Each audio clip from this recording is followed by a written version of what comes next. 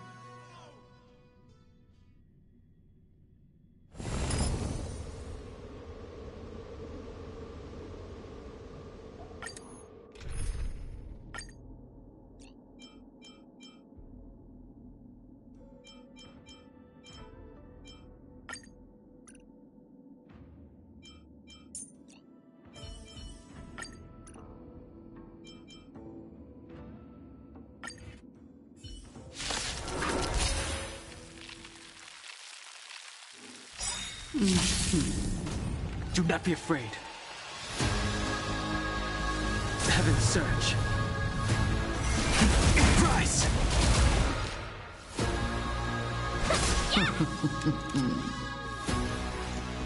Lend me your strength.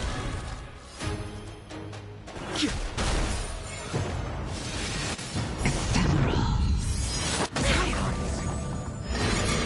Stand down.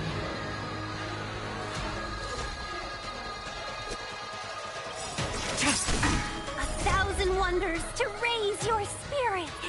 Fight as one! Awaken, dormant scales. World-cleansing dragon.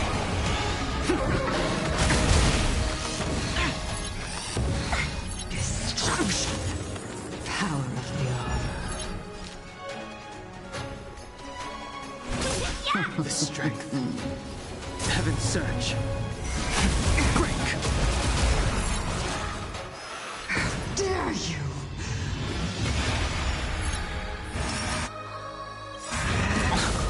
All will be revealed. In lunar flame. Blade of moon.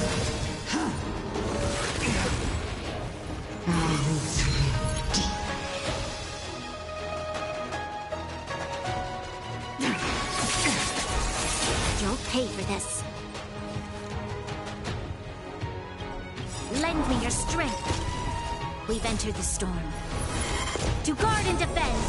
Crush them.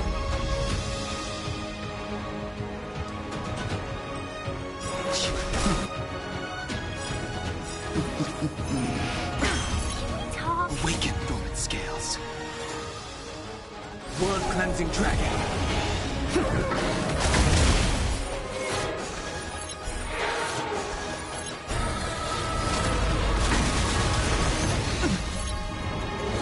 Mustn't fall. Time to end this. Heaven's surge. Rise! I'm waiting.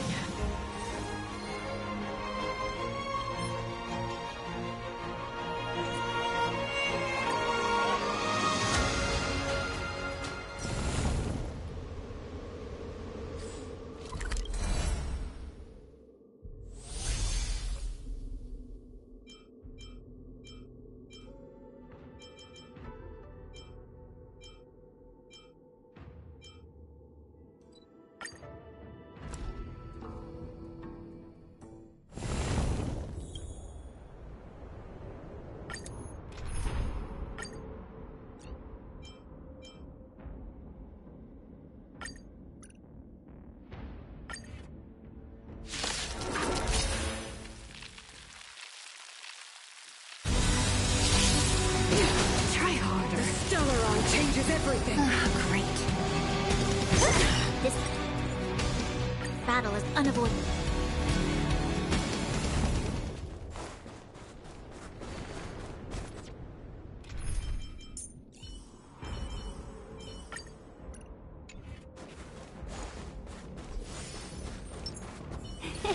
Cool it. Cool it.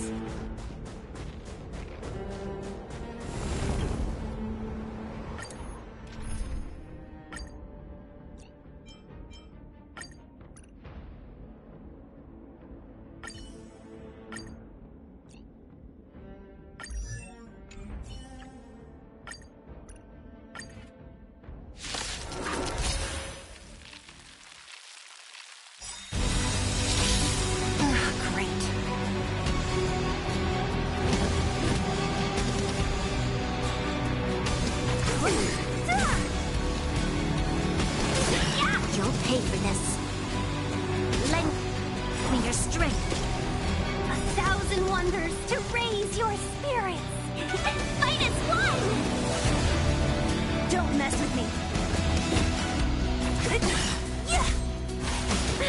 A brave new world. What a headache.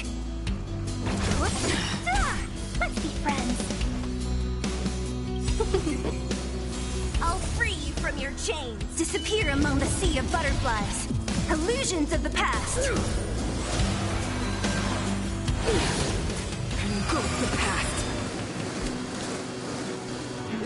strength. Who's next? Don't mess with me.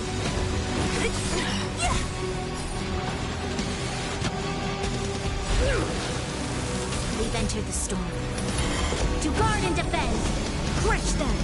Power translates into hope. This battle is unavoidable. Lend me your strength. What a headache. Tedious. The only redemption. Don't mess with me. Deceived me.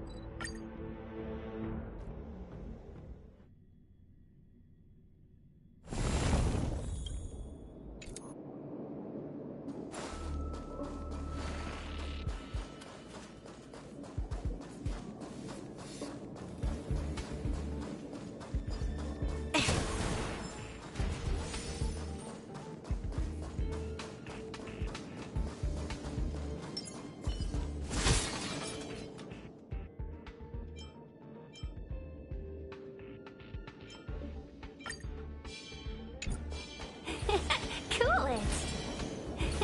Cool it. Show your courage.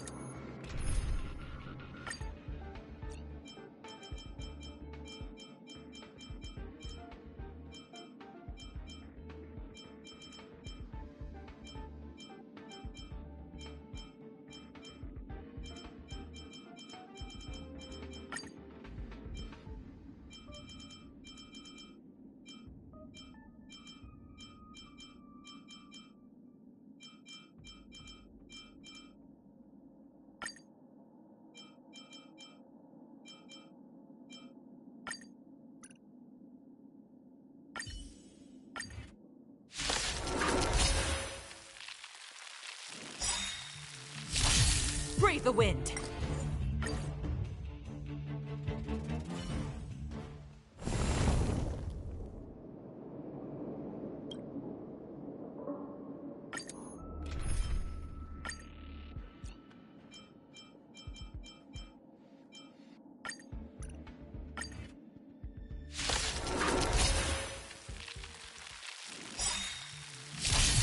Do not be afraid. Heaven's surge. Break! Let's be friends. Yeah! This battle is unavoidable. Lend me your strength.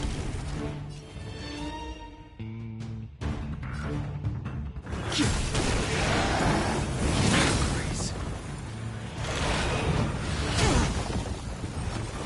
Stand down. All will be revealed in lunar flame. Blade of moonlight. Welcome, customers. Yeah!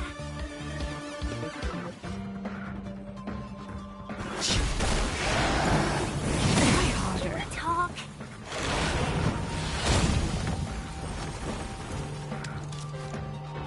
Lend me your strength. I sense a storm.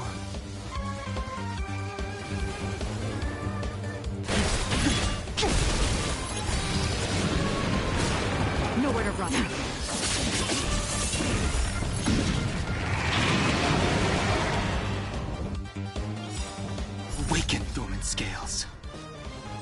cleansing dragon.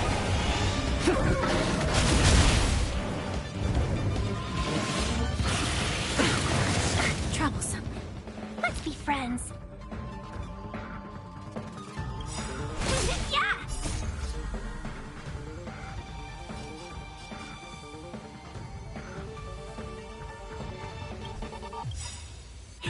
Fight as one! We've entered the storm. To guard and defend! Crush them! All will be revealed. In lunar flame.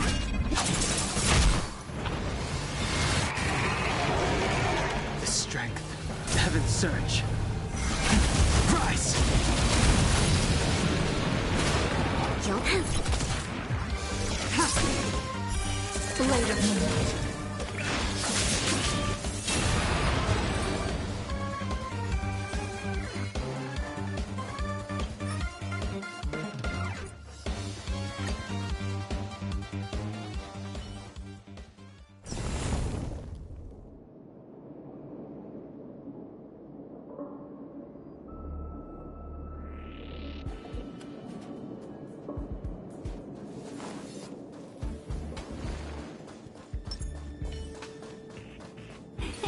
cool it!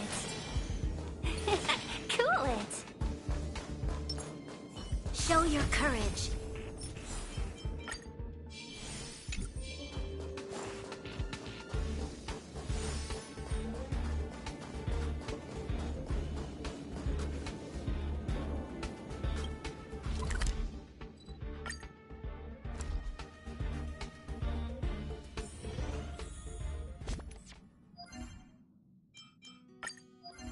Trapped in biting wind, hearts will never bleed.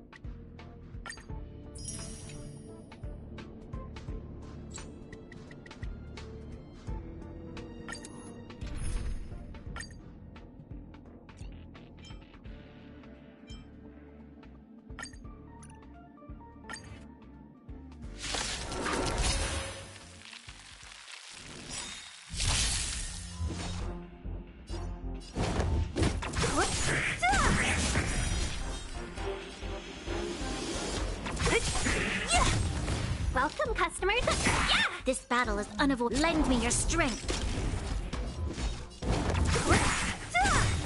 I'll end your misery.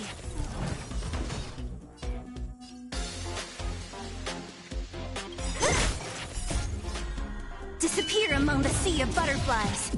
Illusions of the past. I'll end your misery.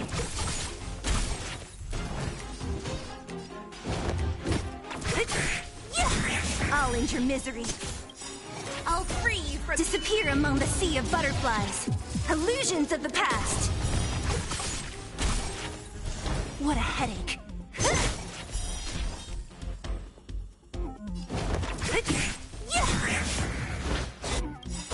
I'll free you from... Disappear among the sea of butterflies. Illusions of the past.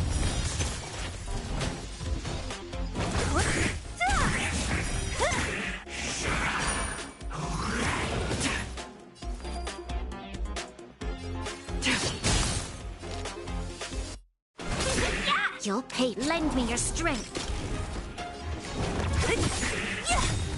I'll end your misery.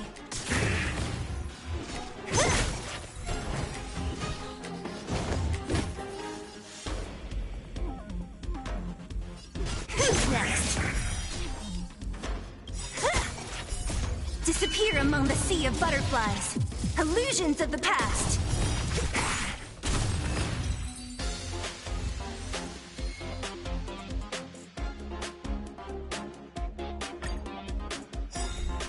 Don't mess with me. I'll end your misery. Lend me your strength. What a head. Yeah! Don't mess with me. Who's next?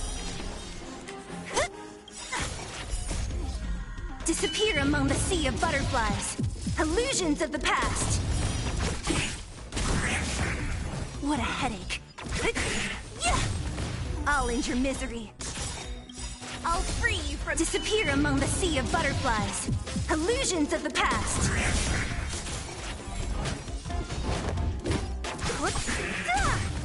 I'll end your misery. I'll free you from your chains. Disappear among the sea of butterflies. Illusions of the past.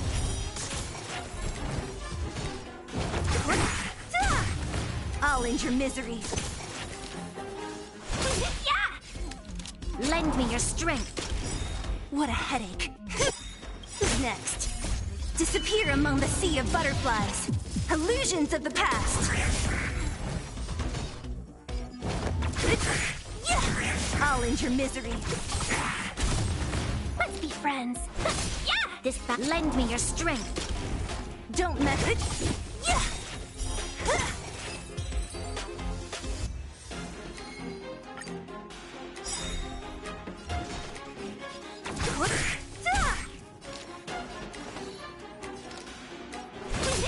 You'll pay for this. Lend me your strength. I'll end your misery. Stand down. Who's next? I'll free you from your chains. Disappear among the sea of butterflies. Illusions of the past. I'll end your misery. I'll free you from your— Disappear among the sea of butterflies. Illusions of the past. What a— Who's next? Don't mess with me. Welcome, customers. Yeah! This battle—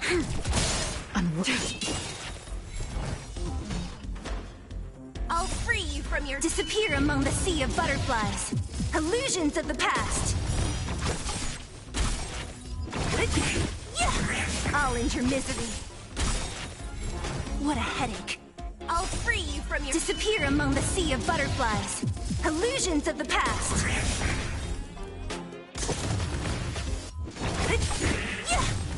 I'll end your misery.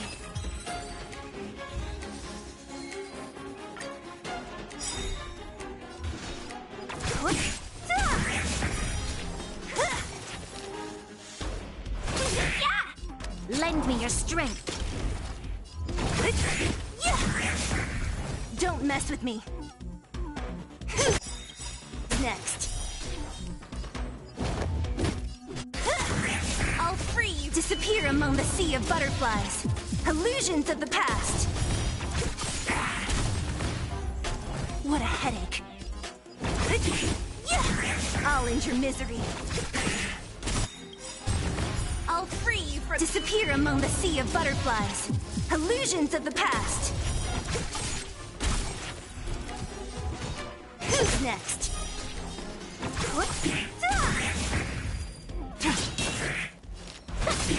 You'll lend me your strength.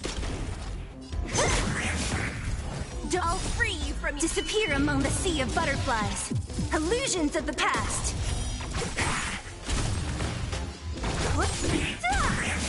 Who's next? I'll free you from your— Disappear among the sea of butterflies. Illusions of the past.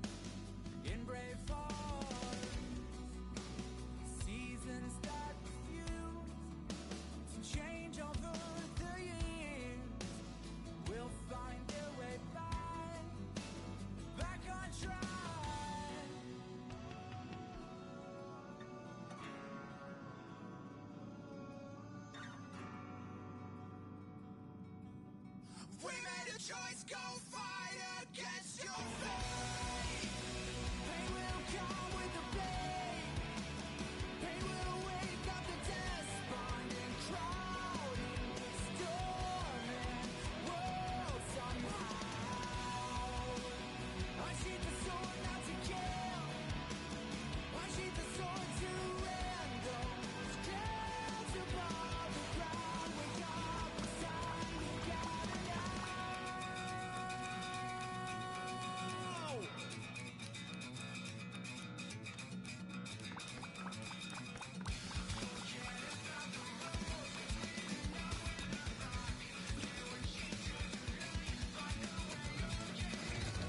We have no way to know where they are headed for. See them right from afar, just blaze to the floor. We know it's right over there. Something is there. Whatever is arriving, we'll be prepared.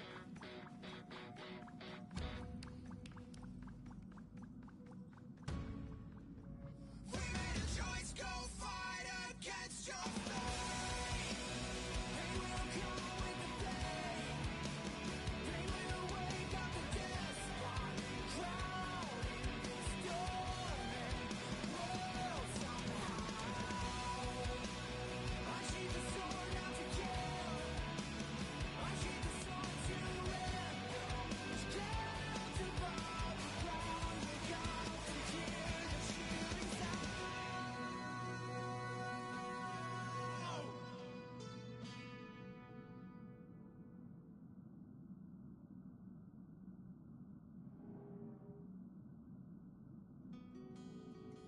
Wrapped in biting wind, hearts will never bleed.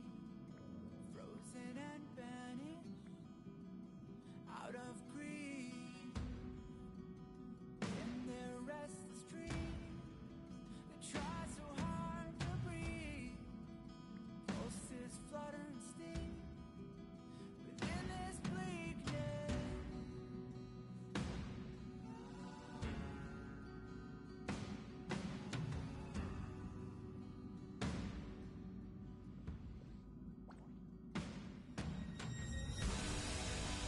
Pain will come with the blade. Pain will wake up the despondent crowd in this storming world somehow. Unsheath the sword not to kill. Unsheath the sword to rend those clouds above the ground. Wake up, it's time to gather now. The only warmth remains in hands clasped so tight. The only fire exists in brave hearts. Seasons that refuse to change over the years will find their way back on track.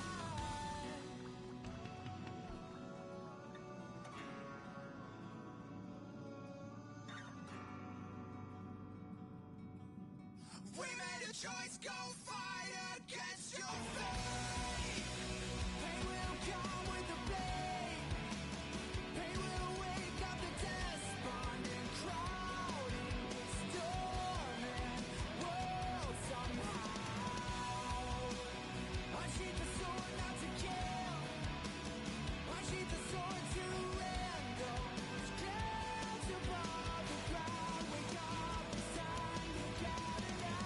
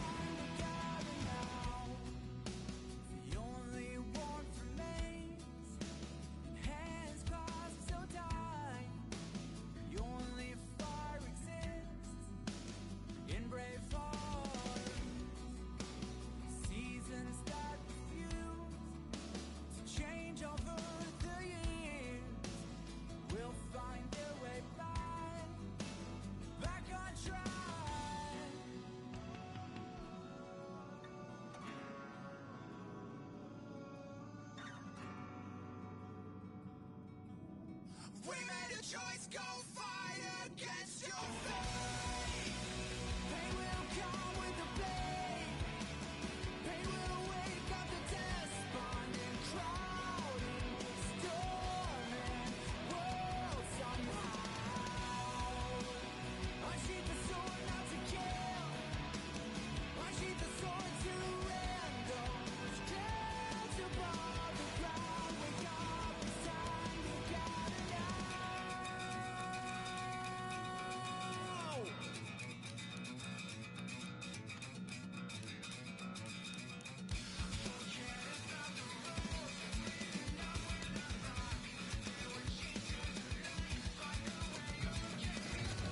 We have no way to know where they are heading for. See them back from far, just blaze to the stars. We know it's right over there. Something is there. Whatever is arriving, we'll be prepared.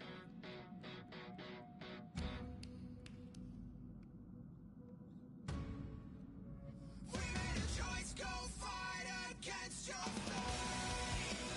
Pain will come with the day. Pain will wake up the despondent crowd in this storming world somehow. Unsheath the sword not to kill. Unsheath the sword to end those clouds above the ground. Wake up to hear the shooting sound.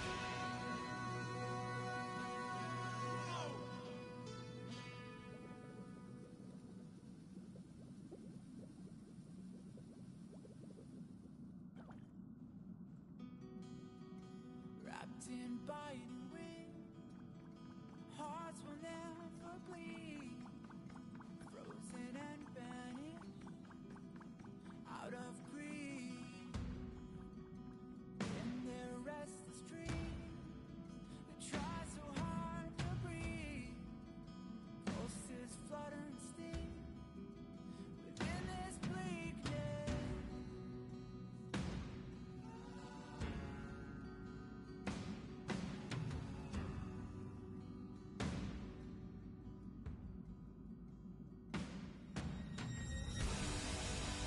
Pain will come with the blade. Pain will wake up the despondent crowd in this storming world somehow. Unsheath the sword not to kill. Unsheath the sword to end those clouds above the ground. Wake up, it's time to gather now. The only warmth remains in hands clasped so tight. The only fire exists in brave hearts. Seasons that refuse to change over the years will find their way back on track.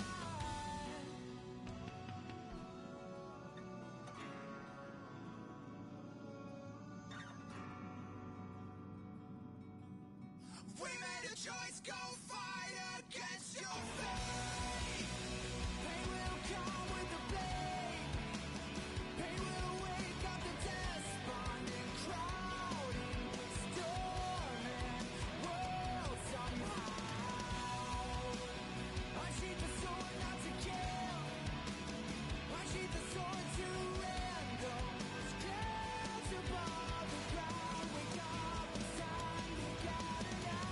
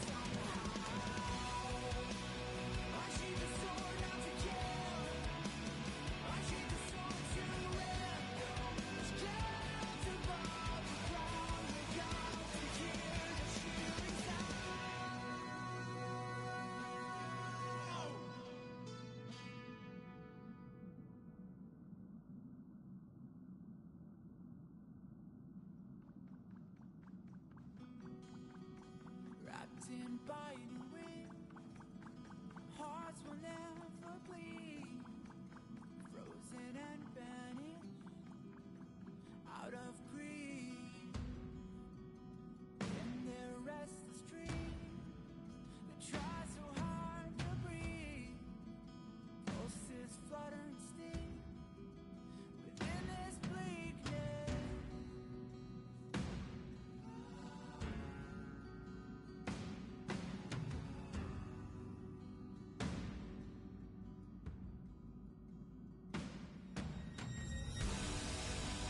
Pain will come with the blade. Pain will wake up the despond and crown in this dormant world somehow. Unsheath the sword not to kill. Unsheath the sword to rend those clouds above the ground. Wake up, it's time to gather now. The only one remains in hands clasped so tight. The only fire exists in brave hearts. Seasons that refuse to change over the years will find their way back on track.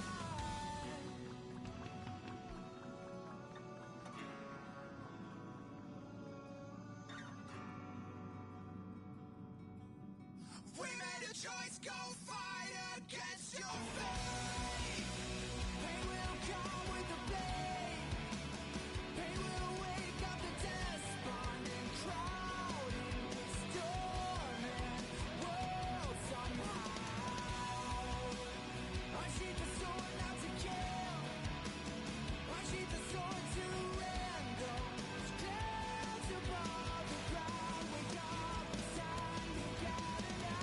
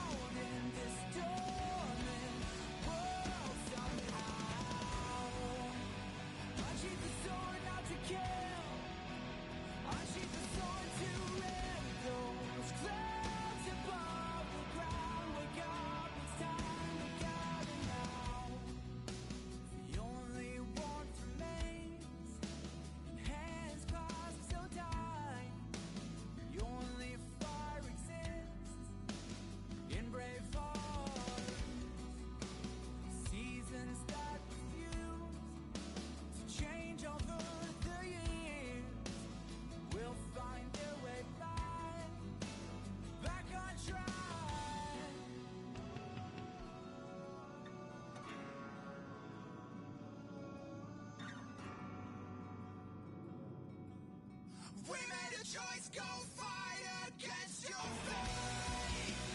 Pain will come with the blade. Pain will wake up the despondent crowd in this storming world somehow. Unsheath the sword not to kill. Unsheath the sword to end those clouds above the ground. Wake up, it's time to gather now.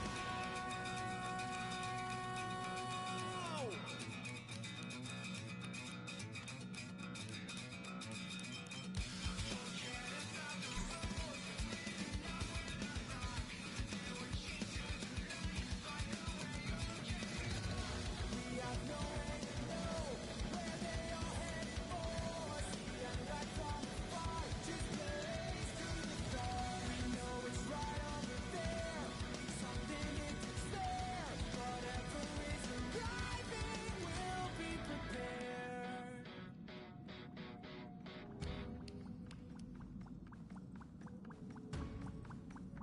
We made a choice, go fight against your fate. Pain will come with the blade. Pain will wake up the despondent crowd in this storming world somehow. Unsheath the sword not to kill. Unsheath the sword to end those clouds above the ground. Wake up to hear the cheering sound.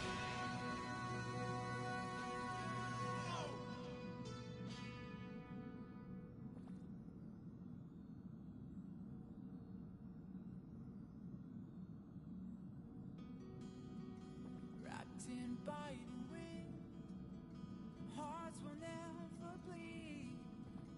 Frozen and banished out of greed. In their restless dream, they try so hard to breathe. Pulses flutter and sting within this bleakness.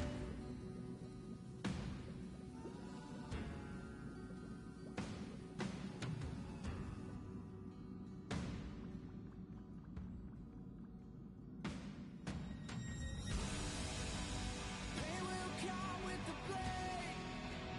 Pain will wake up the despondent crowd in this storming world somehow. Unsheath the sword not to kill. Unsheath the sword to end those clouds above the ground. Wake up, it's time to gather now. The only warmth remains, hands clasped so tight. The only fire exists in brave hearts. Seasons that refuse to change over the years will find their way back on track.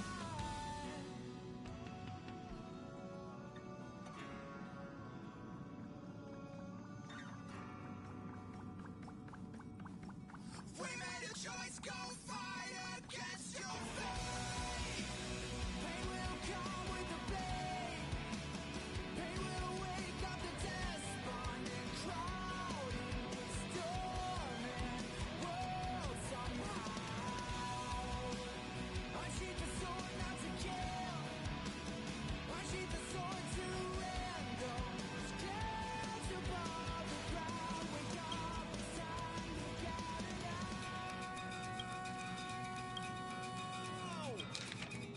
Upend the ancient sea and return to old ground. It's a letter for Dan Heng, but who is it from? I should ask the conductor.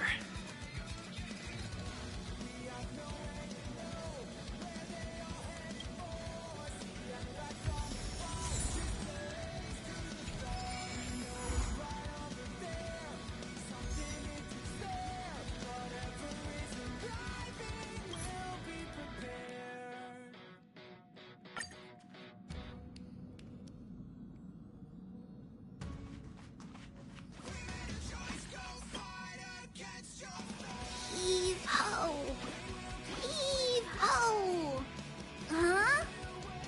Laser. Do you need help with something?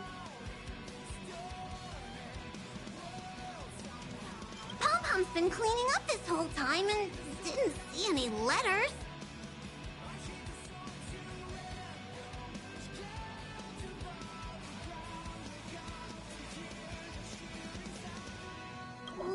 What? Huh? Don't scare Pom-Pom like that! Why are there always strange things sneaking onto our train? Pom-Pom is going to upgrade the security level around here. What does the letter say?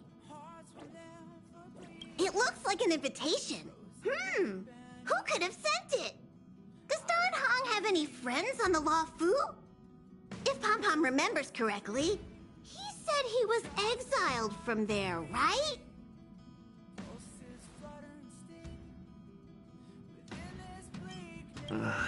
I highly doubt Dan Heng's enemy would send an invitation letter. Why don't you show Dan Hong the letter? You know where to find him.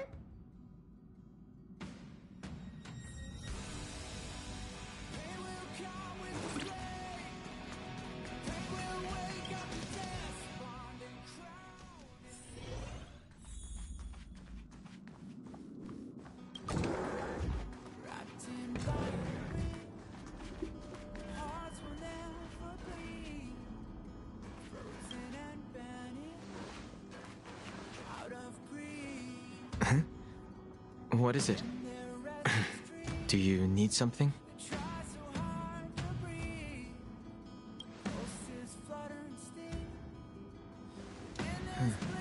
There's no signature. And it doesn't mention a time or place. Looks like whoever sent this expects me to remember. Unfortunately, I'm going to disappoint them.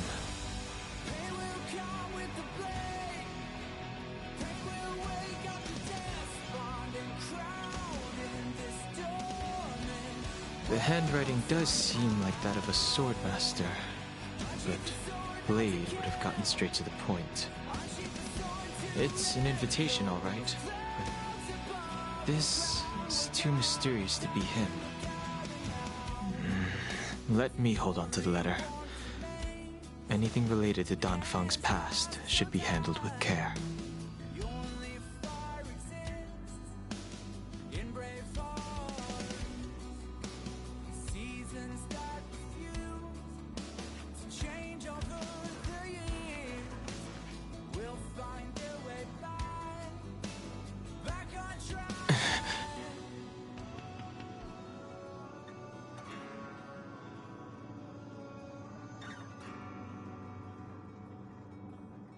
We made a choice, go fight against your fate. Pain will come with the blade. Pain will wake up despondent. Just as I thought. There was more than met the eye. Letting him leave first was a wise choice.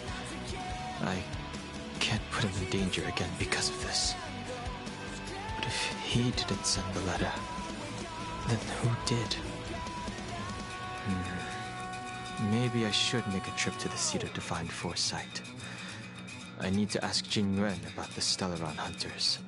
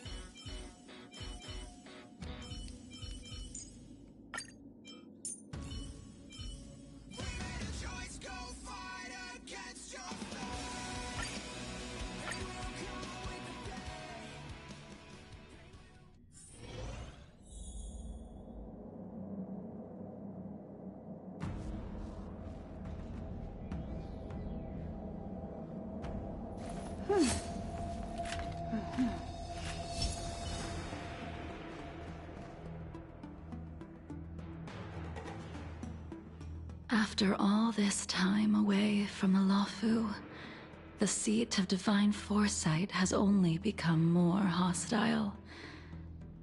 It's quite reassuring. Relax. You needn't be so cautious, young man. I'm just reminiscing about the old days. However, I never thought Jing Yuan would send you to accompany me. It would seem our fates are intertwined. Huh?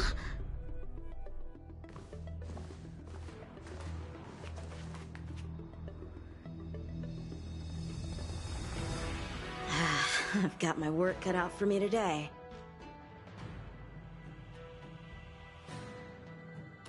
Well, if it isn't Dan Heng. Greetings. I need to speak to the General about something. Looking for compensation for the injuries I gave you? I accept full responsibility. They can deduct my next 100-year salary if they like. The Cloud Knights were doing their duty. I'm here to ask the General about the Stellaron Hunters. You came at a bad time. The General is busy with urgent work. You probably won't be able to meet with him today. But he did leave a message. Dan Heng. Do you recognize the person on the steps? I can't say that I know her, but she does look a little familiar. Is she a guest of the General's? You don't remember her? I see. I suppose the memories of your previous life really were wiped clean after the rebirth. That is Jing Liu, the previous sword champion of the Xianzhou La Fu. She was the closest friend of Imbibitor Lune, your previous incarnation. She was also the General's master. According to records of wars past, her blade has slain countless denizens of abundance. Not even the feather guards of the Wingweaver, the father wolf of the Borazon, or the gigantic mecha beast could withstand a single strike from her. She's a renowned legend. However, those are ancient stories. It's a shame that even a hero like her wasn't able to break free of Mara. It is said that in the end, Jing Liu lost her sanity and slaughtered anyone in sight. She was deemed a criminal and fled to outer worlds. With her powers, you'd think there would be no one capable of bringing her in. For some reason, she arrived on the Luofu with a suspect disguised as a traveling merchant and said she wanted to turn herself in. Her surrender came with one condition: that she be allowed a day of freedom before the trial. She wanted to travel to Scale Gorge Waterscape and meet with her old friends one last time. I can't believe Jing Yuan actually agreed. Before he left, he ordered us to accompany Jing Liu during her last day on the Luofu. We're hosting an honored guest. We're escorting a criminal.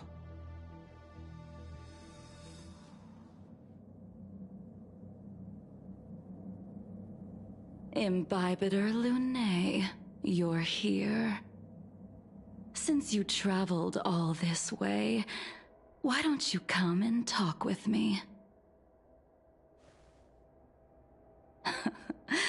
Or should I call you by your name in this lifetime? Dan Heng.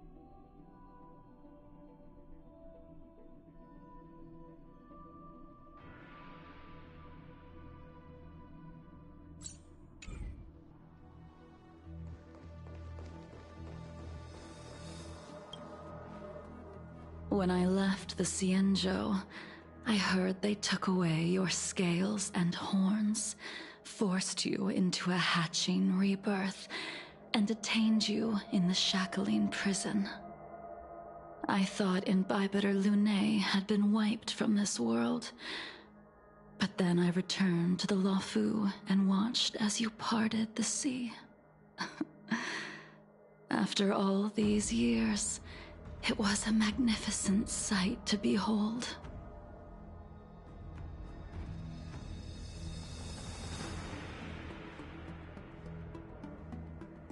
Do we know each other? The answer to that is both yes and no. However, your cold and indifferent tone is identical to the person I knew back then. If my guess is correct, the Preceptors were unwilling to allow the Ichor line to end, and hoped for the Imbibitor Lunae's resurrection. That is why they tampered with the molting rebirth and turned you into what you are now.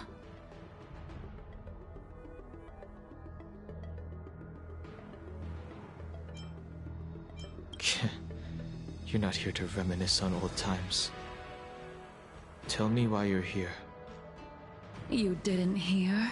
That Vidyadhara girl explained it clear as day. I returned to the Luofu so I could surrender myself to the Alliance and atone for my sins. I did, however, have one request before the trial. I asked to be given a single day to go and see old friends, and to fulfill promises I made long ago. Jing Yuan has always been an understanding person. He heard that you would be coming and agreed to my request. So, you're the one that mailed the letter to the Express. That's right.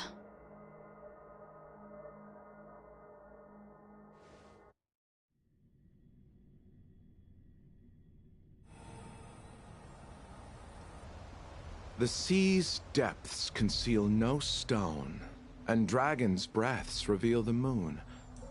The scenery of Scale Gorge waterscape is truly as magnificent as the poems describe. But as a suspect, shouldn't I be bound and interrogated in the Shackling prison? Is it really appropriate to bring me to a place like this, General? Holding you in the Shackling prison would be more trouble than it's worth. For security purposes, we will be performing your trial here. For security purposes? I suppose it's not my security you're talking about. The Stellaron's descent, the Ambrosial Arbor's resurrection, the Destruction Emanator's impersonation of the Amicassator. According to the Skyfaring Commission's investigations, you arrived on the Luofu with a group of merchants, but didn't make a single trade during your stay. Your departure coincided with the day the calamities took place. You took advantage of the chaos to sneak into the Shackling prison, but seemingly took no course of action. Now you claim that you are responsible for the Stellaron crisis and wish to surrender yourself. Your behavior truly is puzzling. I can't seem to piece together your motive. I was asked to deliver a token in my capacity as a traveling merchant. I knew nothing of its significance. I admit I did have my own agenda for entering the Shackling prison, but in the end, I found that the Luofu did not possess what I was looking for. It is through fear of punishment that I am choosing to surrender. The galaxy is a vast place, but I am merely a wanderer. It would be silly of me to think that I could outrun the Alliance. Merely a wanderer? You're too modest, Locha. Do I need to remind you of your actions at the Eternity Fortress and the Shroud Veil Star Zone? Or must I utter that tongue-twister of a name?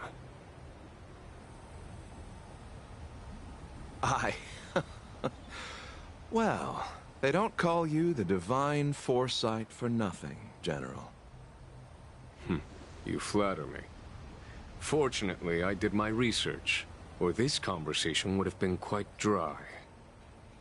Seeing that you sense something is amiss, are you looking to defend me and clear my name of suspicion? That is beyond my control. Attempting to undermine the Alliance is a grave crime. According to protocol, you are to be held on the Xianzhou Shuling for a joint trial before the Ten Lords Commission and the 7 Arbiter Generals. However, at present, you have the opportunity to enjoy the beautiful scenery of Scale Gorge Waterscape. It will be the last view of the Law Fu you ever lay eyes on.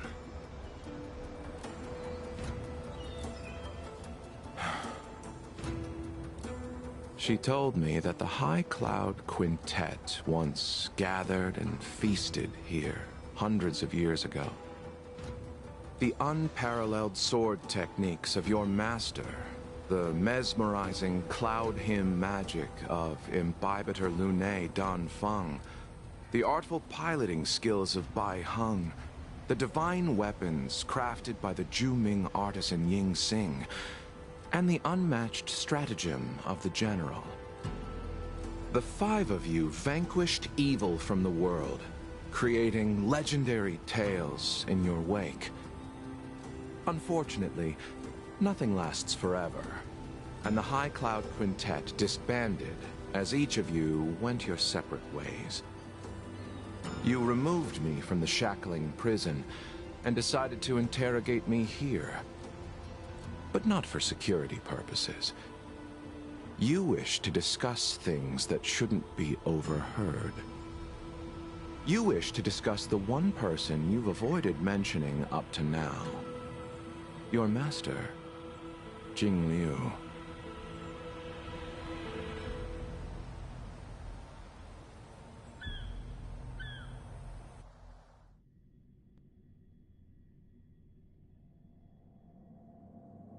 We can head out now. I would like to visit a few places from my memories, enjoy a glass of wine, and reminisce about the good times. Have you mistaken yourself for a tourist? I would make a wonderful tourist. Lower your guard, young man. I have already surrendered myself to the Alliance, and I will keep my word. Besides, your general has already agreed to my request. Imbibitor Lunae, you must accompany me. I won't take no for an answer. Regardless of whether you're still interested in your previous life, accepting my letter means that you've accepted my invitation. Lead the way. Where should we start? Should we go to Stargazer Navalia first, or to the Artisanship Commission? So many memories are swirling inside my head. I can't get a grasp on any of them. When the people of the Xianzhou live to be more than 1,000 years old, each day is like carrying the weight of a mountain through an interminable maze. How hard is it to choose a destination? We're going to Stargazer Navalia. Problem solved. The young are the antidote. Stargazer Navalia it is.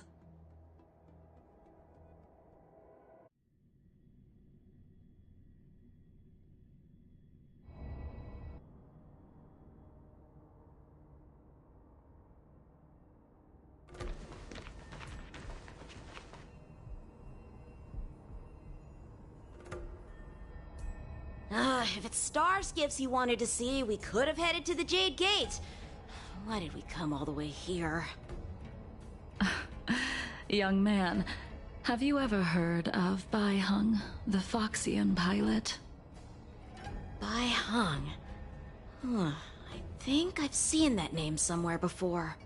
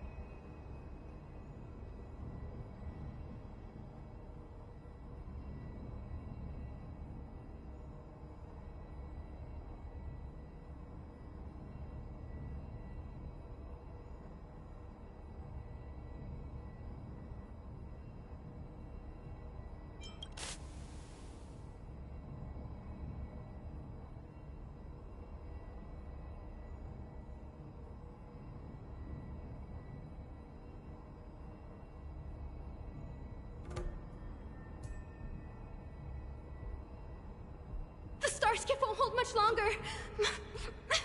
High Elder, catch us before it falls apart!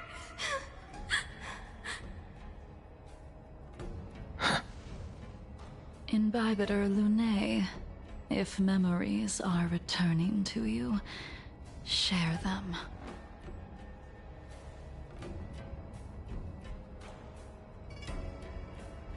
I think she was one of Imbibitor Lunae's comrades. She was a comrade and friend to both Imbibitor Lunae and all of us. Well, that's all in the past now. The reason we came to Stargazer Navalia is because I wanted to pay tribute to her here. Huh? You mean the Foxian soul-soothing ceremony? Yes, the sending off of a star skiff. It represents the voyage of the deceased into the stars. Due to circumstances beyond my control, I never had the chance to bid farewell to her. It is something I have regretted to this day. As for procuring a star skiff, I know they can be manufactured here, but I know nothing of the process. I see. Follow me. I don't know anything about manufacturing star skiffs either. But getting these machines to work shouldn't be too hard.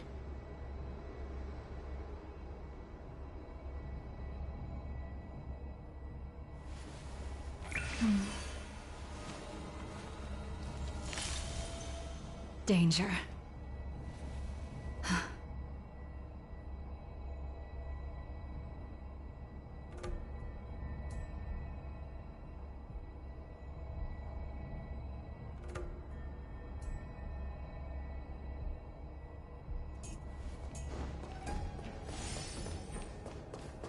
Careful. There's still Stellaron spirits lurking around. No need.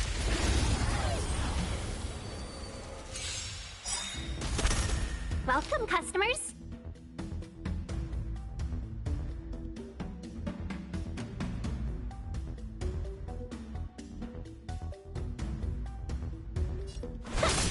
Stay the course. Gale Force! You'll pay for this. Lend me your strength. Blade of Moonlight.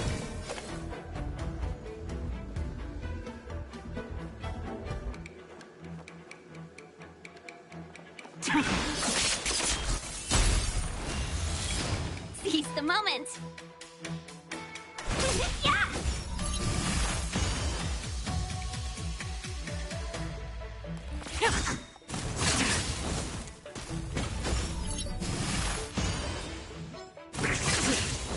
This battle is unavoidable. Lend me your strength.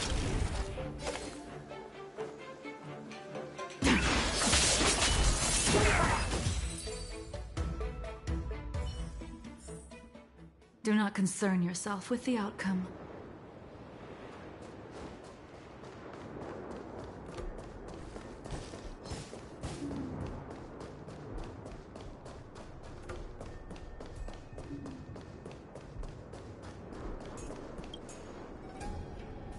We've arrived. All ship production in Stargazer Navalia starts here. Just enter the command into the device. The vessel used to cultivate starskiff seeds will be activated, and a ship will appear in the skyport soon after. I remember now. I've seen Bai Hung's name in books before. You like to read? I couldn't tell. Hey, I don't read much, but the General forced me to finish a bunch of ancient volumes during my training. I remember one called Views of the Universe from a Starskiff. The author's name was Bai Hung. That's right. Bai Hung was the one who wrote that travelogue. It was actually really interesting. 90% of it was about starskiff crashes on different worlds and dangerous situations. It also had records of local species and ecosystems. I remember thinking, how could an ace pilot crash land her starskiff so many times? Then I realized that every time, she made the best of the situation and got back alive. Her luck really was out of this world. Indeed. Her luck always astonished us. Whenever she piloted a mission, you could almost guarantee a narrow escape from the jaws of some abundance behemoth, or a miraculous return from behind enemy lines. Very few starskiffs she piloted were able to return to port in one piece. The folks at the Skyfaring Commission secretly referred to her as the Starskiff Killer. She also possessed an uncanny ability to predict future events, inauspicious ones at least. Every ill omen that came out of her mouth would sure enough come true. Very few Cloud Knights had the courage to accompany her on missions. However, when it came to surviving, her fortunes were incredible. Even in the worst situations imaginable, she was always able to turn the tide. Luck is a type of strength, after all. I hope that this ship, built for the Starskiff Killer, will also be able to return to the stars. Ha! That'll do it. The Starskiff assembly line has been activated. The Starskiff will take shape and enter the skyport. Let's go wait for it there. It won't be long. Thank you, young man.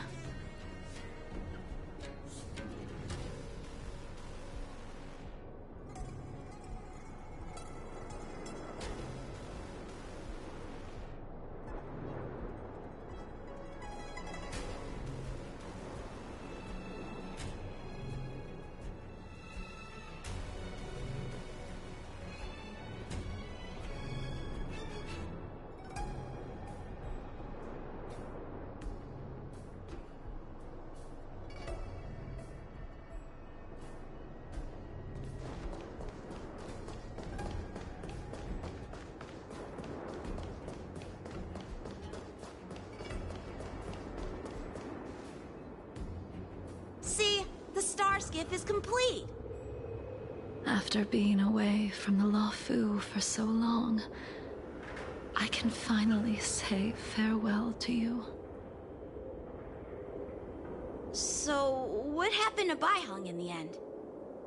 In the end, I do not think the details are necessary. We are here today to commemorate her. Imbibitor Lune, do you still remember the battle against Shuhu? I can't remember anything. Let me refresh your memory. During that battle, Baiheng, being the headstrong girl that she was, managed to exhaust the luck that was bestowed upon her by the Rainbow Arbiter. She charged ahead and shattered the enemy's defenses, allowing the Xianzhou soldiers to break through Shuhu's sanguinary abyss and awaken you from your dragon's delirium. She was not able to walk out of that fight. We all shoulder a debt that we will never be able to repay. For the Cloud Knights, giving up one's life on the battlefield is an honor. But that wasn't something you believed in, Imbibitor Lune. You couldn't accept that Baiheng was gone. Instead of leaving her to eternal rest, you decided to... You made a mistake that can never be undone.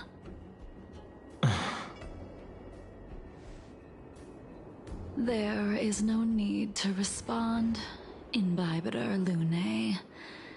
Your answer is no longer important. And now, I will send off this starskiff.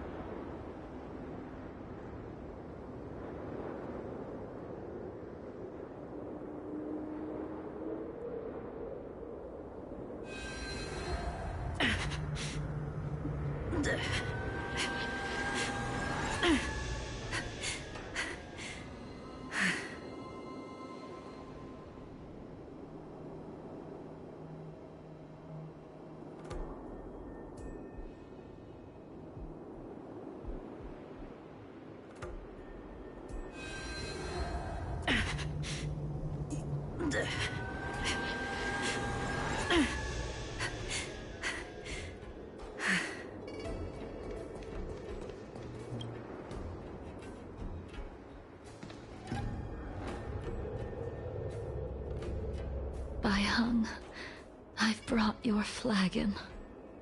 This was a gift handmade by him, though he never got the chance to give it to you in person. I'm sorry it took so long for me to find it. Only by bringing it to you will my nightmares be calmed. I will fulfill what you asked of me. I will keep my word, even if it requires me to cut down the stars in the sky.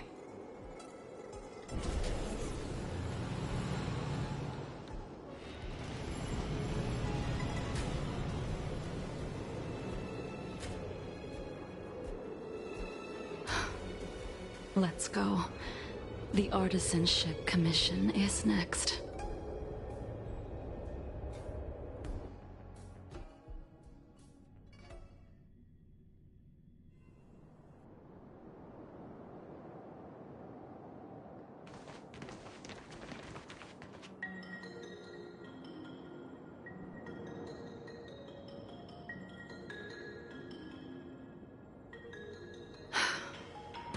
Since the Arbor's resurrection, the land has been crawling with abominations. Even the Artisanship Commission's prized creation furnace is hanging on by a thread. The crisis happened too suddenly. All the craftsmen and apprentices fled. Only a single master craftsman was left to hold the line until reinforcements arrived. That's how the creation furnace was saved. Interesting. Stubborn beyond valuing his own life. That reminds me of an extremely arrogant acquaintance. If he were to see the chaos of the Artisanship Commission today, he would burst into laughter at the Xianzhou's incompetence. What's that supposed to mean? What's wrong with saving your own life and waiting for the Cloud Knights to arrive? And yet where were the Cloud Knights when danger was at the door? From what I heard, it was a group of Outworlders that came to the rescue. The Luofu's delves are big places. Besides, some of the troops were deployed to the Yao Qing's campaign. The Cloud Knights were spread thin. It was impossible to guard everywhere at once. Young man, why don't we continue our previous contest? Show me whether the sword techniques you are so proud of have improved. You just want me to do all the work. You think I'm gonna grant endless requests for a criminal? You go on ahead this time. We'll meet up at the creation furnace. Why did you send him away? It is of no importance. But you and I haven't had a decent contest in ages. I don't plan on fighting. Show your courage. I'm not asking you to point your spear at me. Could it be that the abominations here aren't enough to motivate you? Even after your rebirth, your moves and techniques haven't changed one bit. When I move, it's like... Like you never forgot. Spirit never dies. Lend me your strength. Tedious.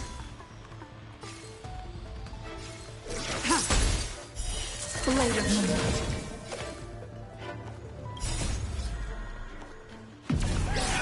In lunar flame.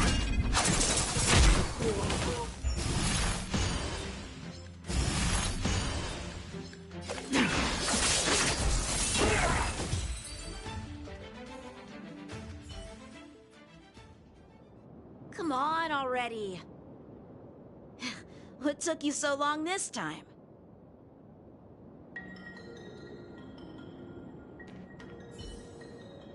Don't get anxious, Imbibitor Lune.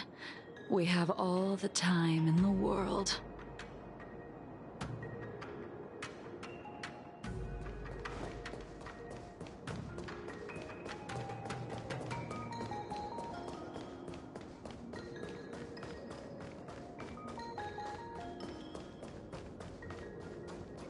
Can't be a pointless struggle.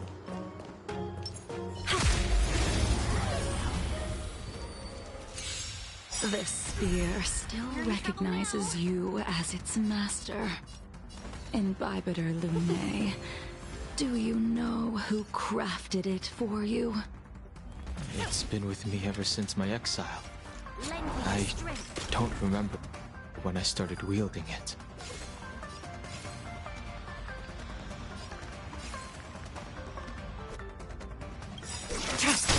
A thousand wonders to fight as one! All will be revealed. In lunar flame. Blade of Moonlight. Merciful Medicus!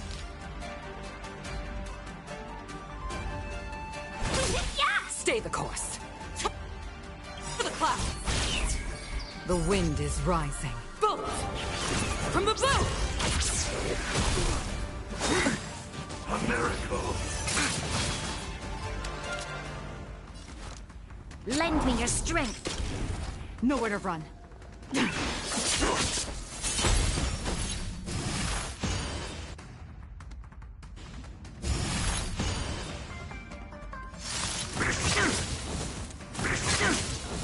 Seize the the moment.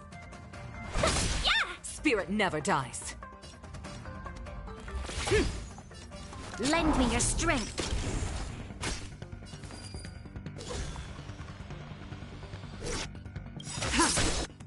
We've entered the storm. To guard and defend! Crush them!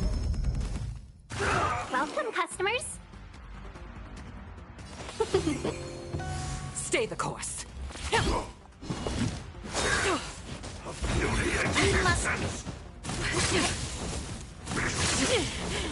Shame of it.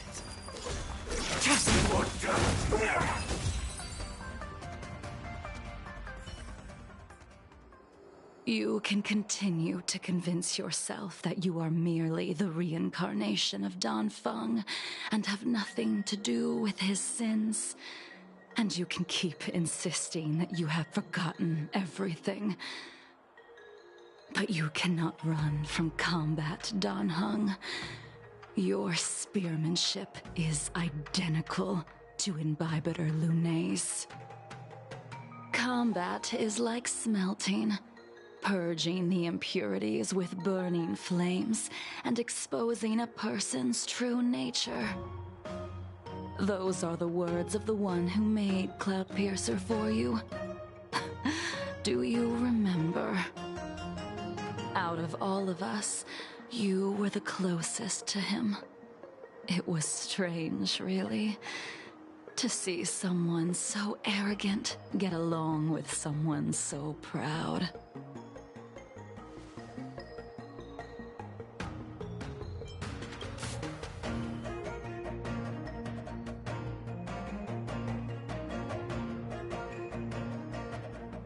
I'd rather leave this world in a blaze than live until the end of time. I will let all of the Xianzhou know that a brief moment of my life is worth more than their long and meaningless lives. Yingxing. You still remember his name. When he was but a child, he swore to take revenge on the abominations. That's what drove him to travel across the stars to the Xianzhou to receive training. When I first met him, he wasn't even as tall as my sword.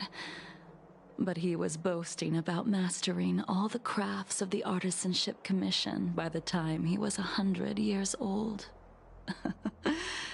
The little brat was no less arrogant than the High Elder. At first, I wasn't too fond of his defiant nature. But when we met again, he was able to craft weapons that astonished the Master Craftsman. He even snatched the Artisanship Commission title of Furnace Master. Unfortunately, the Alliance would never allow a short-life species to run the Artisanship Commission. He was only able to prove his worth alongside us outcasts in the end.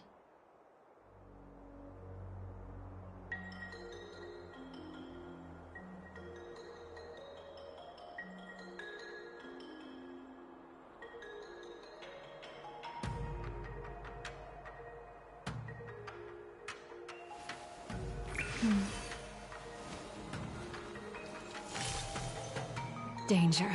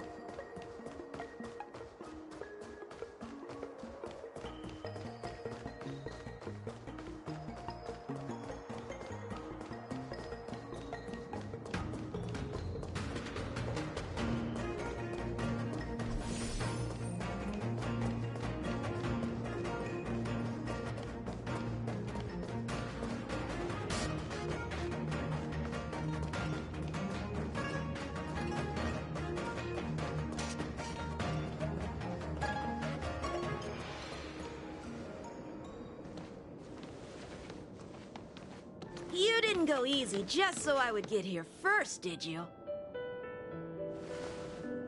Of course not. Your technique must have improved so much that I simply couldn't keep up with you.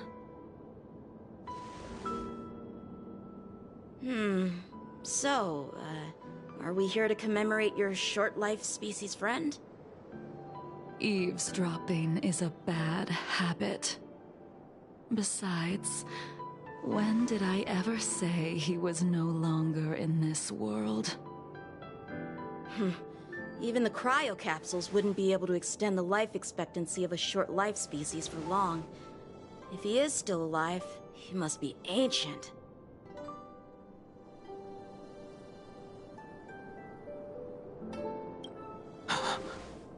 Yingxing is still alive? Of course he's still alive. But he might be better off dead. Some people are born with unparalleled foresight and exceptional intelligence, but make the most ill-advised choices at destiny's crossroads. As smart as he was, he made the foolish attempt to use the flesh of the Abundance Emanator to aid Imbibitor Lunae in resurrecting his deceased companion. His stupidity turned him into a monster, cursed with immortality. His soul was shattered and became the evil that he hated most. The irony. For an old friend, you don't seem to have that much pity. I gave him a second chance. Does that not count?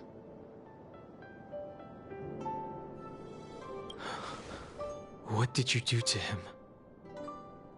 He should have been eternally jailed in the shackling prison for his crimes.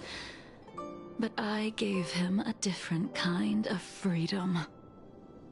I took the shell that once held his soul and passed my sword techniques on to him. I let him die 100 deaths to remind him of the karma of his previous life.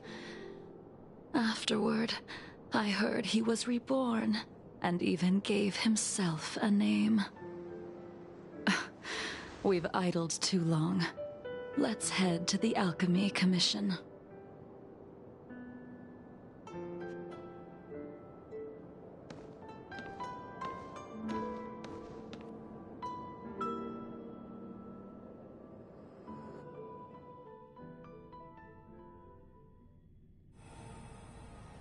As a follower of the Rainbow Arbiter, you have witnessed the catastrophe brought upon by the plague's author, General. Living beings turning into undying monsters, eventually used as sacrifices to the Abundance. What do you think should be done to put an end to it, General? The Alliance follows the Rainbow Arbiter's edict to continue ridding the world of evil, so that one day Yaoshi might be vanquished and the cycle of life and death restored. Under the auspices of the Rainbow Arbiter, the faithful Cloud Knights continue the hunt. Their devotion and sacrifices are indeed commendable, but their devotedness has made them close-minded. Take me, for example. My powers originate from the Abundance, yet my goals are aligned with the Alliance. The Hunt is not the only faction in the universe that wants Yaoshi dead. It is natural for short-life species to yearn for immortality. That is expected of any intelligent life form. To want to eliminate these thoughts would be equivalent to killing an eon.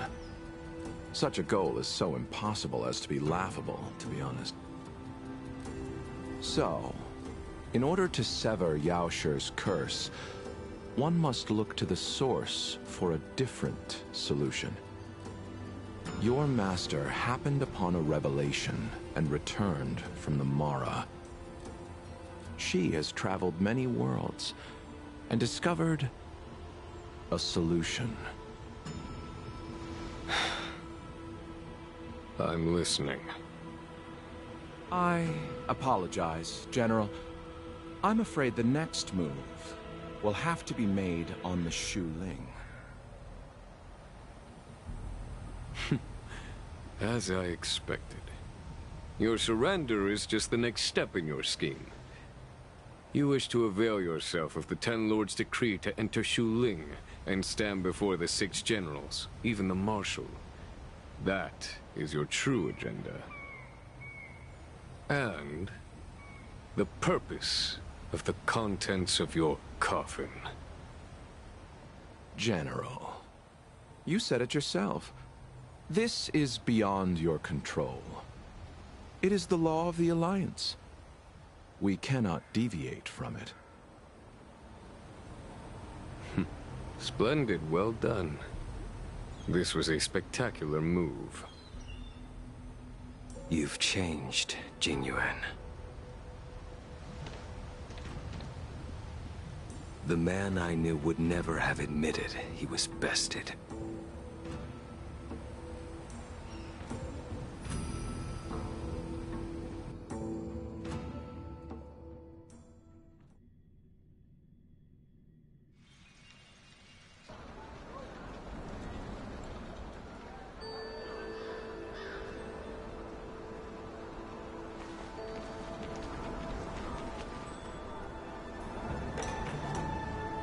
Order's already been restored to the Alchemy Commission. Why are we here? I heard the healer lady is capable of curing all diseases. I'm here for the same reason anyone would be. For a checkup and consultation. Patience, young man. We're not far from Scale Gorge Waterscape. The mission the General tasked you with is about to come to an end.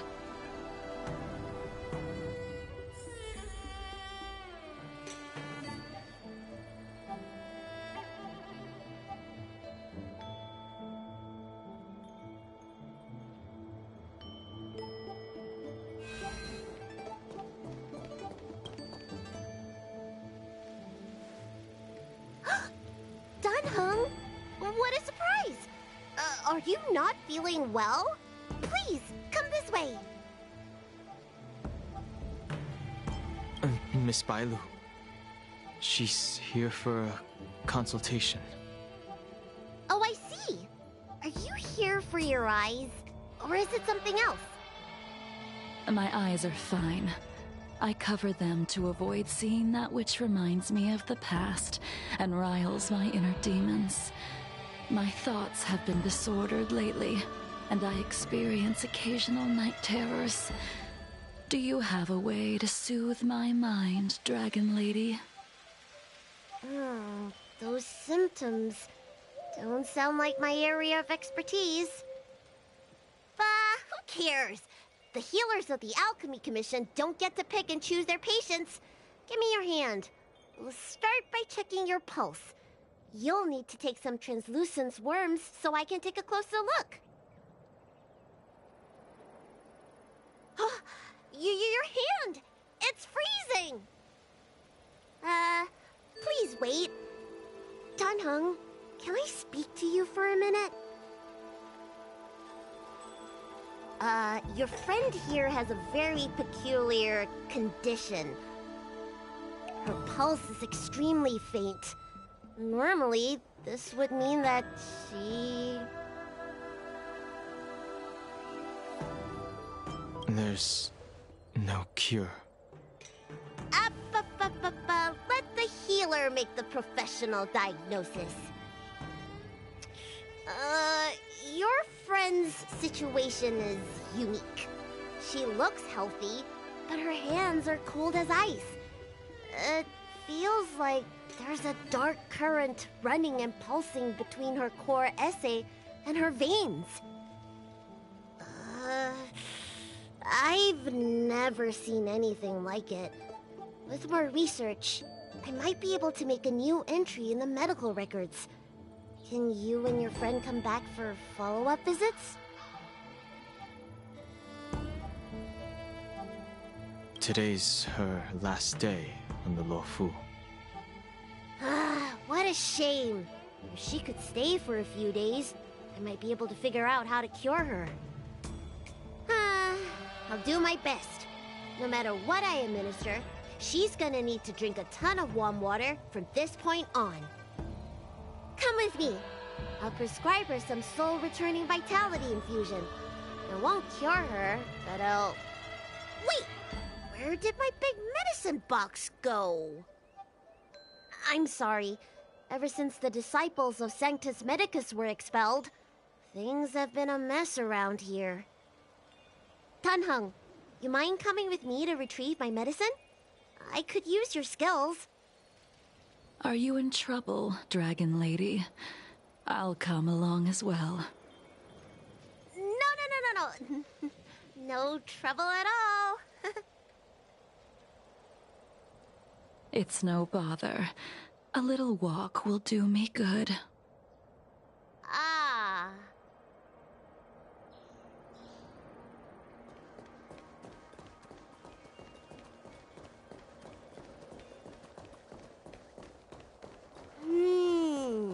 I can smell the herbs.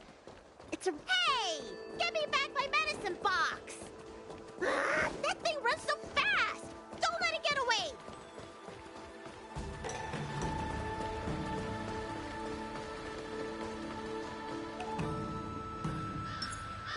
Show your courage. Cool it.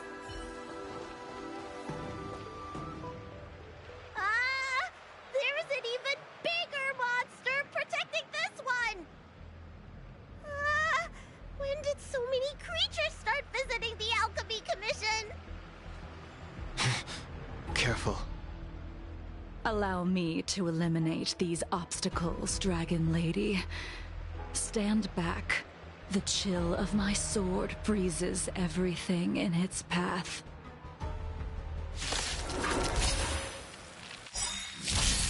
We're in trouble now.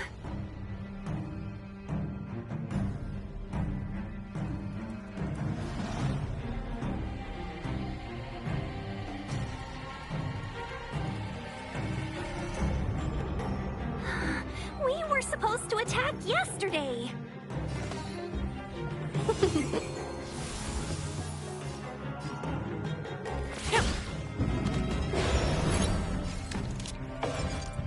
Lend me your strength.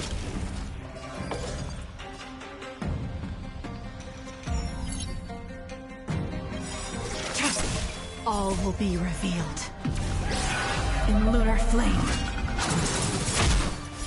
Blade of Moonlight. 1,000 wonders to raise your spirits. Fight as one. Nowhere to run.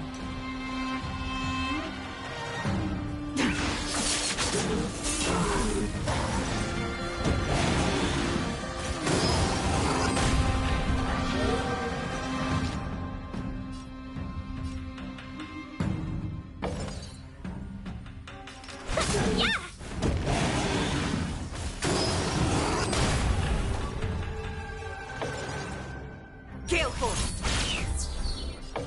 Lend me your strength. Ready for death.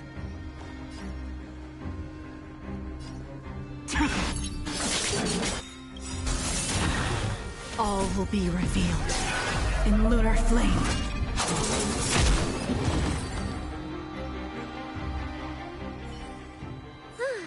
All right, let me make sure nothing's missing. Excellent. The calming valerian and chi strengthening infusions are here.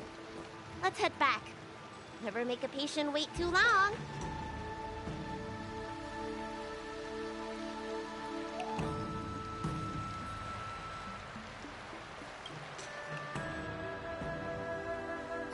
Apologies again for the delay. This prescription won't cure you, but it will nourish your body and calm your mind. Very well. The fate of a long-life species is inevitable, even with the best doctors. You're Mara-struck? I don't see the symptoms in you at all. What with the incident on the Luofu, I've treated a number of Mara-stricken patients recently. They all presented with signs of incoherence, delirium, or frightening physical mutations. You don't seem to have any of that. I made a deal that allowed me to retain what life I had left in me. I may be sane, but one thing is certain. My mind is already at its limit.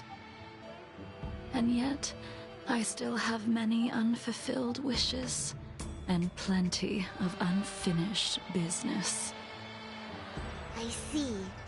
So you've learned to live with your illness. I can't help much with issues of the spirit, but the medical records do mention that calming the mind is a way to heal the body. If you're able to forget about the past, there might be a chance for your symptoms to regress. Really? How unfortunate. My hatred overshadows my other emotions. I chose to hold on to it, to embrace it, and to use it to maintain my existence. All I have left are the sword in my hand and my hatred of the past. If I am without either of them, I would fall into an empty void. Thank you for your advice, Dragon Lady. Meeting you has provided more healing than any kind of medicine or remedy. By the way, among those you've treated in recent days, did you notice a person in bandages? Bandages? That's a vague description, you know. I'm not sure. We get injured patients from all over the Xianzhou for treatment, and the number of injuries we see has skyrocketed since the Ambrosial Arbor crisis. The person I'm inquiring about is tall, with a serious expression. He also carries a crude sword with him at all times. Have you seen someone like that, Dragon Lady?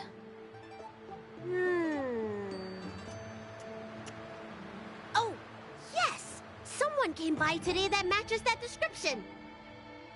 He must have suffered some kind of sword wound. He had a strong scent of blood, though from the way he behaved, it must have been fairly minor. He didn't even take the medicine I prescribed. He's probably looking for a different kind of medicine. Well then, it would seem that everything is in place. Let's go meet our old friend.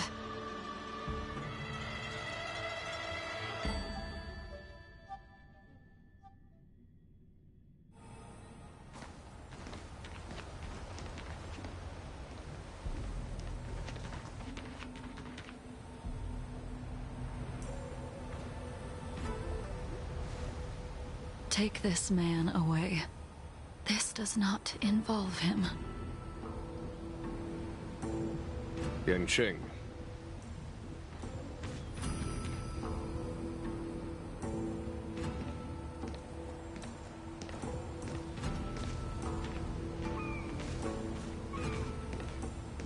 And so, everyone is present.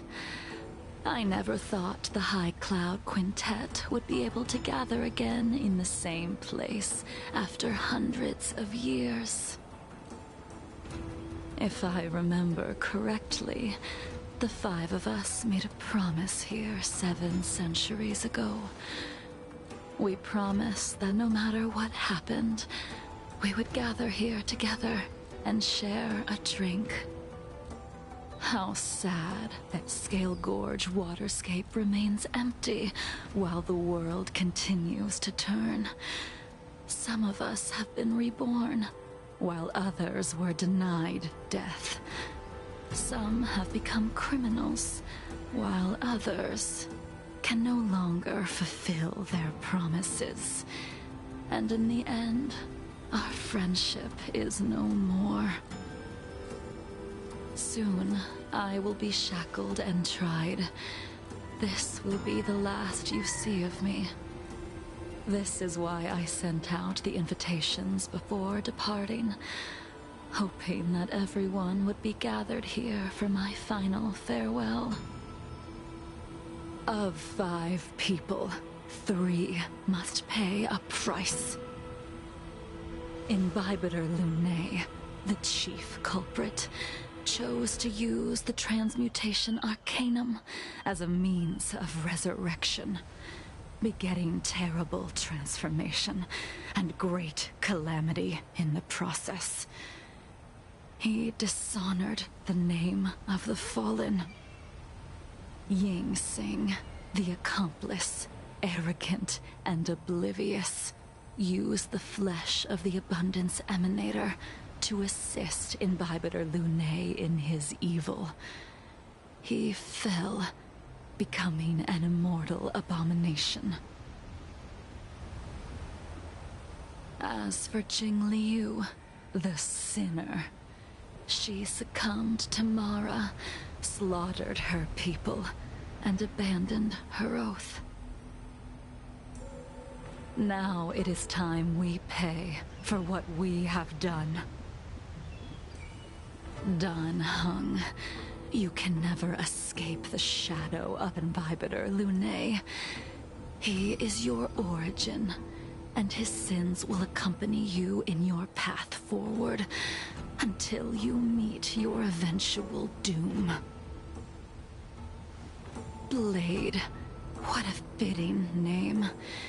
In the remainder of your infinite life, you will experience only murder and your own death, all the while pleading for a place to rest. This is the only way you are able to relinquish Ying Sing's regrets. And I will face the punishment of the Alliance and suffer an eternal punishment before paying an even worse price. That is the only way to keep the memory of the pain of the past from fading away. High Cloud Quintet, it is time to say goodbye.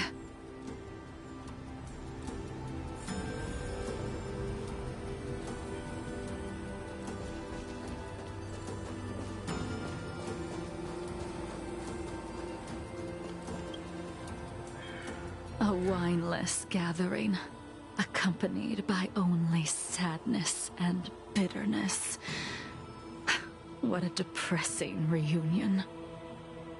Jing Yuan, is it not time you sent me to the Shuling? The laws of the Alliance cannot be subject to change. Unfortunately, your next stop will be the Yuchi. I reported everything to the Marshal, and the Seer strategist just so happened to take an interest in the case. They set up a Deca-light reflection barrier in hopes of meeting the 2 of you beforehand.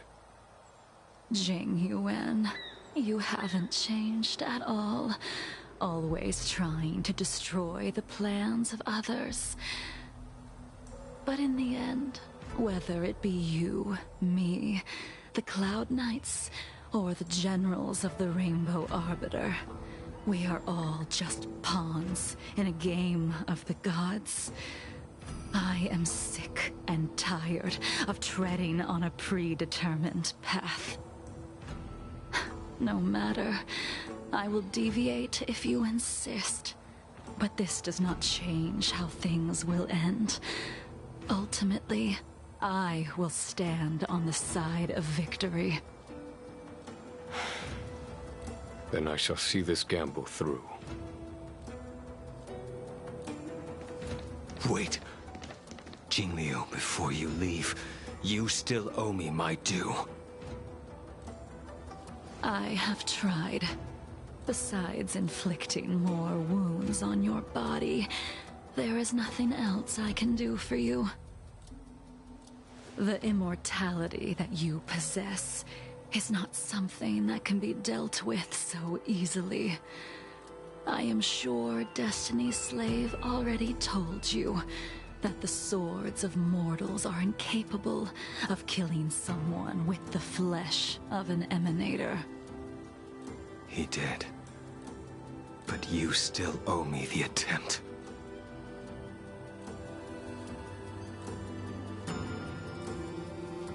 I told you when I taught you the way of the sword. I am uninterested in drawing my blade against someone who does not long for life, who wants only to be slaughtered. You will only draw against an opponent.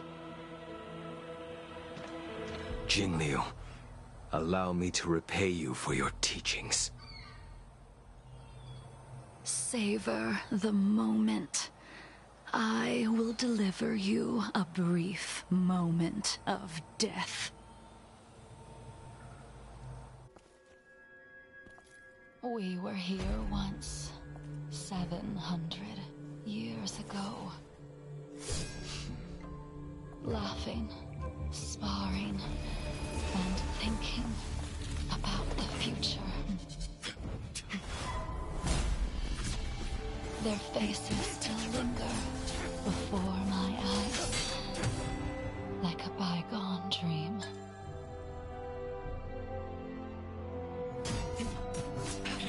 I thought those joyful days would flow indefinitely before us, like a Xianzhou lifetime.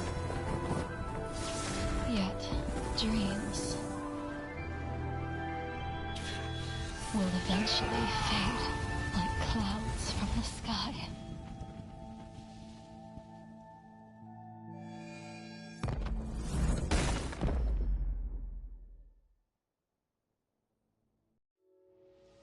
A familiar feeling.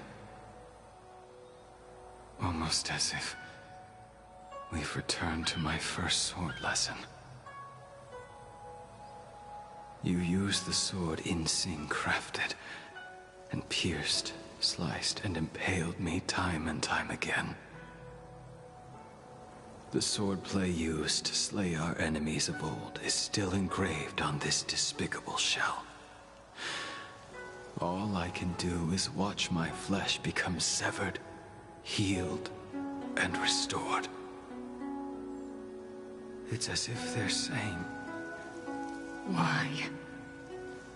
Why did you and Imbibitor Lunae commit such an unforgivable sin? I know that you have no interest in my answer. Which is why I asked the question as you looked me straight in the eye. I've asked myself that same question infinite times, but was never able to find the answer.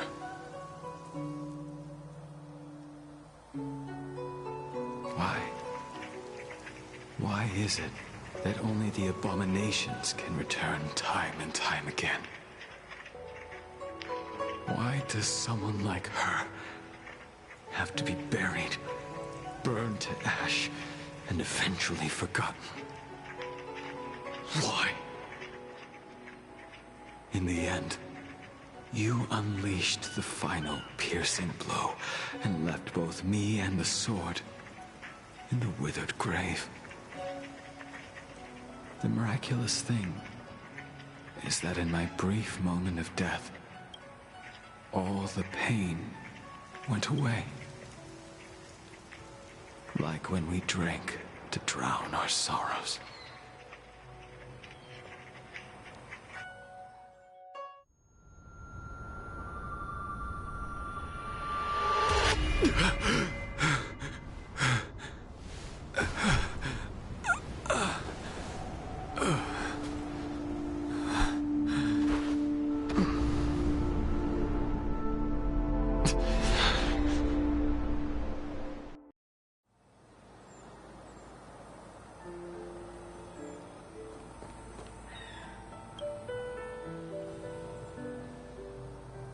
Imbibitor Lunae, what do you plan on doing next?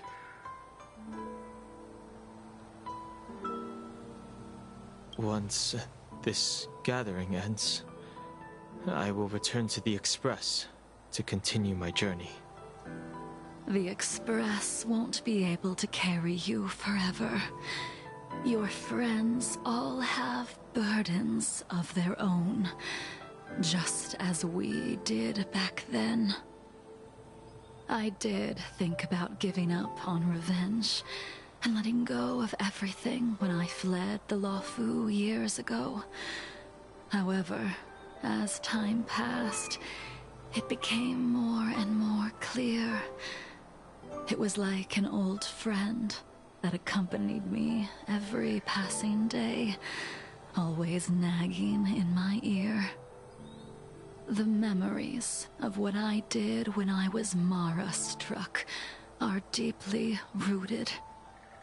Since I am unable to rid myself of them, I decided to face them head-on in the end. Maybe when I witness the fall of the abundance, you and Ying Sing will find true release. Goodbye, Imbibitor Lunae.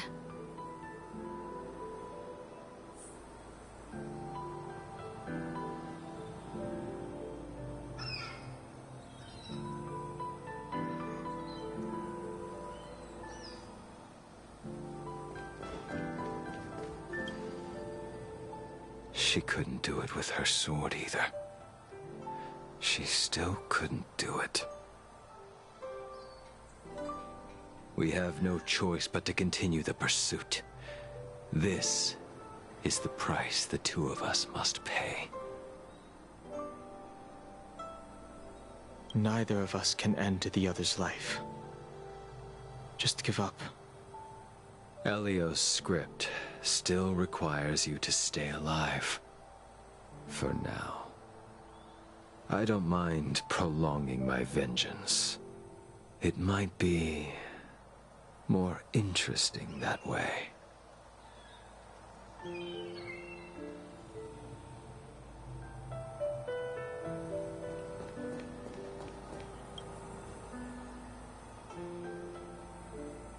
Dan Heng, the General wants me to forget about everything I saw today.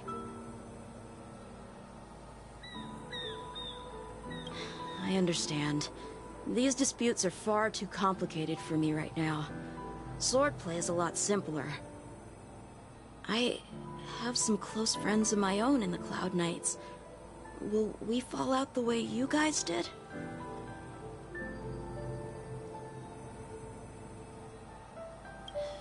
Goodbye for now, Dan Heng. I hope the next time we meet, it'll be under happier circumstances.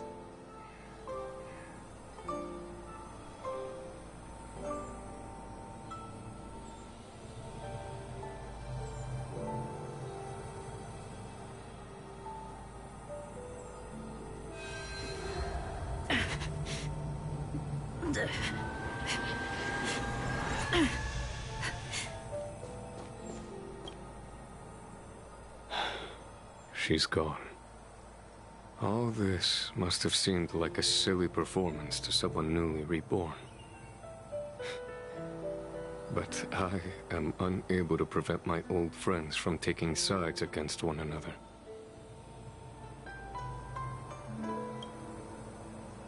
Who you are is a question that only you can find the answer to. Even if the Preceptor's interference denied you a true rebirth. Yes. It has been a long day for you, Dan Heng.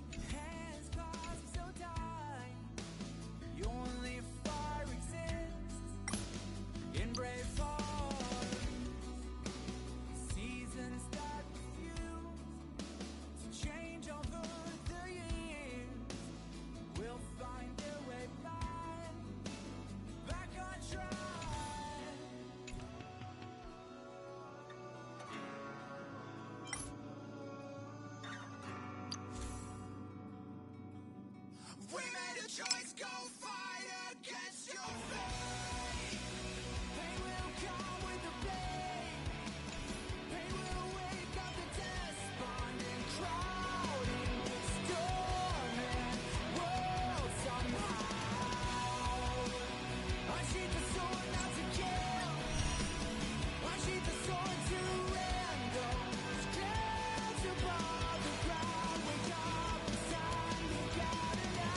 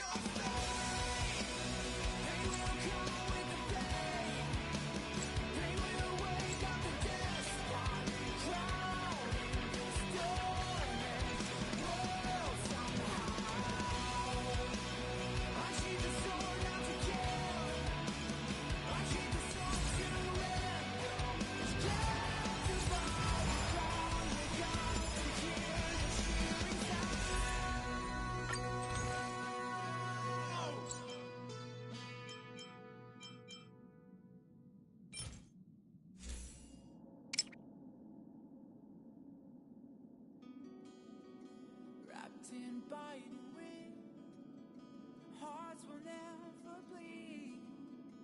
Frozen and banished out of greed. In their restless dreams, they try so hard to breathe. Pulses flutter and sting within this bleakness.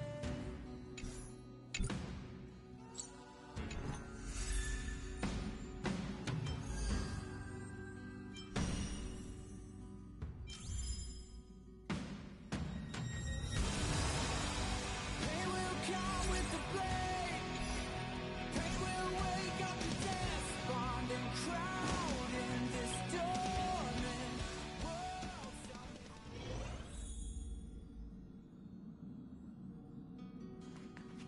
Wrapped in biting wind, hearts will never bleed. Frozen and Hey, did you hear about our next stop?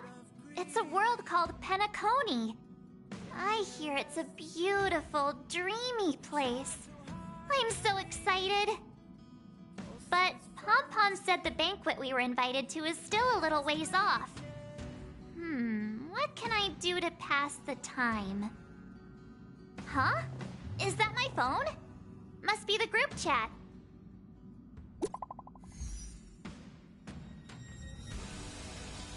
Pain will come with the blade.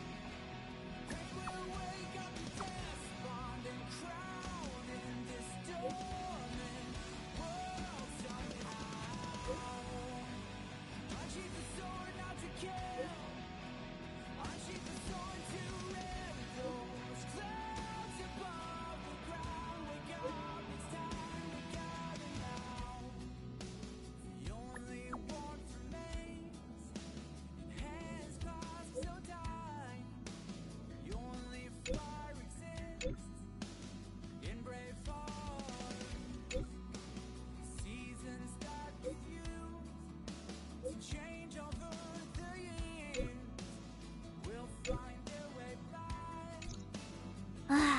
Dan Heng.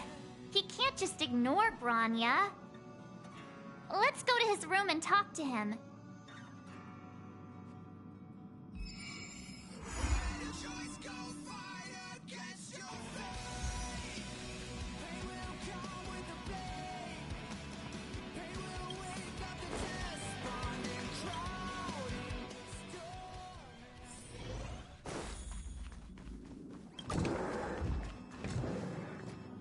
Dan Heng! Bronya just sent all of us a message. Did you see it yet? Yes, I saw it. Then why didn't you reply? Bronya's a good friend of ours. I'm sorry. I'm just not in the mood for idle chat. There's been a lot weighing on my mind since the Luofu. It was tough on the spirit.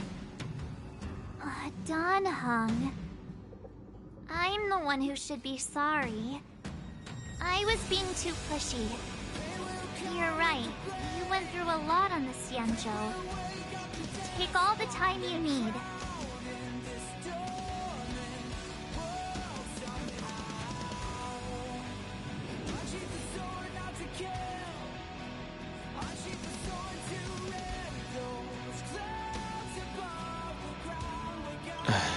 Thank you for understanding.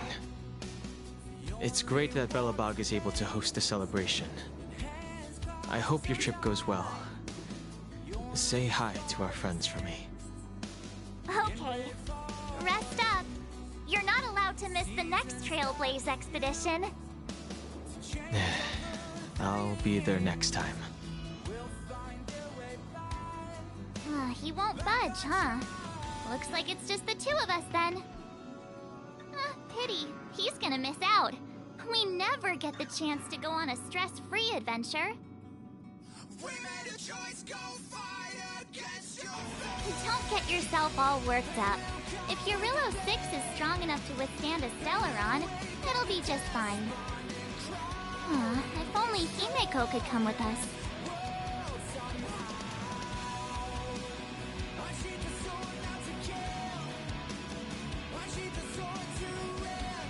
Maybe not. He's still wheezing from the trouble we got into on the Xianzhou. You didn't notice? At his age, he might not appreciate the extra... excitement. Why don't we go ask Himeko to tag along? She might be up for an adventure. You've been on the Express for a while now, but you've never gone on a trip with Himeko before, right? Well, now's your chance.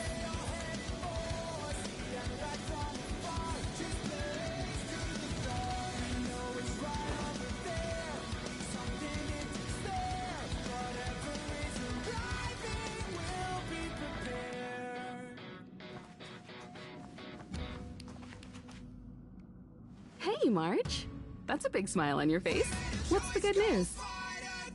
Himeko, there's a celebration coming up on Eurillo 6, organized by the Supreme Guardian, and we're invited to go take in the sights and sounds. Dan Heng won't be going anywhere for a while. He's still resting up, so wanna come with us? I mean, considering how you helped us out with Cocolia, I'm sure Bronya would be happy to see you. So that explains the grin. You're excited about the celebration. Thanks for the invite, but I'm afraid my hands are full right now. Please send my regards to the Supreme Guardian. Make the most of the festivities. You've earned it.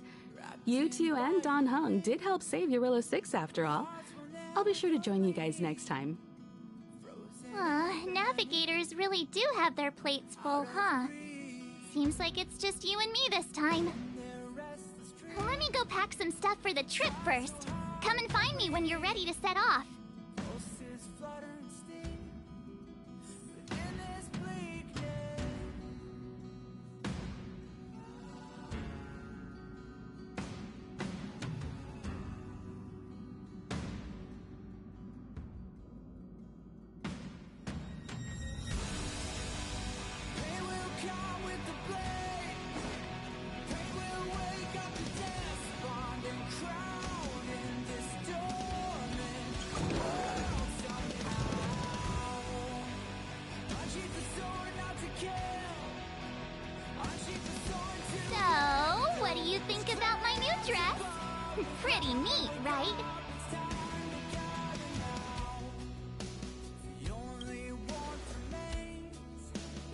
actually not new. I just never had the right occasion to try it on. This kind of event doesn't come around every day. Why shouldn't I dress for the occasion? You're not really gonna wear that same old outfit, are you?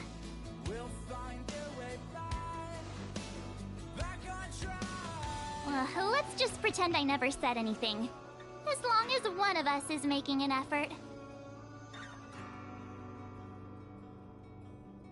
We made a choice, go fight against your fate. Pajamas, hot water bottle, pom-pom doll. That should be everything. Let's go! Wow, that was fast. Don't you have anything you want to bring with you? Other people might fall for that, but I won't. I was just taking a look at Mr. Yang's records, and it seems like Eurillo 6's average temperature has warmed up quite a bit. It's much warmer than it was on our first trip there. I wouldn't call it livable just yet, but things are looking up. I'm so happy for Branya and Zila. Ready to go?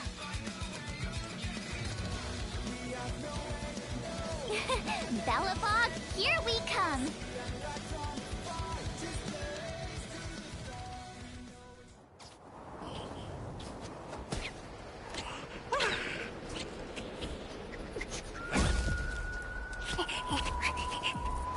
Galabog.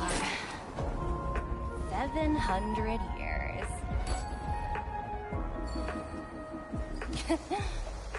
It's never too late to pick up the tab.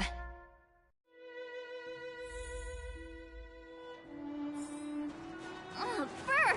How do people living in all this snow celebrate anything? Oh, one thing's for sure, though. Where there's a celebration, there's bound to be food, right? Come on, Bellabog. Don't let me down.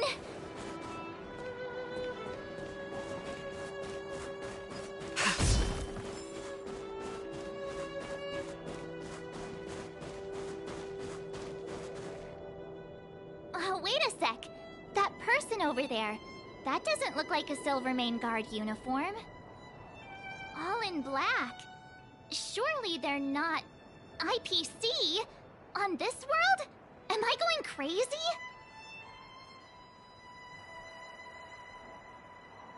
The Interastral Peace Corporation. Who else? The one whose insignia is pretty much everywhere? That IPC. You still don't remember? Oh, what about Findy? That's one of their products. Oh, and the Interastral Peace broadcast. You know, the one always being played on the Express? Never mind, it's not that important. The important question is, what are the IPC doing on Eurillo 6? There's only one way to find out. Let's go ask. I've always found IPC staff easy to talk to.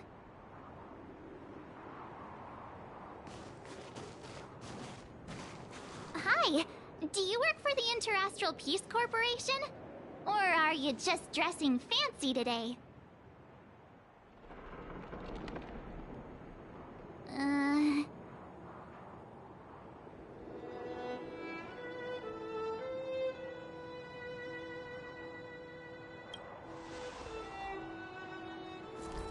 Boss, encounter with 2 unknowns. Want me to take them out? Over. Take us out? Take them out? Just hang tight for a second. I'm on my way. Don't do anything stupid.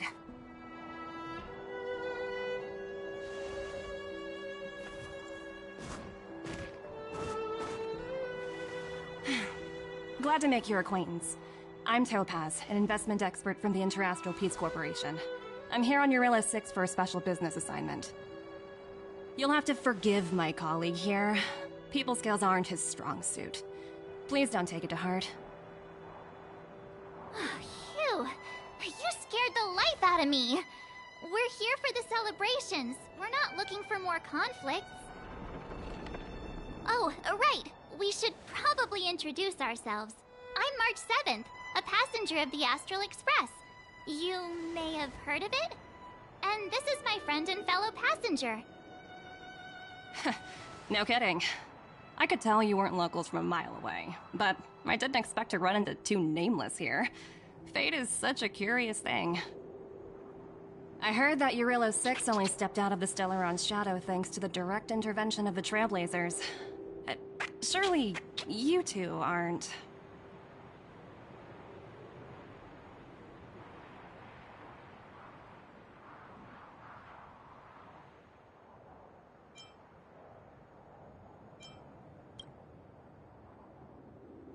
Huh?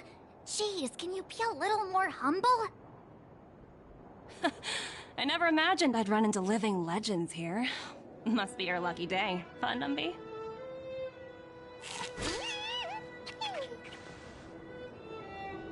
Wow, Miss Topaz. You're really young for an IPC executive. That's impressive. More good luck, I suppose. But it's not as cushy as you think. Scurrying from one side of the galaxy to the other. Going wherever businesses require me to be. Huh. Your job sounds pretty similar to the express cruise. Aside from the business, I guess. Oh, Branya moves fast. The crisis is only just over and she's already opened talks with the IPC. These talks aren't exactly what you might expect. But I have to agree. The Supreme Guardian definitely knows how to govern a city. That's the reason I'm here on Eurilo 6, to meet with her. Miss March, you said you were on your way to Belobog festivities, right? My apologies for delaying you both. Don't be sorry. It's not like we're in a rush. Wanna come to the city with us? The snow plains are freezing, and it's easier than you think to get lost out here. Thanks for the concern, but I'll manage. It's my first time on this world. I'd like to take it in its vast, iconic snowscape for just a little longer. Who knows? Maybe we'll cross paths again during the celebrations. Oh, here's my contact information. I don't usually respond during work hours, but I'd be happy to chat off the clock. Wow, I actually managed to get an IPC executive's phone number without even trying.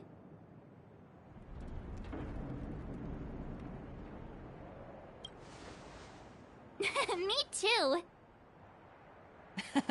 You two make a cute pair. Anyway, I'd better be on my way. See you next time.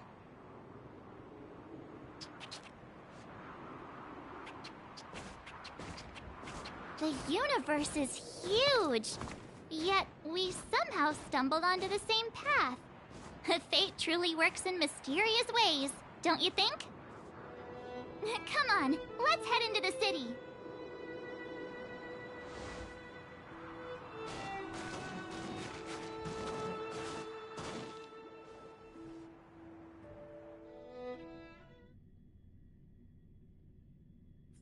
Wow, there are people everywhere. Are you sure we're in Belobog? Now to check out the main event, the food. Come on, keep up.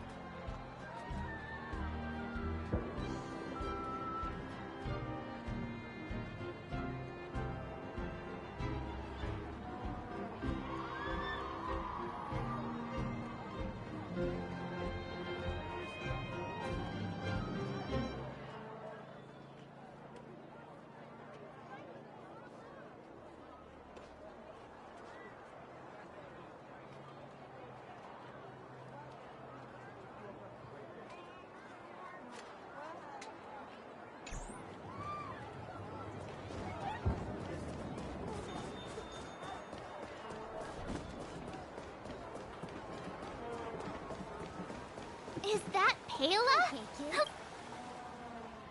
Next, I'll be introducing the history of the museum.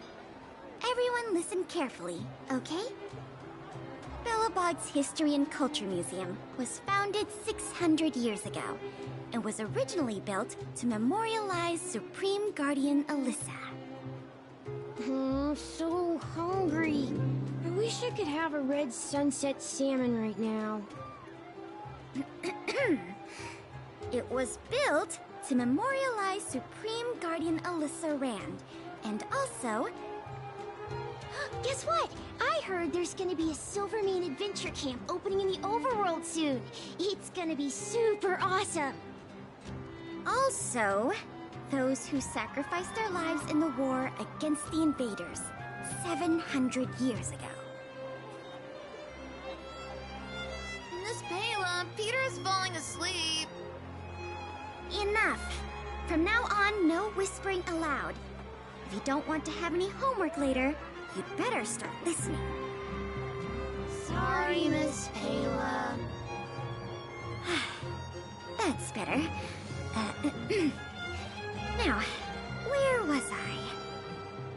Well, I never knew Pela had a strict side. Hey.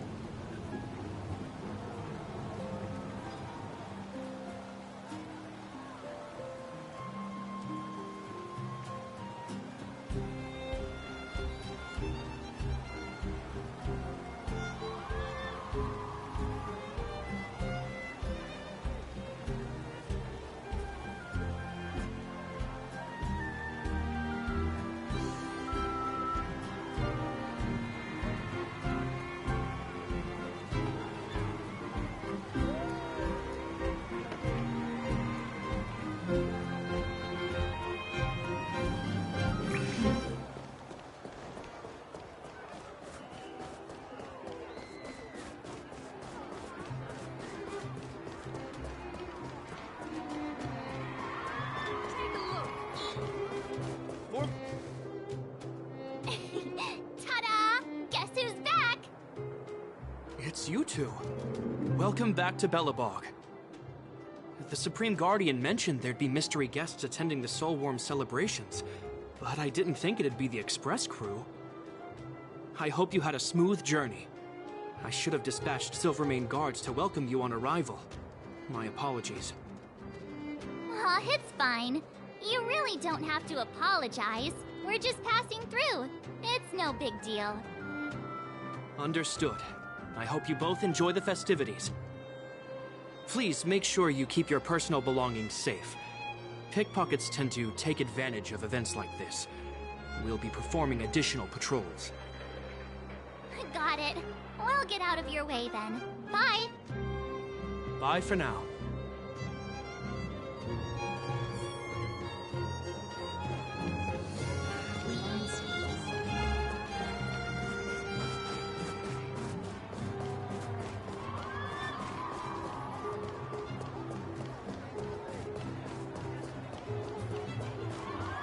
You know what I mean. Hey, quick! Woo! Thanks, everyone! Hope you're ready for a great show! Let's get started! Heartbeats will shake me, So rules can't break me. crank the sound and let your soul be free.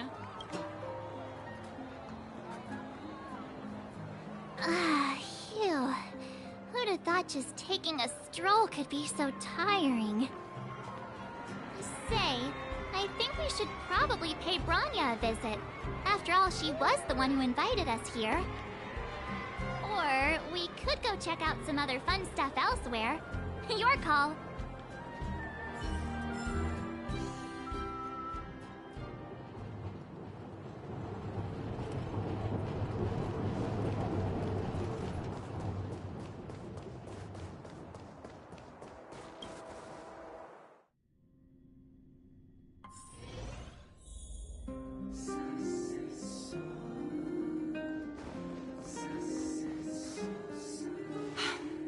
understand the difficulties that this world is facing, Supreme Guardian. Belobog's current financial burden cannot be pinned on you, nor anyone else for that matter. However, objectively speaking, since Belobog has existed as an independent entity to this day, its debt cannot simply be written off.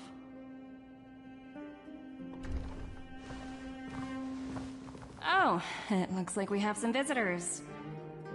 Branya! And Topaz? You're here too? I guess you've already started your business talks. We'll get out of your way if... It's no bother. We've pretty much wrapped things up already anyway. Please consider my plans carefully, Supreme Guardian. If Yarilo 6 wants to rebuild its connections with the rest of the galaxy, your credit record with the IPC will be of great importance. You've made yourself clear, Miss Topaz. I'll require some time to consider my next course of action. Naturally. However, while you're deliberating, my colleagues will need to carry out some operations in Belobog. I hope that your subjects in the underworld are cooperative. I'm sorry our business got in the way of a reunion with old friends. I'll get out of your way.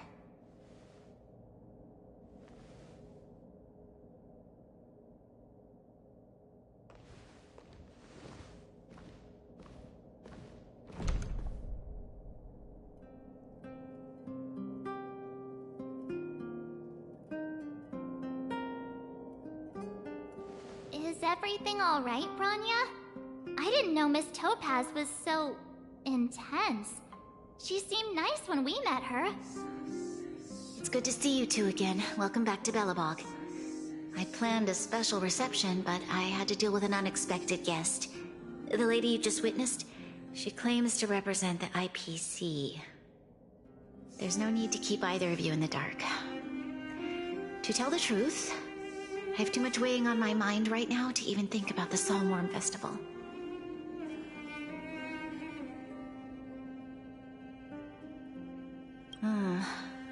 Since you've already made her acquaintance, I needn't explain who she is.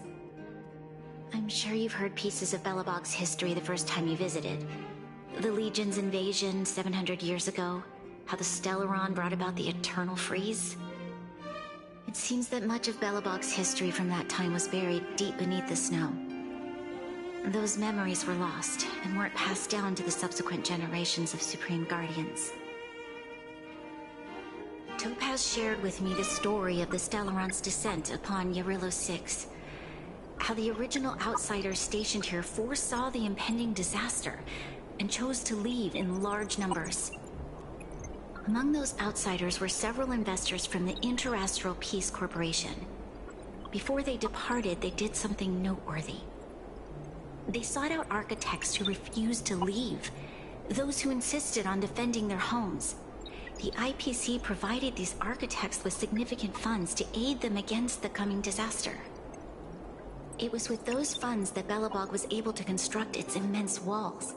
Even the initial funding for the development of the first batch of automatons was drawn from the same pool. Wow, that's a pretty incredible story. So, does that mean Topaz's business here is to collect a debt from Belobog? Yes, I'm afraid so. That's ridiculous! And what's with the timing? What took them so long to get here? If it wasn't for us eliminating the Stellaron, they'd have nothing to collect. It's obvious they're just trying to take advantage.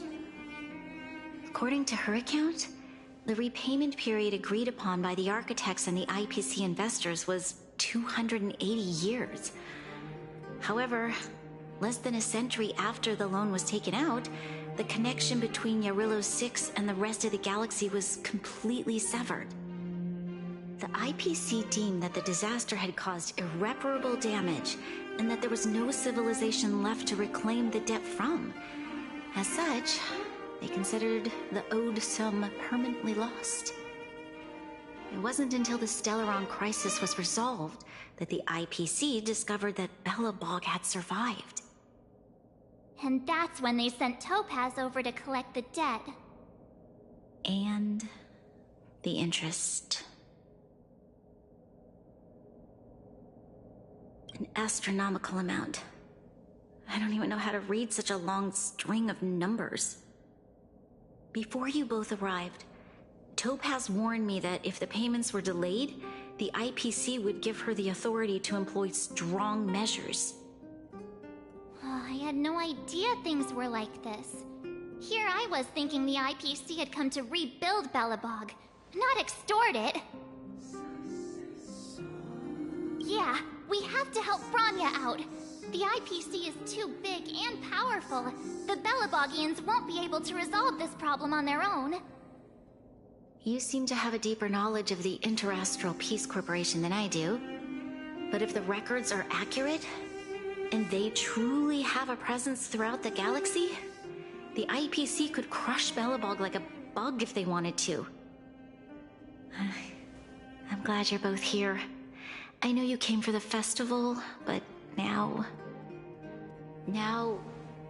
I must ask you and the Astral Express for help. Do you think you could persuade Topaz to reevaluate the situation? The Express's reputation precedes it. Perhaps there's still hope? Have no fear, Bronya. When a friend's in need, the Nameless will always be at their side.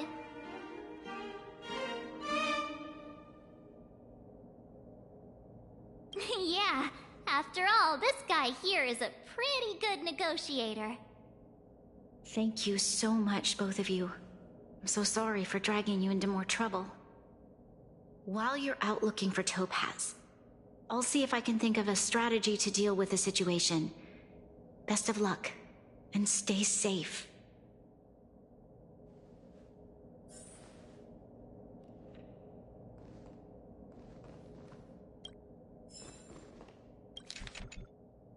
Oh, hey!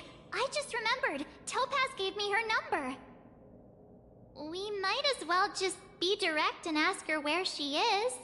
She seems like the type of person who appreciates a straight approach.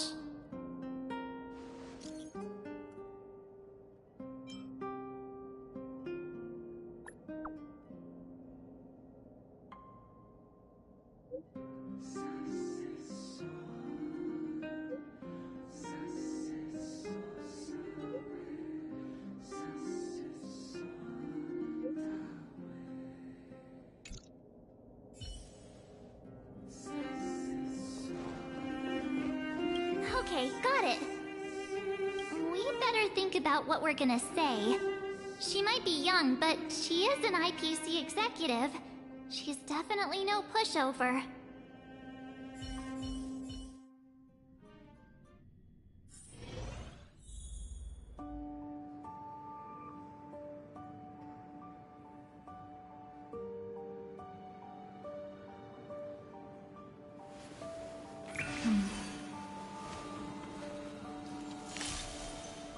Danger.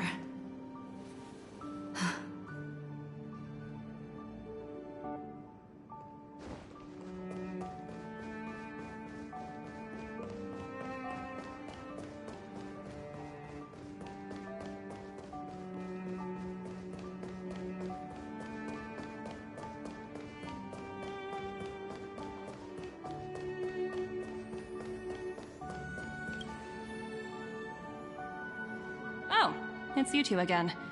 This is the third time today we've run into each other.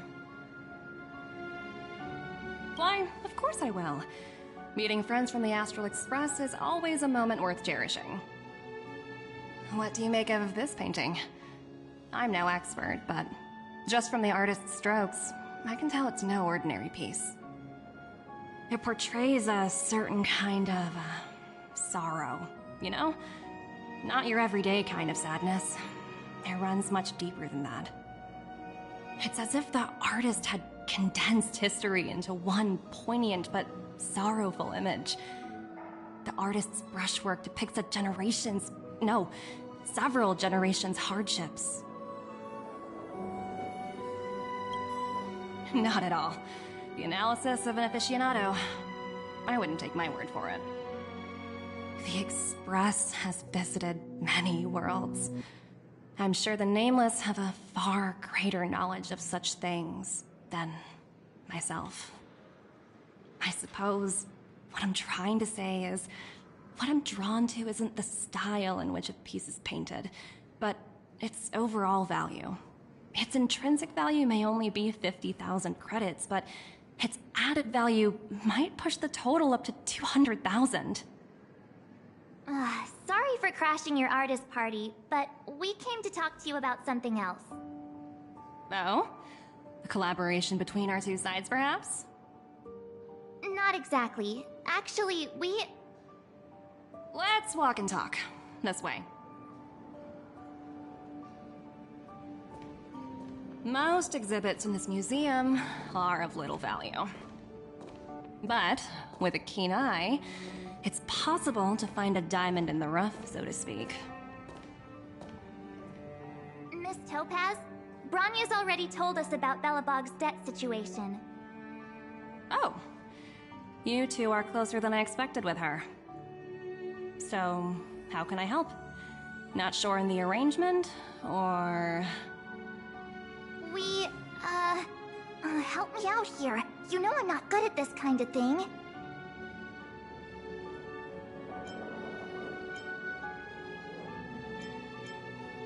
I see.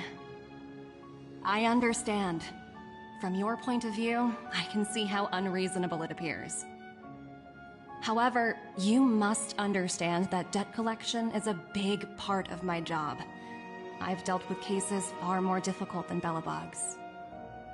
I appreciate each case has its difficulties, but if I treated every late debtor as a special case, the galaxy's economy would come to a grinding halt. The Strategic Investment Department is well versed in handling such situations. We can offer the debtor various repayment solutions, but Eurillo 6 has far exceeded the allotted repayment period. I'm afraid milder solutions aren't the order of the day. So, I proposed to Bronya. Oops, almost gave away trade secrets there, didn't I? That was a close one. The exhibits here are pretty ordinary. I estimate they're probably not worth much. Let's keep moving.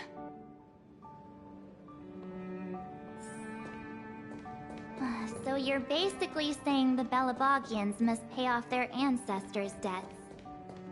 When you think about it, it's just another part of the cycle of life. I'm not sure it's as poetic as that. Wow, look! Is that little critter native to Eurillo 6? It's so white and fluffy. Where can I find a live one? I absolutely adore them. Have you guys met Numby yet? Oh, where'd they go? They must be off playing somewhere. Come to think of it, this little guy is on display here probably means it's already extinct, right?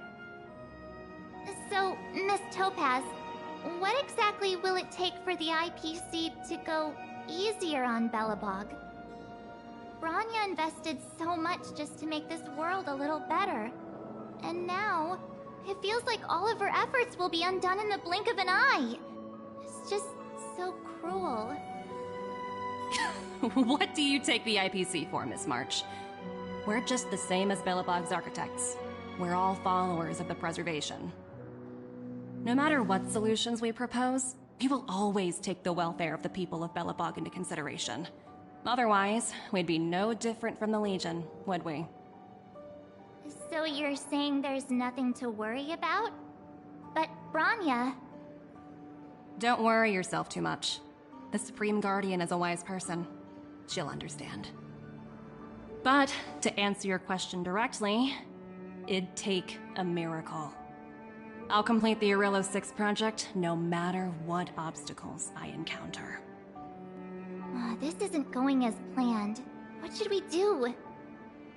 I wouldn't waste too much energy on this matter. Why not make the most of the festive atmosphere? Oh, looks like one of my colleagues is after me. My apologies, but I should probably take this. Bye!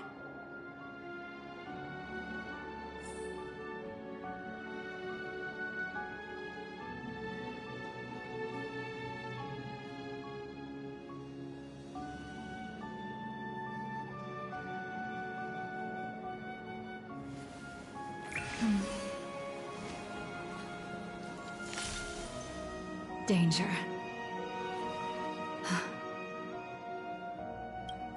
So, what now? We spent ages trying to convince her and she didn't move an inch.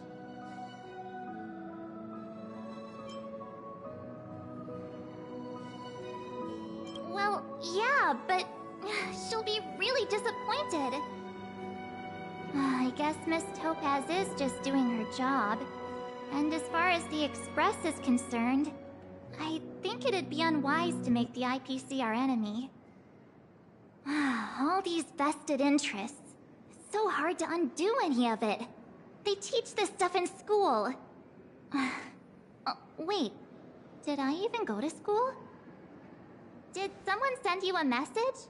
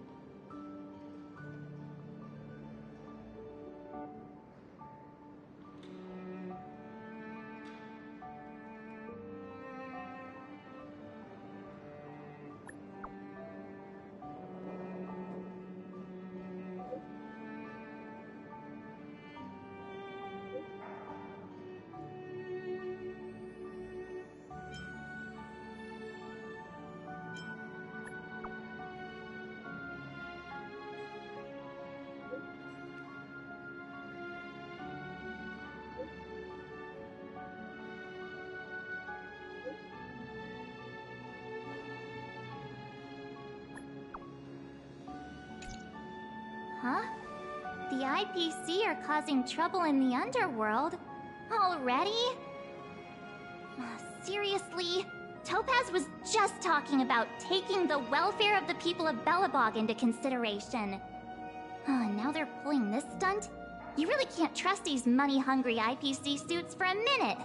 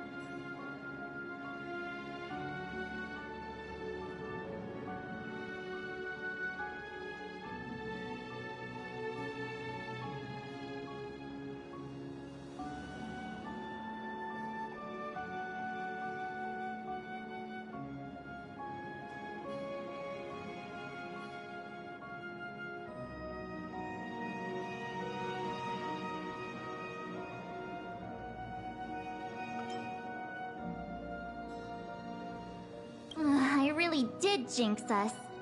I don't think I have it in me to play the hero today. I guess complaining won't get us anywhere. Let's go lend them a hand.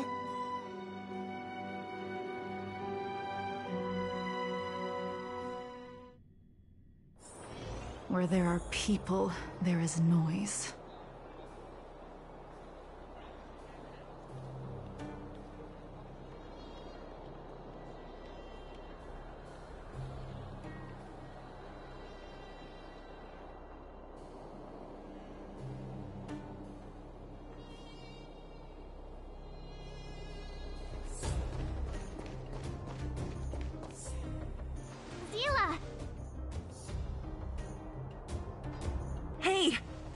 I glad to see you two here.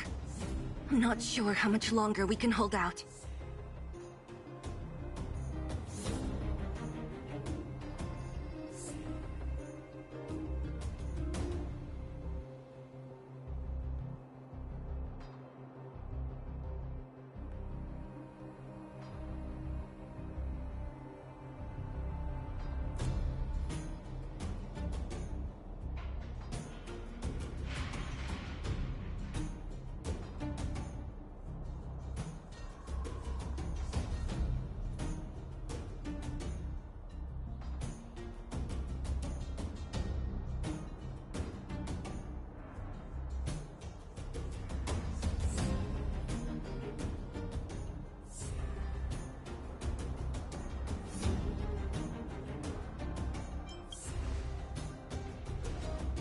Nobody's been seriously hurt, but a few Wildfire members got minor injuries. Fortunately for us, it seems like they were holding back. Their weapons and automatons are much stronger than anything we have. You see those two in black? They've been guarding the mine entrance. They're not letting anyone in or out. Hey, just because you have fancy equipment doesn't mean you can bully us. Who do you think you are? What's the matter? Got nothing to say? What's going on inside the mine? Any ideas?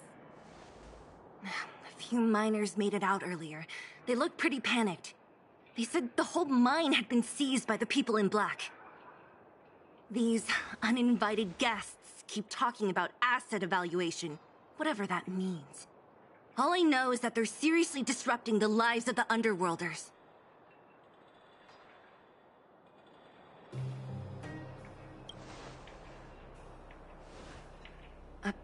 Who? We were just talking to her in the museum. Do you think her cronies are acting without her authorization? The person you're talking about, are they in charge of the people in black? Potaz, Pazto, whatever her name is, she can wait. Right now, the most important thing is to free those trapped in the Great Mine. Are you two with me?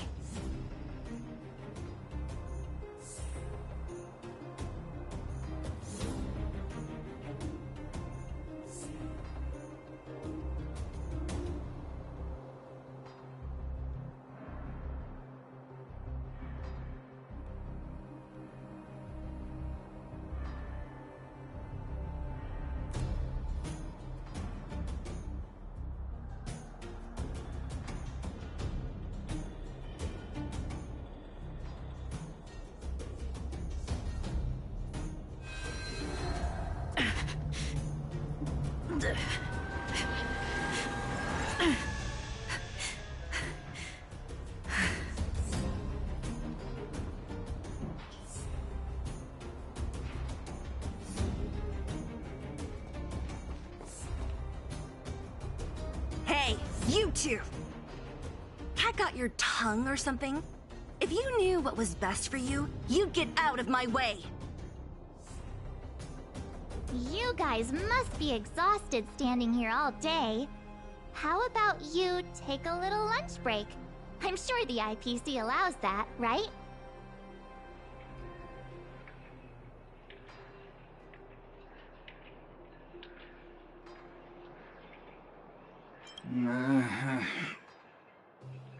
What's their deal? You two were talking to the director in the snow plains. So it's you! You're the one who was threatening to take us out in the snow plains! Do you even know who you're talking to? If your boss knows to treat us with respect, you'd better start showing some yourself. I can't let you pass. My team leader said that if anyone gets through, I'll lose 6 months of performance bonuses. Team leader? You're even lower on the pecking order than I thought. Shut up! I spent 7 years on a forsaken asteroid preparing to join the IPC. I went through 17 interviews before they finally hired me. What right do you deadbeats have to criticize me? IPC? Interviews? I don't know what you're rambling on about, but you're really testing my patience. No need to waste our breath on this idiot. Let's do this.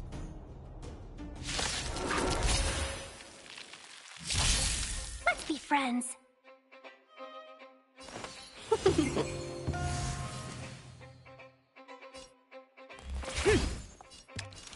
Lend me your strength. Tedious.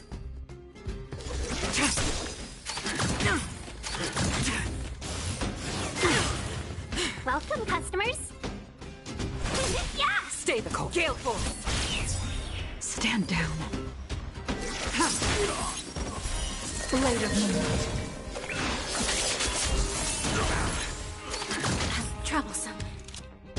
Lend me your strength.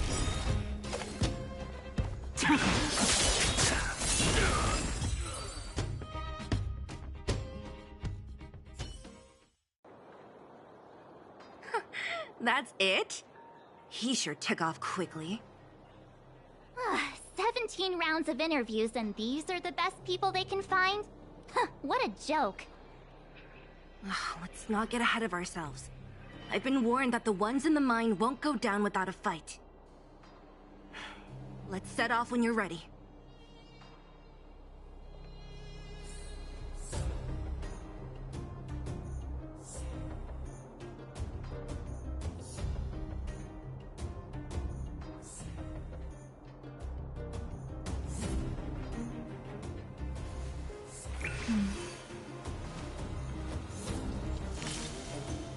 Danger.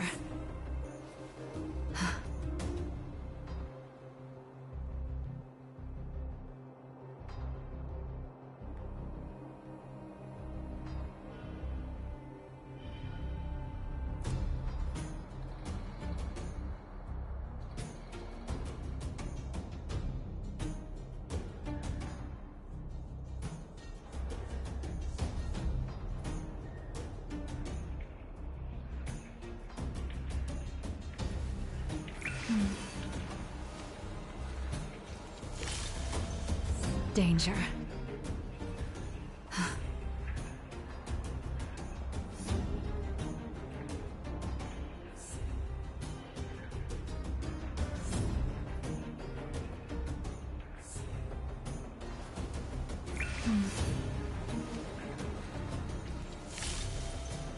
Danger.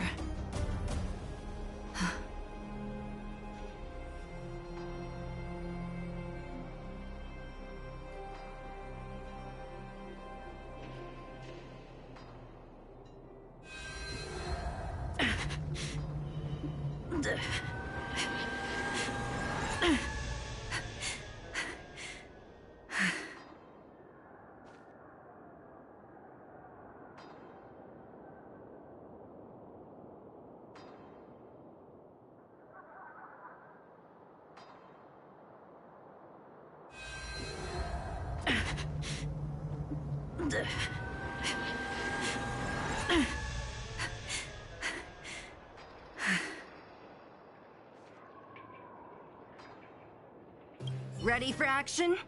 It's time to kick the IPC out of the underworld. Let's get moving.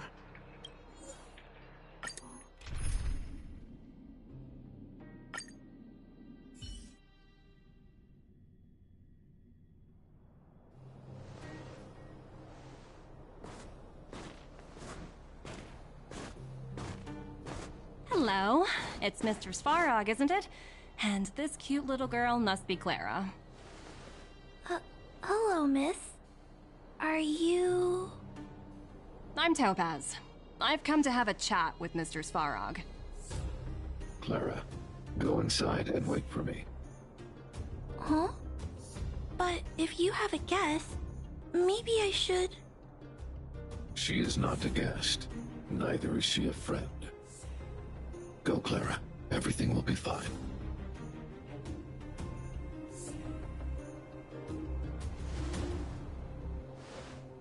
So, it seems my source was right. Who'd have thought that such a strong bond could exist between a giant robot and a little girl? So heartwarming.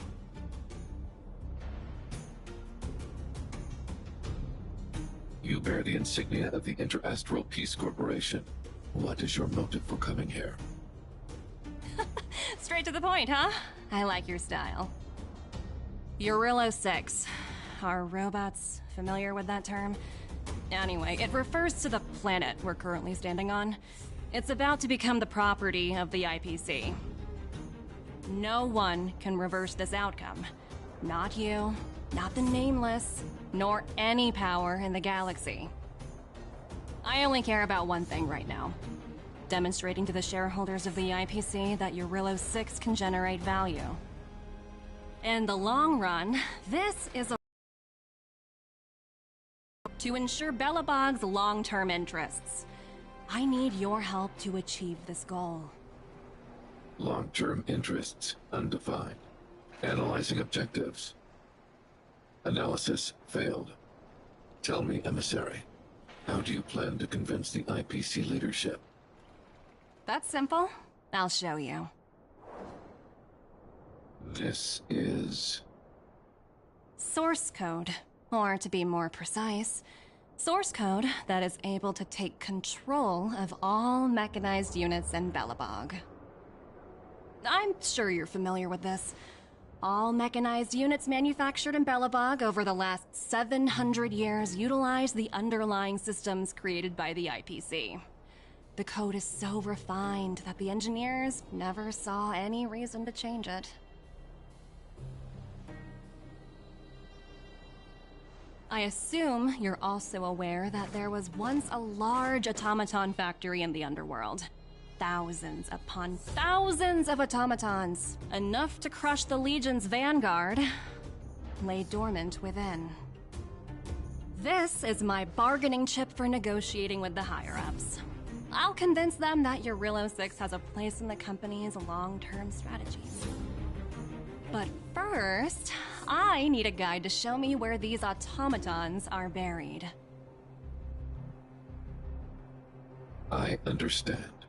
Your long-term interests can be defined as the survival of civilization at a macro level. What are your intentions for the people currently living here? Their future has already been purchased. All I can do is make them accept this fact, using a relatively peaceful approach.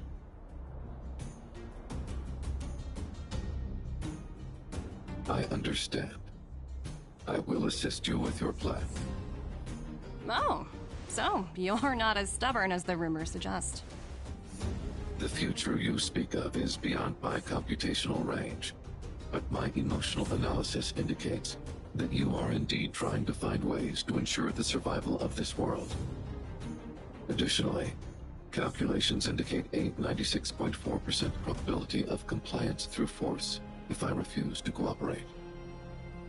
Your calculations are slightly on the conservative side. Here's to our future cooperation. If you wouldn't mind leading the way, Mr. Svarog.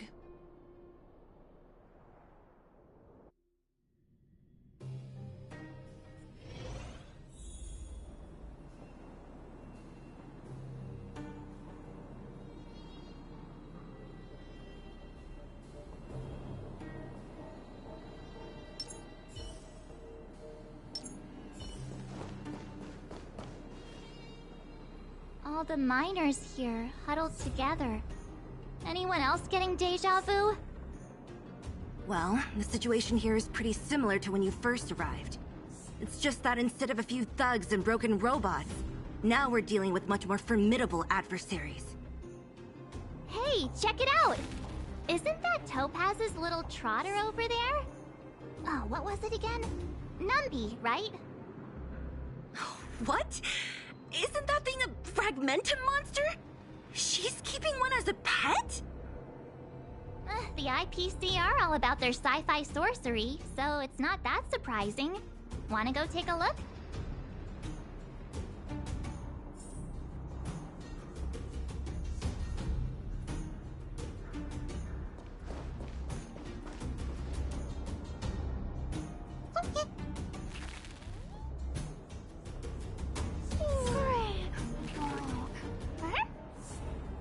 Sounds like you two are getting along.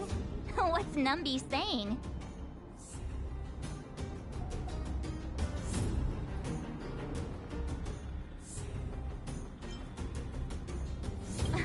Wow, that's so deep.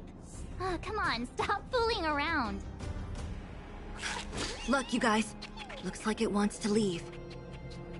Looks like they want to find their master. Let's follow them.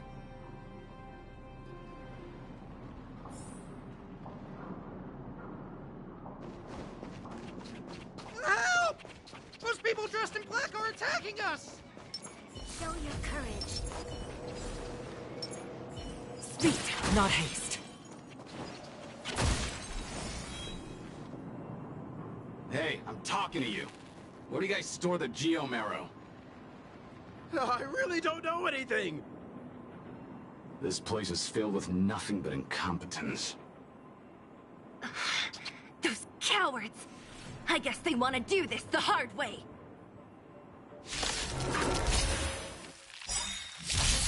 Welcome, customers.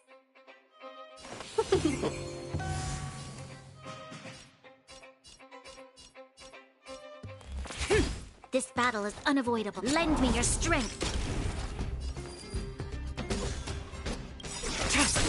All will be revealed. In lunar flame. Blade of moonlight.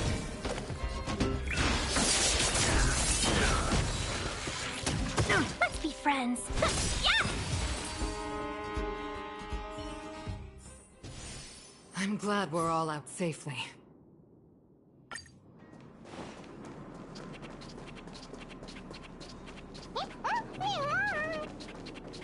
Uh-huh.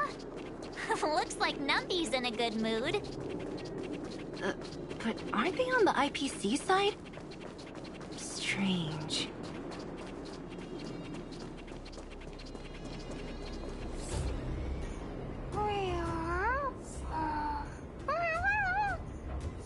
Look! That big guy down there. Is he the one in charge? We'll see who's really in charge. Let's go. Huh? Where'd Numby go? Wow. For something so short and stubby, they're surprisingly nimble. Well, guess that's that. We're on our own now. Let's keep going.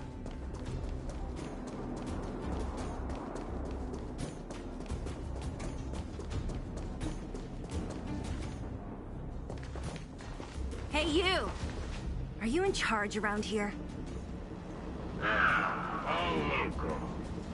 The IPC is currently conducting asset evaluation work here.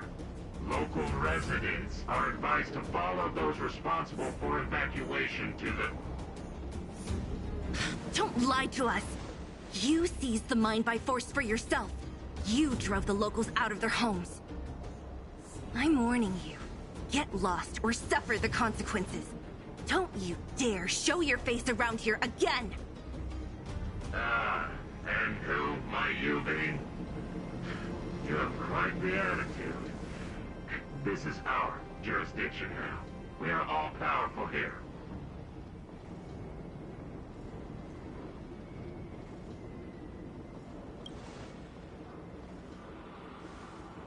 You know Topaz?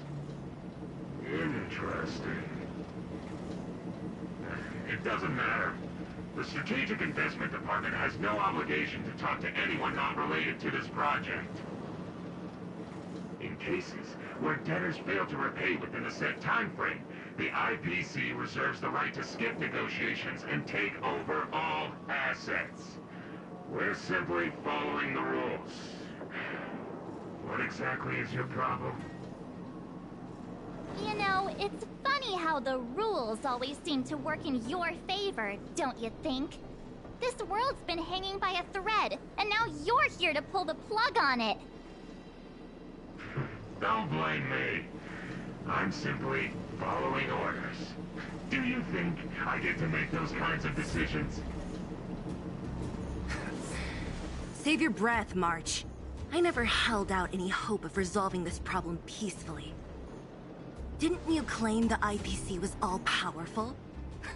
Well, now's the perfect chance to show us what you can do.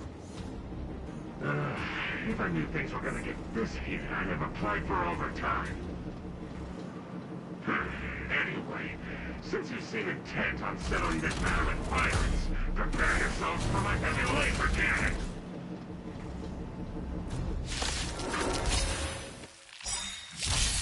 We're in trouble now.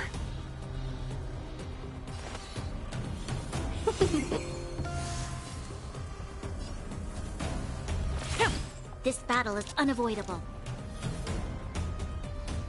Lend me your strength.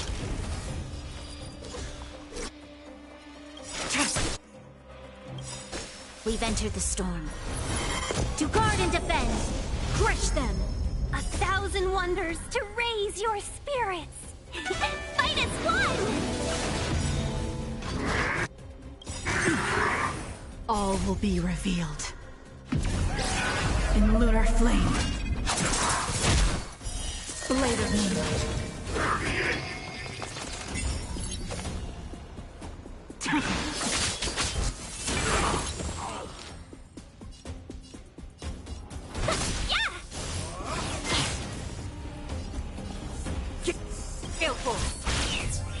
The wind is rising. Bullets! From the bow!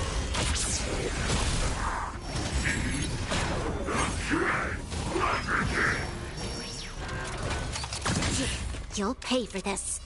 Lend me your strength. Seize the moment. Yeah! Stay the course. To the clouds! Lend me your strength. Tedious.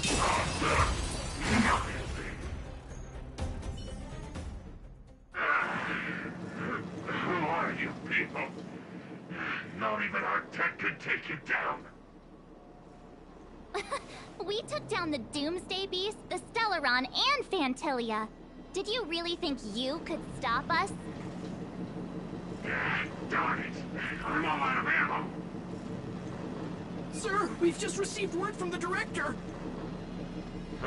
Director Topaz? What did she say? Teams are not to disrupt the lives of local inhabitants during the asset evaluation period. Teams that violate this directive will have their year-end bonuses reduced by 60%! 60%? We're done for. Attention all personnel. Evacuate the mine immediately. Erase all traces of your presence.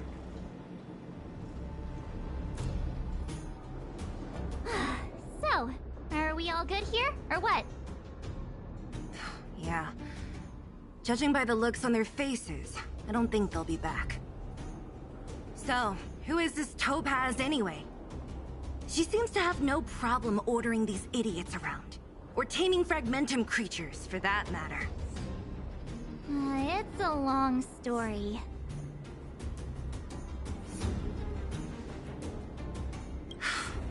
Why did this mess have to happen so close to the festivities?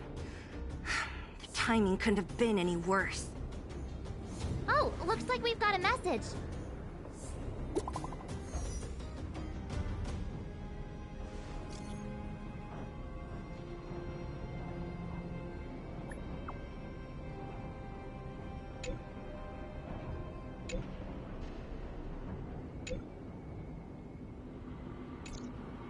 I get the feeling Bronya's worried about something.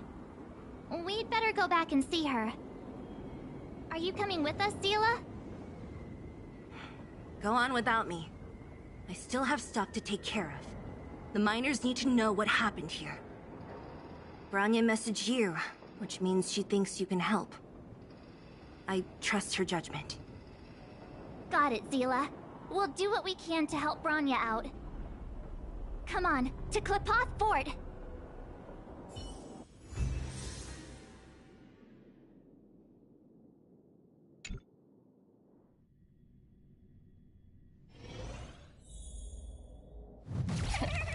These guys don't look like serious. By order of the Supreme Guardian, proceed no further, Miss Topaz. Belobog might be in arrears, but I'm out of pocket.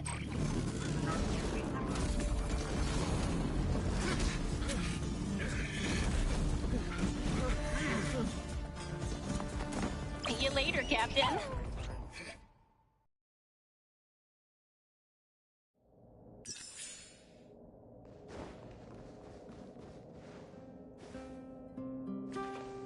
Welcome back.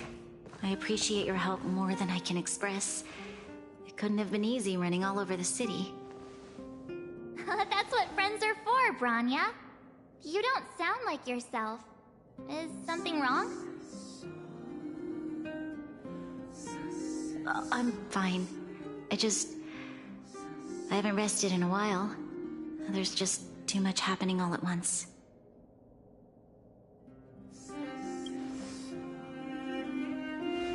They're moving quickly. Belobog is crawling with their agents. All they talk about is asset evaluation. The silver lining is that apart from the mine incident you mentioned, there haven't been any major conflicts in other areas. I suppose Topaz must have issued an order against harassing the citizenry. Still, that hasn't stopped panic from building. People are confused. They don't know where these strangers in black came from, nor what their intentions are.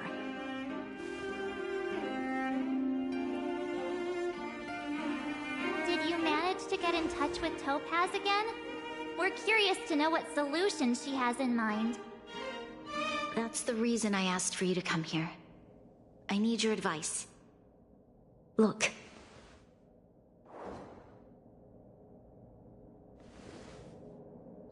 It's...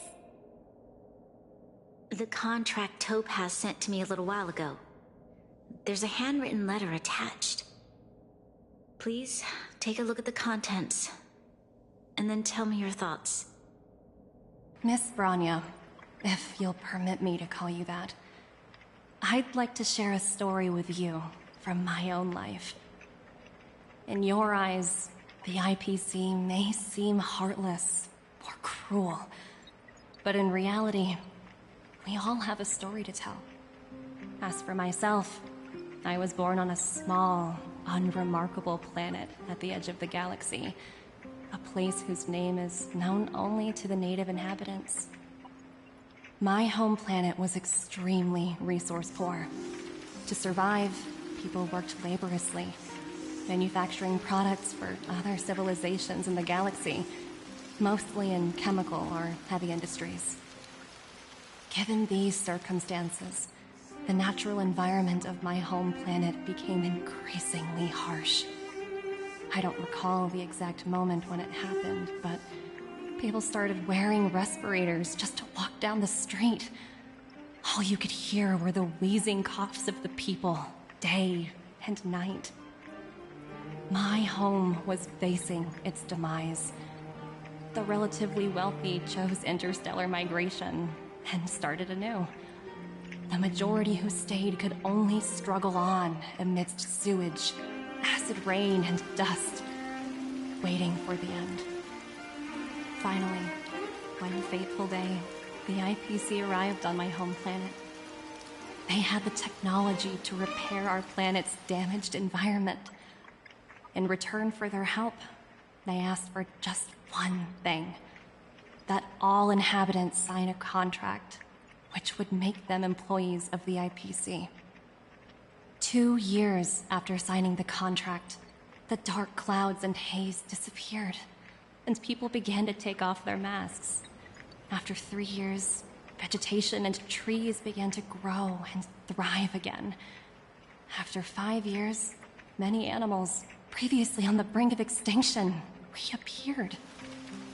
When I was finally old enough, I officially became a member of the Strategic Investment Department. I witnessed the changes that took place on my home world, and was determined to bring the same changes to many other worlds in the galaxy that were experiencing the same plight. I am writing to you, Miss Branya, with the genuine desire to express something important. I know freedom is precious to people, but in reality, there are things of much greater value, such as survival.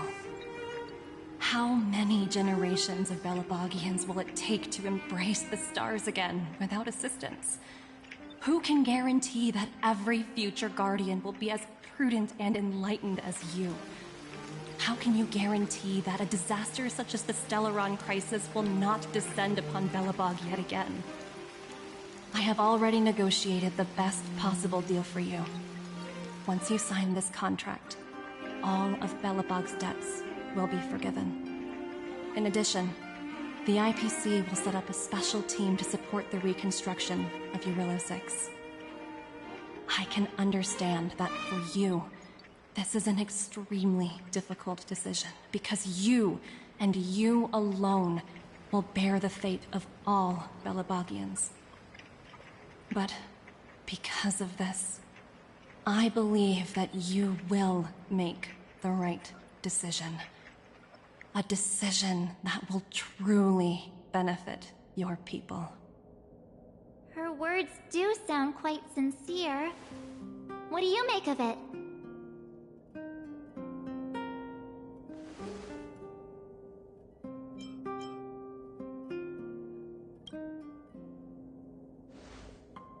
I agree. But it struck me as an honest letter. I found the contents quite moving. It's hard to imagine she'd write something like this just to deceive me. In any case, she wasn't wrong when she said this would be an extremely difficult decision. This planet's fate, the civilization it carries, everything that's happened here and everything that will happen, it all rests in my hands. This definitely can't, and shouldn't, be a decision made by me alone.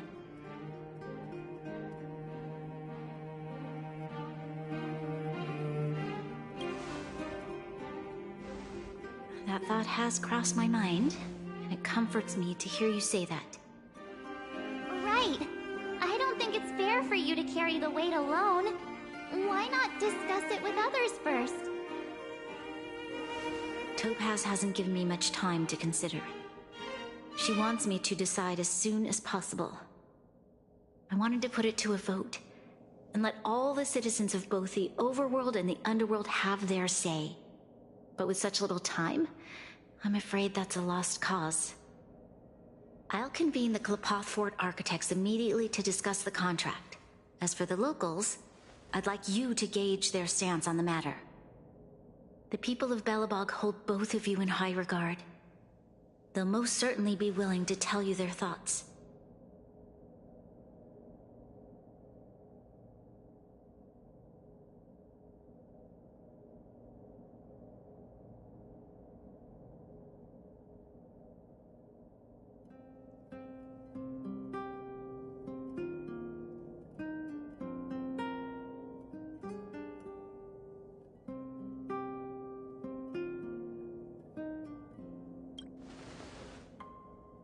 Yes, we need to move fast.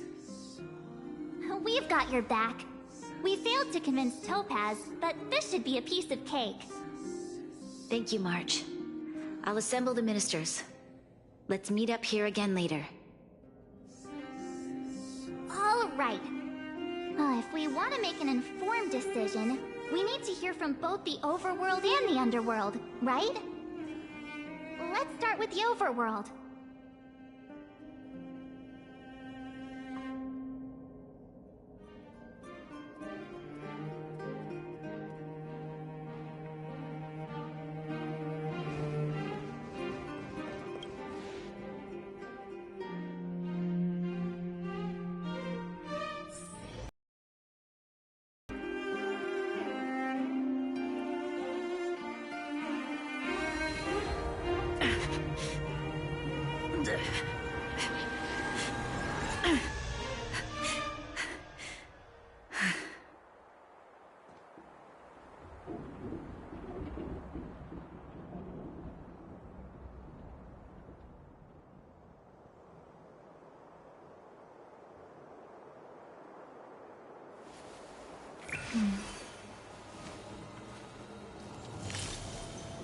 Danger.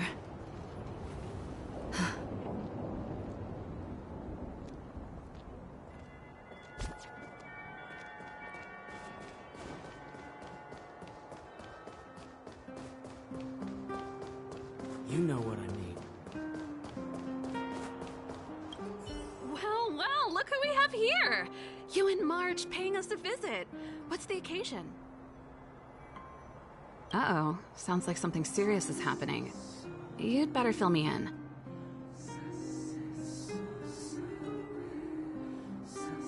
What? How is that possible?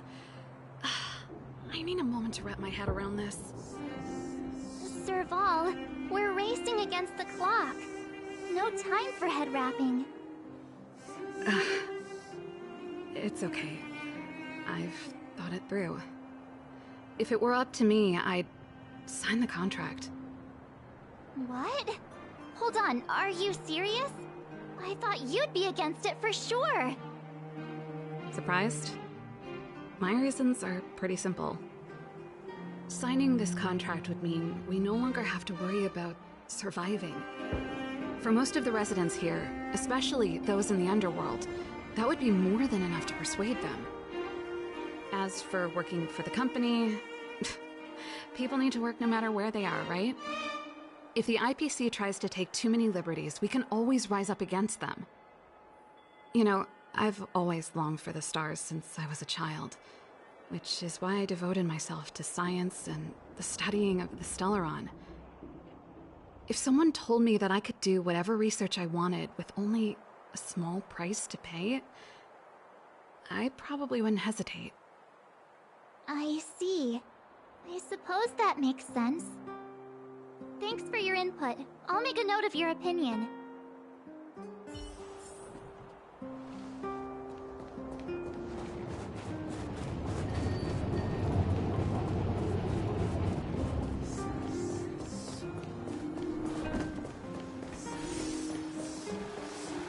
Careful now. Don't get your clothes wet.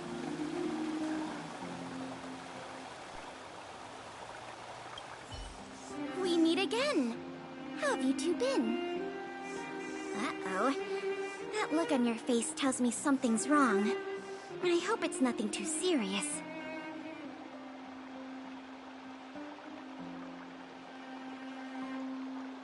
Sounds serious. I'm all ears.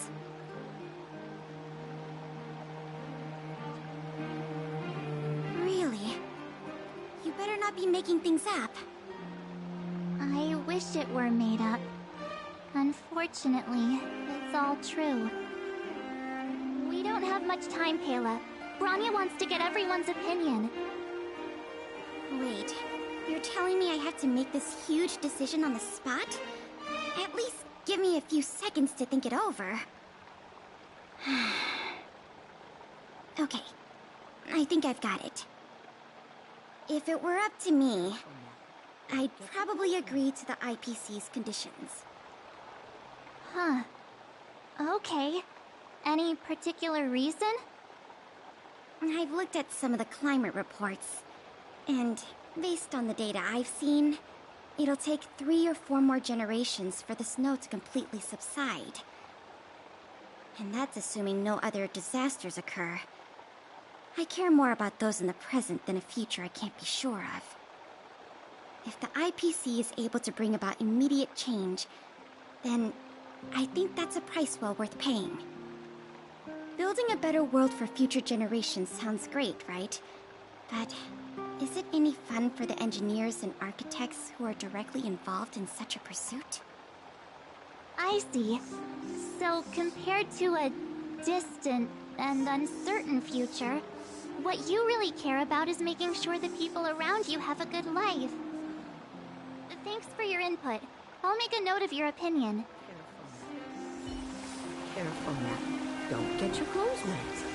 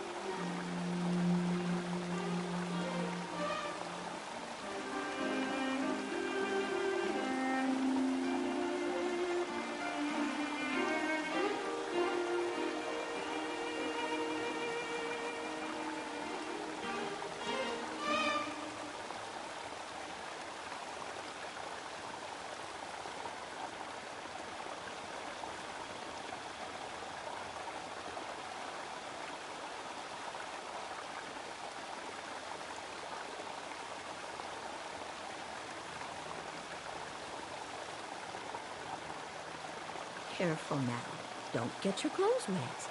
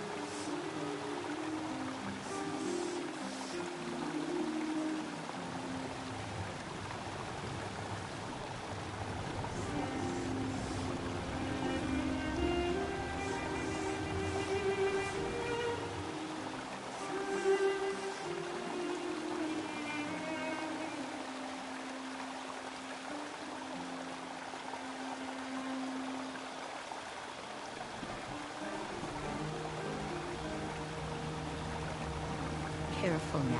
Don't get your clothes wet.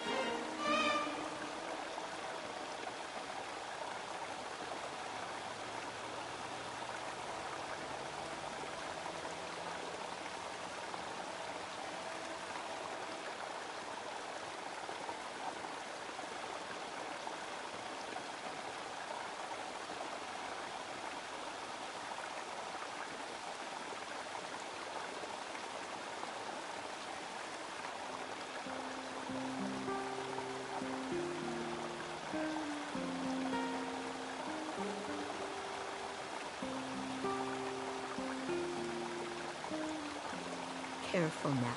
Don't get your clothes wet.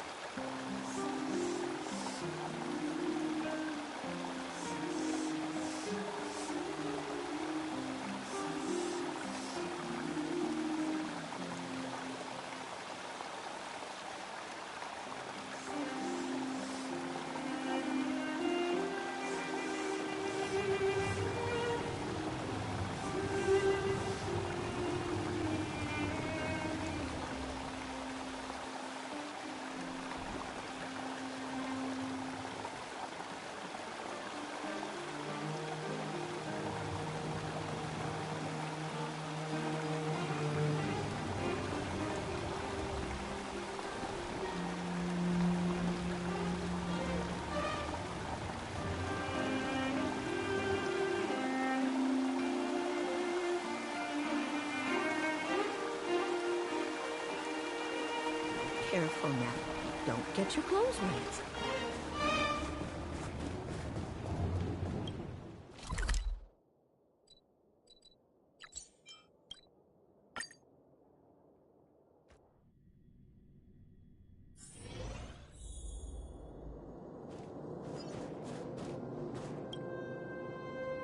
Is that the Trailblazers? It's been a while. I didn't think you'd be back in Belobog so soon. It's been pretty hectic in the city lately. All these people dressed in black suddenly showed up, and even the Silvermane guards have had trouble dealing with them. Do you need my opinion? I'm happy to help.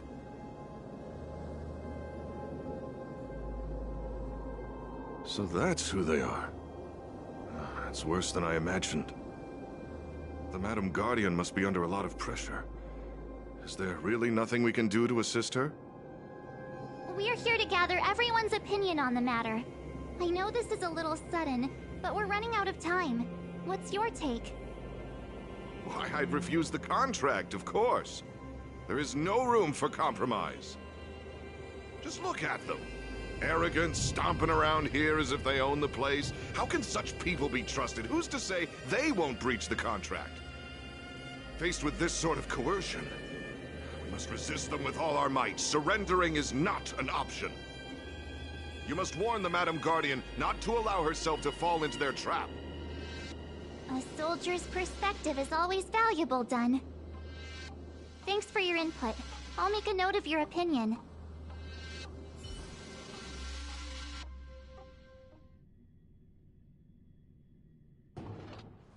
Did we miss anyone in the overworld?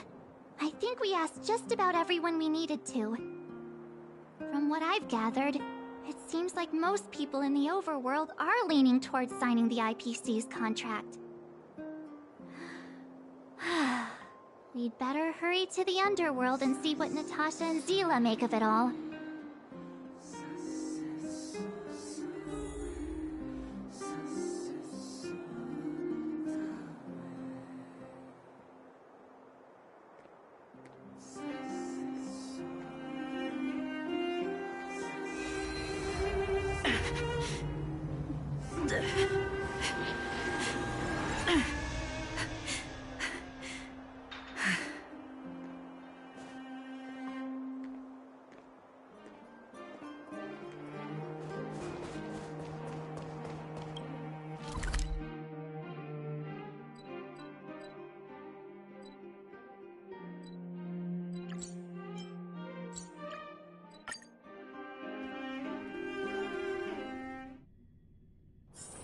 Where there are people, there is noise.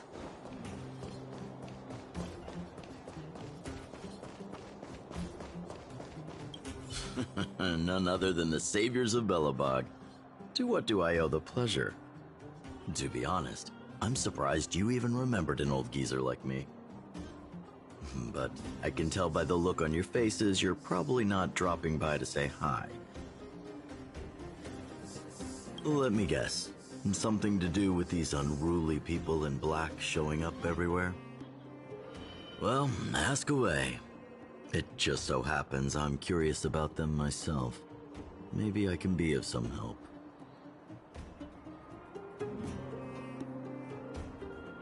I see. That's a tricky situation, all right. A lot for anyone to handle, let alone someone as young as Lady Bronya. Mr. Oleg, out of all the people we know in Belobog, you have the most life experience. What do you think we should do? Want to hear the truth? I'm afraid great ambitions and lofty plans no longer hold much appeal for an old-timer like me. If this IPC does indeed possess the magical power to restore Belobog back to its former self overnight, then I think the answer is clear. Have you considered the opposite? What about if we refuse? The reconstruction plan already sounds like an endless endeavor. And with the added burden of a massive debt, well, is that something we can manage on our own? What worries me the most is how Lady Bronya will handle the backlash from her people. Will she be able to withstand the criticism? Is she prepared to carry the weight of a tarnished reputation for years to come?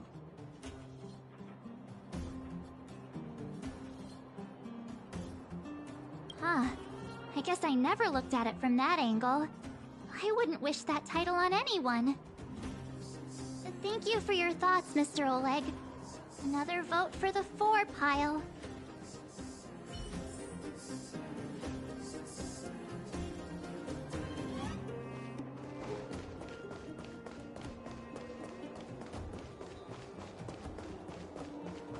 What brings you two to the underworld? And why the long face? Seems a little out of the blue, but since you came all this way, it must be urgent. Go ahead.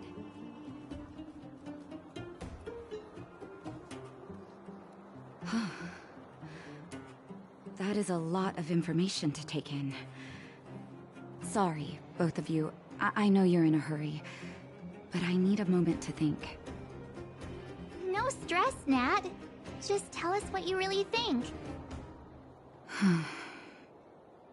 I've thought about it, and... well, if I were Bronya, I wouldn't sign it. I won't deny the offer on the table is a very tempting one. And if we refuse, Belobog will not only have the burden of a huge debt, we may also incite the wrath of a very powerful force. But even so, a quote I read back in school came to me just now. Those who are willing to give up freedom for security will end up with neither. Living in the underworld has taught me that this phrase is true. I'd rather trek through the frigid snow plains than live in a beautiful cage. Wow. That's a pretty convincing argument. Another vote for the against pile. Thanks for your insight, Nat.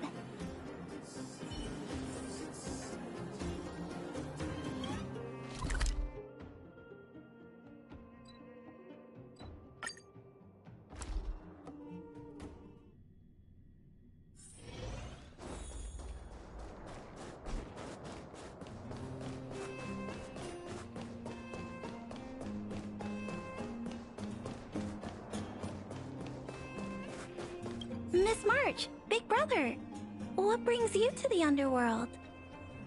Hey there, Clara. Is Svarog not around? Mr. Svarog went out for a walk with a lady called Topaz. What? Topaz? Do you know where they went? I'm not sure, but Mr. Svarog promised he'd be back soon. What now? Svarog's super logical. We should definitely get his opinion. True. Don Hung's always saying that Clara's really insightful for her age. Huh? Miss March, do you want to ask me something?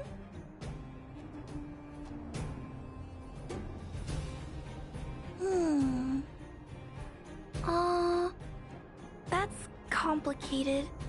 I don't know what to say. It's all right, Clara. No pressure. Just tell us how you feel about it.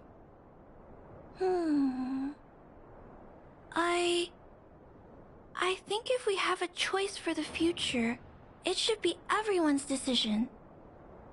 Because when I was playing with Hook, the moles, and the other kids, we talked about our dreams. Everyone has different dreams. If we accept Miss Topaz's offer, then doesn't that mean our dreams will never come true? Just taking away people's dreams like that. I don't know.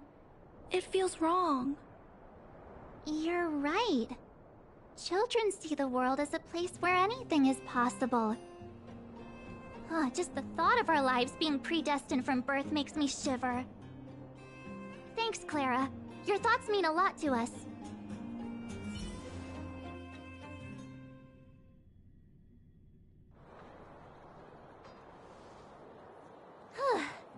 All that running around has worn me out. So, the final conclusion is... the votes are completely even. I don't know what to do. Both sides have really compelling arguments.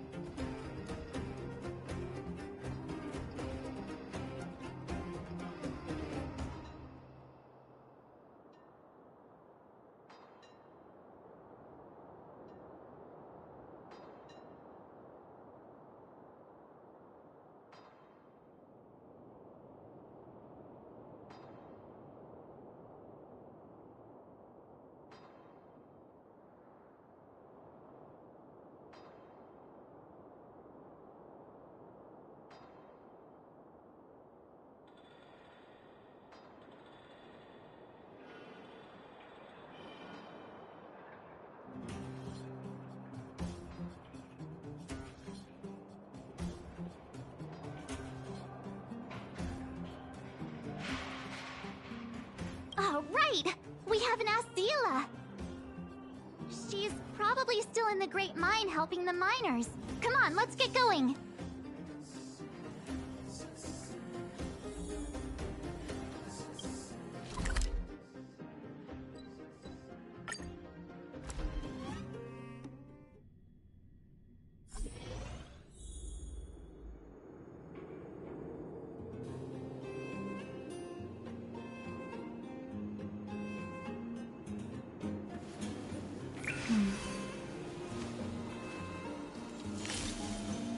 Danger.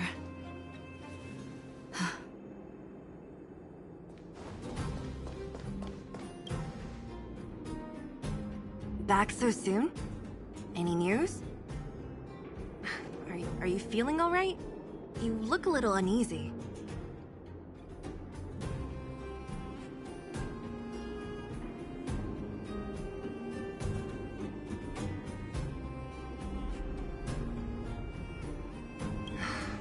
Important matter, huh? I can tell from your tone that this isn't gonna be a lighthearted chat. But I'm ready to hear it.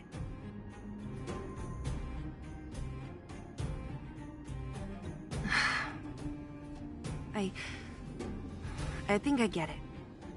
At first, I thought it was just a few IPC ruffians overstepping their boundaries. Yeah, you didn't think the future of Belobog was at stake, right? Right. I need a little time to process this. As it stands, the votes are even. Your opinion will make all the difference. In that case, I abstain. What?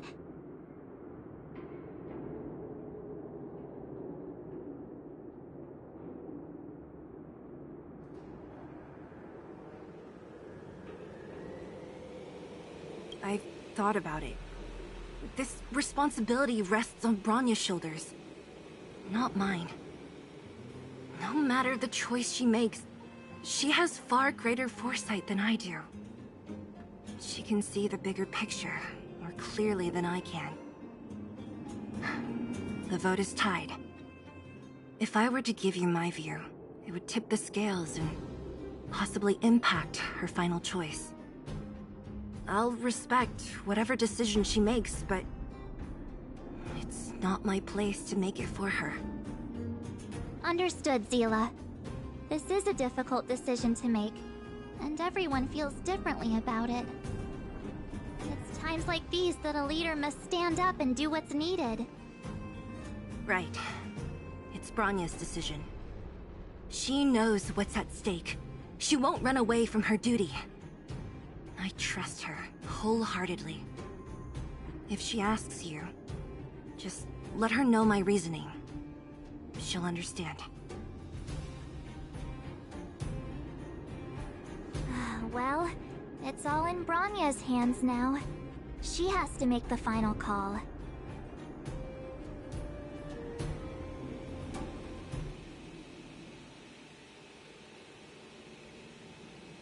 Right?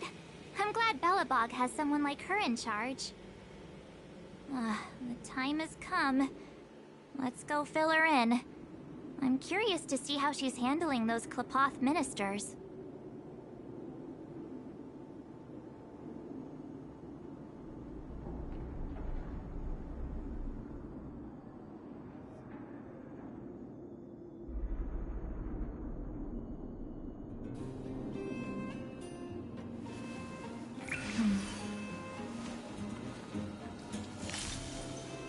Danger.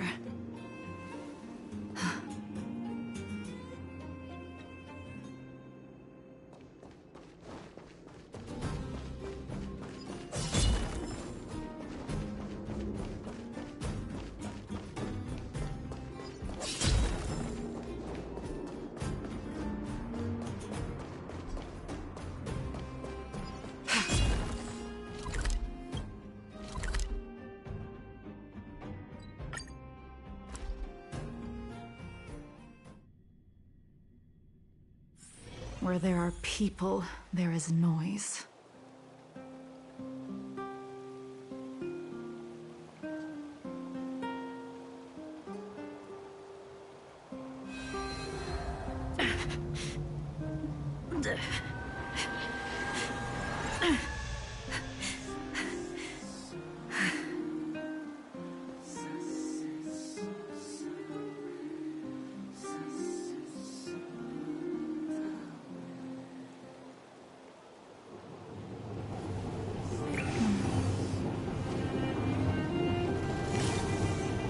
Danger.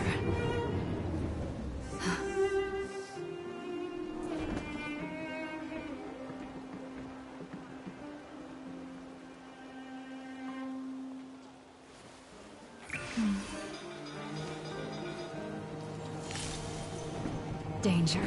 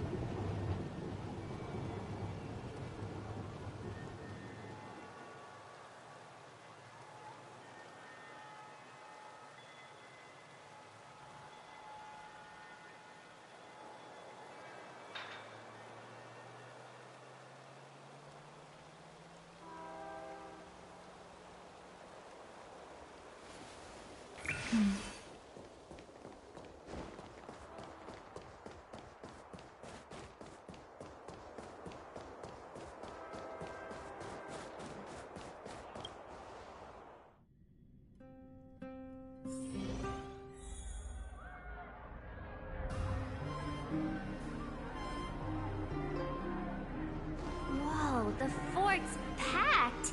I've never seen this many people here before. Oh, jeez, I can barely even hear myself think. We're doomed! Do not twist my words. How could you possibly consider this Guardian's decision? Calm down, will you?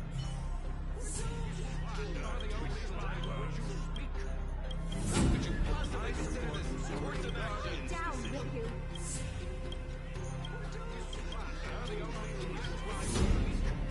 How could you possibly consider this course of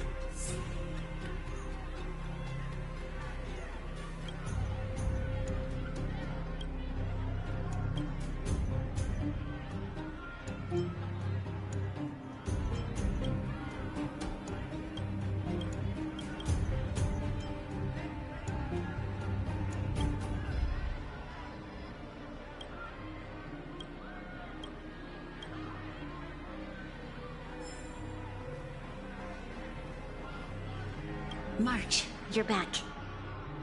So, what's the verdict? What do the people think? We talked to people in both the overworld and the underworld. The final result was a tie. I see. I suppose everyone has their own way of seeing things.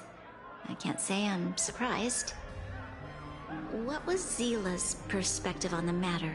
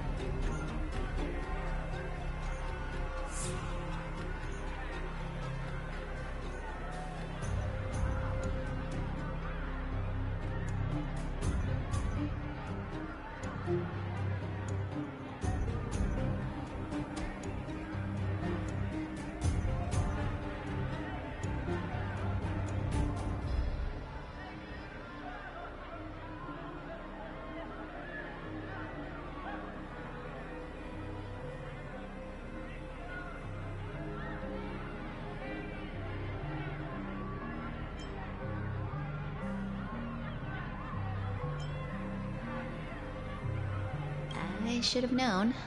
That sounds like Zila, all right. Did you come to a conclusion with the ministers? Oh, it's so loud I can't tell what anyone's saying. It's pretty much the same situation here. Neither party is willing to compromise. The time has come to make a decision. This chaos cannot be allowed to continue any longer.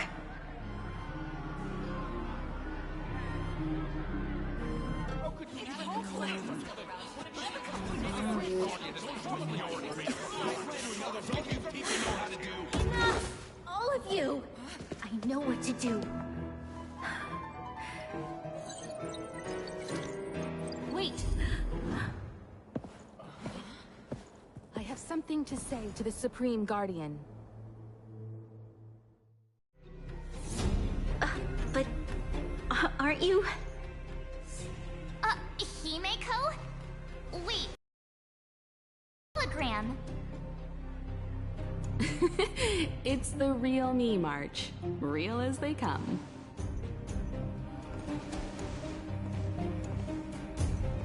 Miss Himeko, from the Astral Express?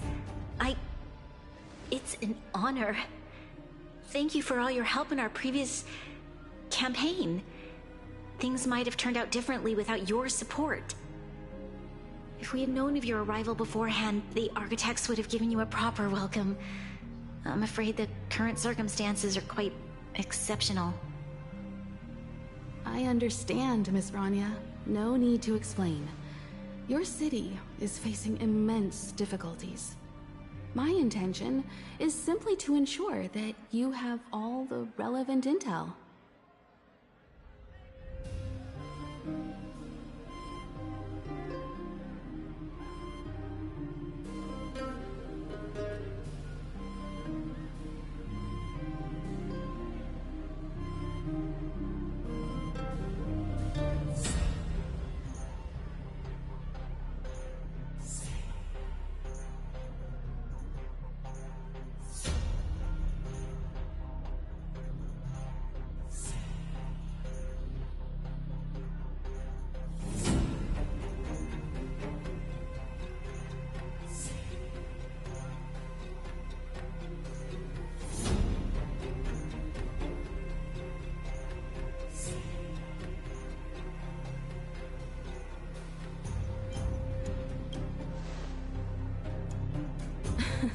The life of a navigator is a busy one. You should be glad that I made it in time. There is some important information that I must pass on to you, Supreme Guardian. It is my hope that it will better equip you to make a wise and informed decision. Information? Please, tell me what you know, Miss Himeko. I happen to have a friend with knowledge of Topaz. What Topaz said about her home world is indeed true, which is why she believes that the IPC's takeover of Belobog is the only way of ensuring the city's survival. But there is one thing she intentionally left out. Not all worlds that have accepted the IPC's terms have been saved.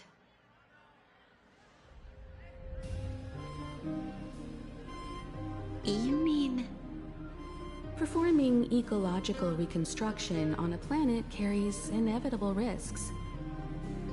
According to the intel provided by my friend, the success rate for the ecological reconstruction of worlds using the IPC's technology is 63%.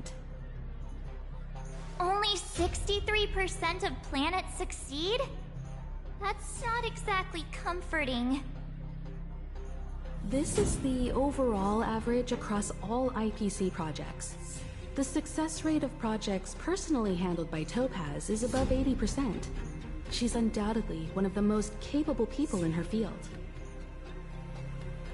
I wanted to bring these numbers, these probabilities, to light. I think it's only fair that you know all the facts before making a decision. Ultimately, it's up to you, Supreme Guardian, to make the final call. I understand. Thank you, Miss Himeko. This information is of great help. Regardless of how alluring their promises may be, this contract is nothing more than a gamble. As a leader, I cannot let the future of Belobog hinge on a roll of the dice.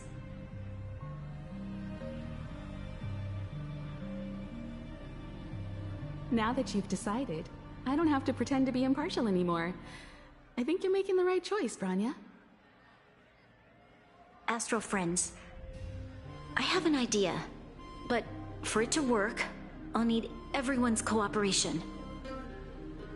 I need some time to rally all the residents in the city, and then I'll meet with Topaz again. Please locate her for me. It doesn't matter where she is or what she's doing. And if the IPC is still trying to take over Belobog's assets, I ask that you do everything in your power to stop them. Don't worry. Leave it to us. We'll find her. It won't be easy dealing with her, but these two will help me get the job done. Belobog's future is not for sale. And we'll never forget the friends who stood by us in our time of need. Not once, but twice.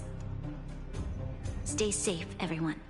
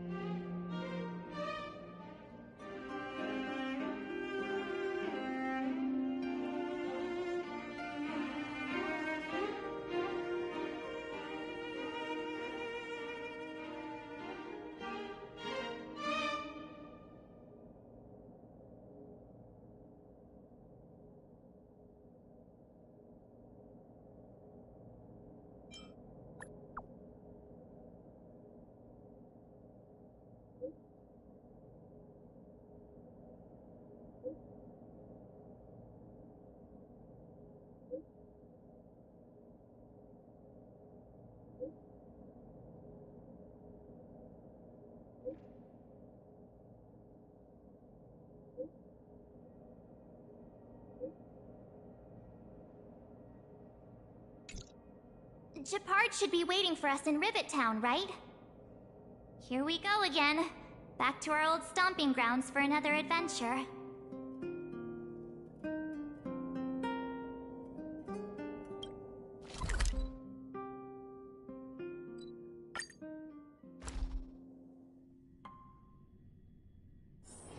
Where there are people, there is noise.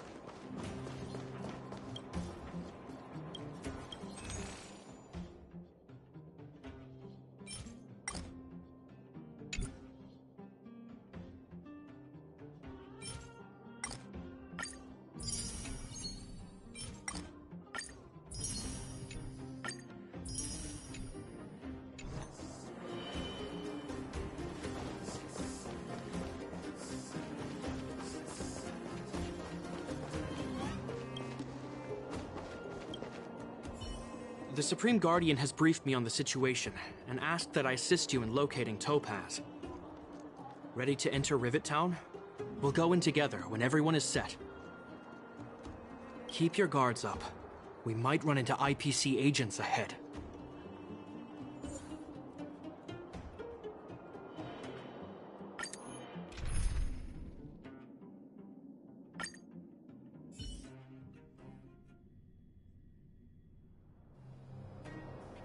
Destination reached. Wow, would you look at that? Huh. I never would have guessed it'd be here. But I don't see any mech or weapons. This place is completely surrounded by mountains. Surely they can't be. Affirmative. The weapons are concealed within the towering rock formations. No wonder we couldn't find the automaton factory. It was right under our noses all along. Wait a minute. You said these weapons have been hidden here from the very beginning? That means the architects of Eurillo 6 never used them in their fight against the Legion. Correct. After the IPC departed from this world more than 700 years ago, no one has possessed the necessary knowledge for activating these weapons. The architects used the IPC blueprints to construct replica automatons. However, the overwhelming majority of the combatants, commanded by Elisa Rand, were human. I see. The stories about this world are truly captivating. I would like to ask you a question, Topaz. You're awful polite for a big robot. Ask. Don't be shy. If the IPC does not intervene, this world is doomed. Are you convinced of this conclusion beyond any doubt? Yes. I've gone through countless case studies, and they all point to the same conclusion. Any world that comes into contact with a Stellaron is doomed. On the surface, things may appear to be getting better since the Astral Express lent a helping hand. But sooner or later, the underlying problems will resurface. A looming crisis can often lie hidden beneath the illusion of prosperity, unnoticed by many. Understood. Understood. That's it? You don't have any thoughts on the matter? Emotional readings indicate that your response is sincere and accurate. That is all I wish to confirm regarding this matter. While my opinion on the future of this planet may differ from yours, it ultimately holds no weight. I am merely a tool, not a decision maker. Huh. If only my colleagues had the same self-awareness as you. Come on, Numby. We've got some assessing to do.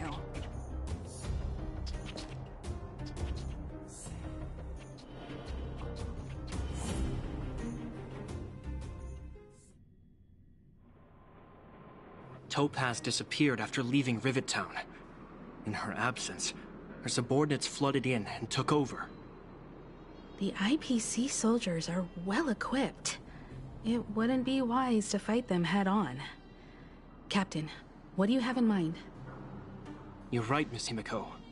We'll be using the automaton stealth bomb to cover our tracks. Automaton stealth bomb? I'll explain later. Let's get moving.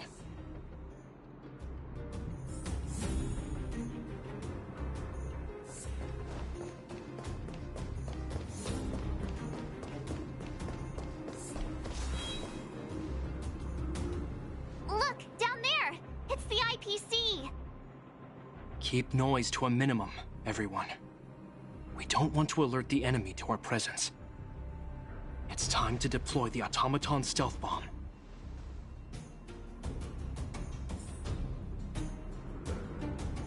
Are you ready? Remember, try to avoid being...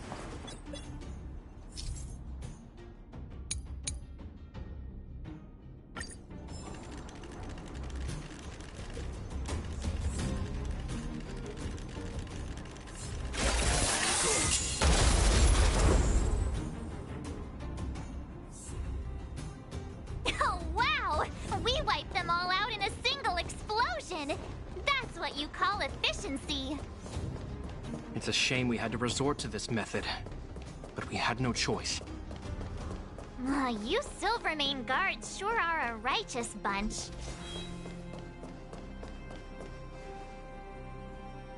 I've seen standard issue robots like these before.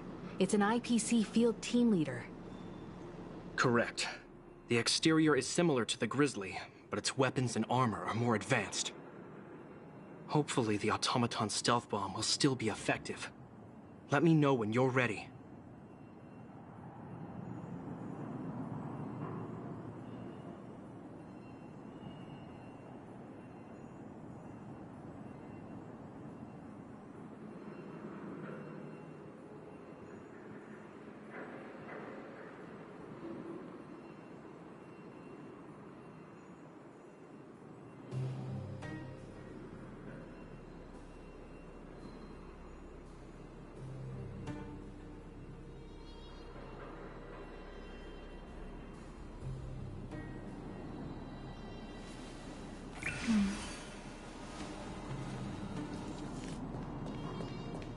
Are you ready?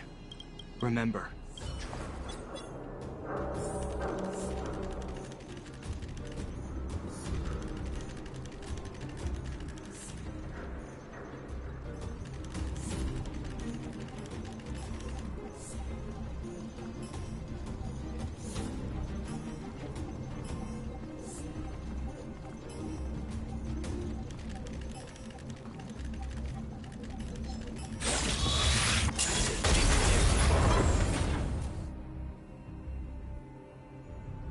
Oh, woohoo! The coast is clear! To be honest, I didn't think it would be so powerful. Good thing everything went according to plan.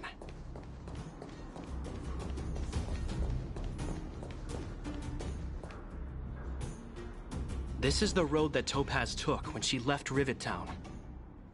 Let's find her, and tell her about Bronya's decision. This time, the gloves are off!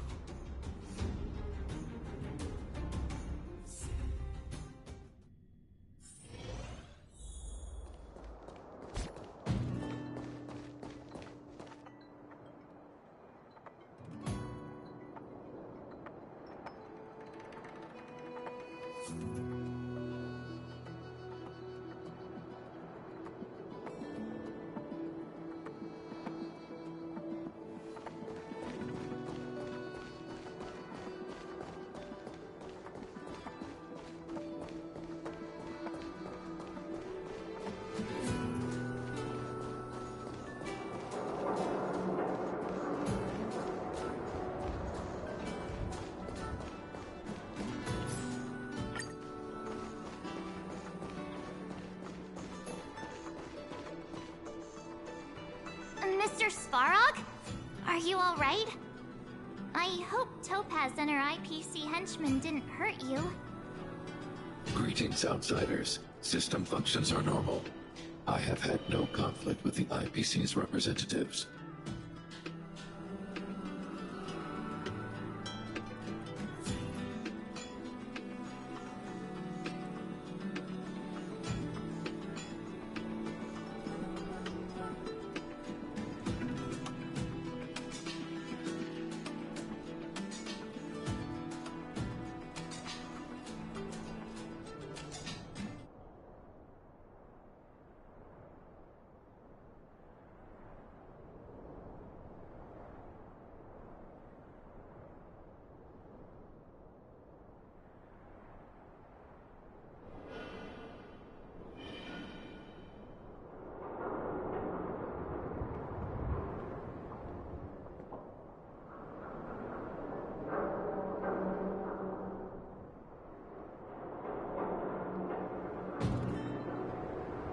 Such a result would be highly undesirable. Topaz is ahead. She had the means to force me to comply with her orders, but chose not to. From her perspective, the only way to preserve Belobog is by incorporating it into the IPC. While I do not agree with her viewpoint, I lack the computational power to provide evidence to the contrary. While it is unlikely, I still encourage the avoidance of any potential conflicts. Unlikely potential? Meaning there could still be conflicts. Don't worry, March. The Express never pursues conflict as a first means. But if it comes down to it, we won't back down either. That's how it's always been. Himeko's right. As long as we can look at ourselves in the mirror and know we did the right thing, that's all that matters.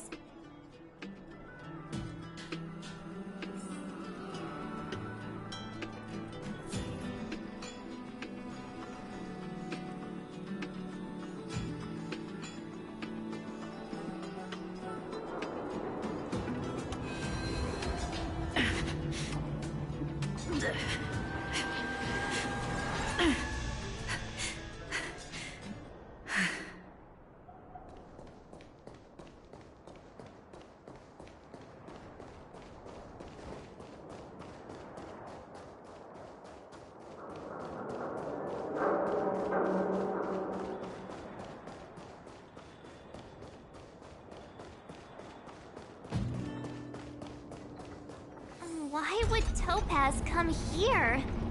Is she looking for something? It's possible. Many mysteries lurk beneath the surface of this world.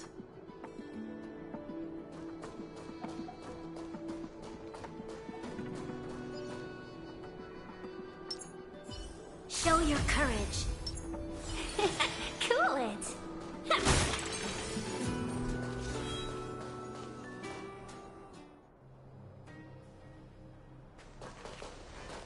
Oh, hey there, Slowpokes. I was starting to think you weren't gonna show up. This lady next to Miss March looks oddly familiar.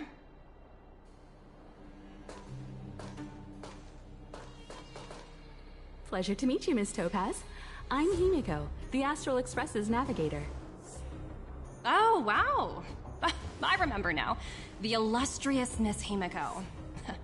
Some of my colleagues dream about meeting you.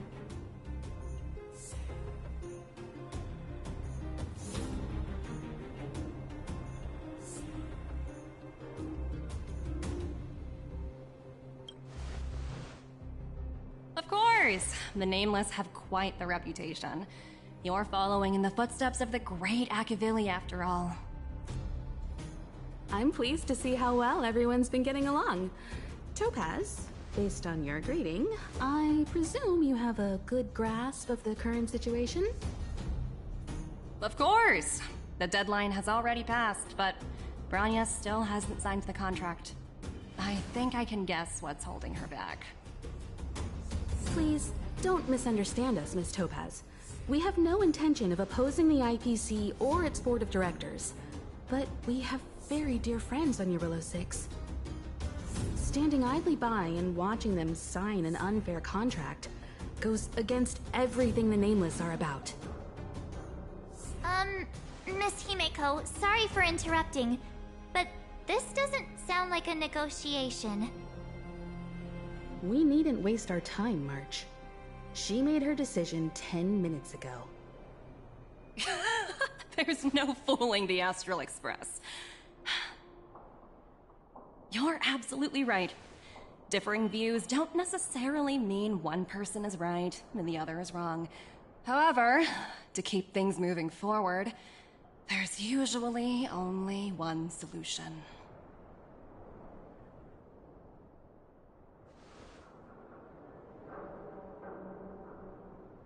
Huh? What do you mean? My superiors have granted me the approval I need.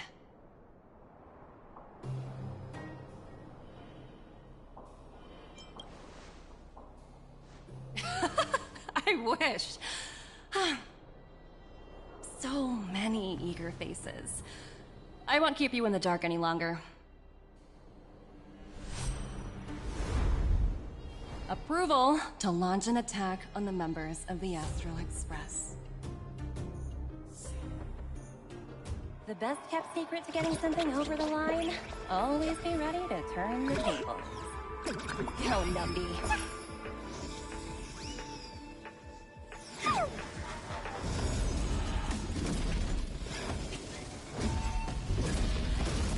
Projects under my wing have no room for error.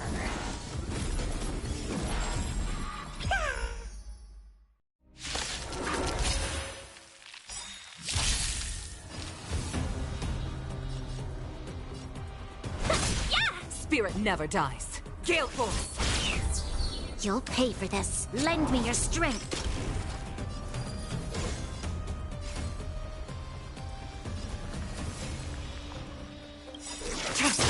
All will be revealed.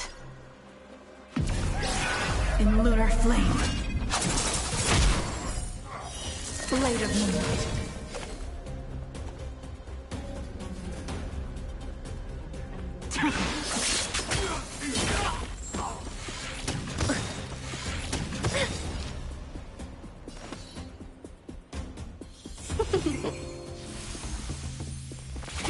This battle is unavoidable. Lend me your strength.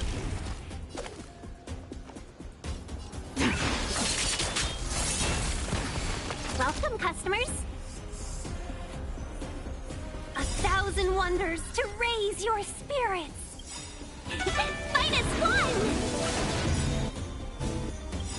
We've entered the storm. To guard and defend! Crush them! All will be revealed. In lunar flame.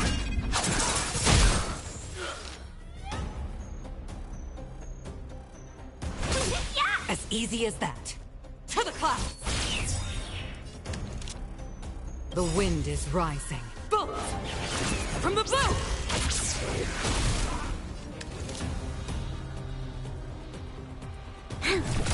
Tedious.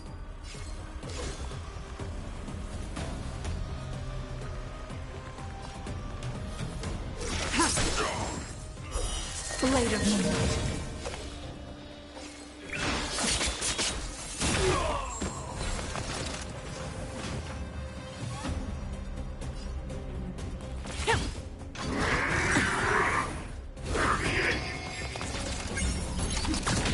Let's be friends.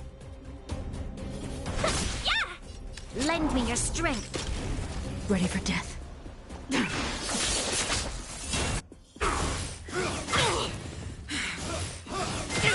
My lucky day. Gale Force!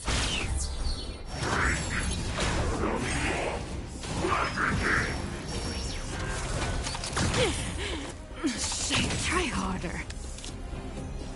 Lend me your strength. Stand down.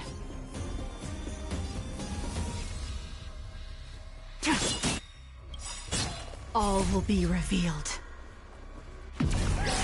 In lunar flame. You can't kill me.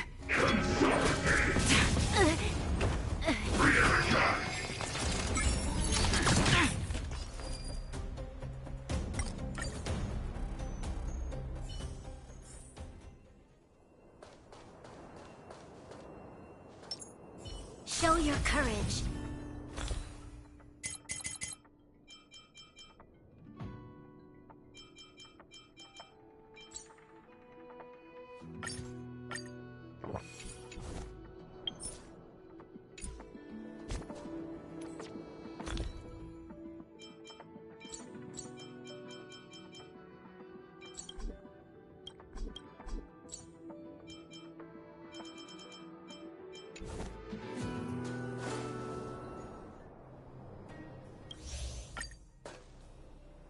The best kept secret.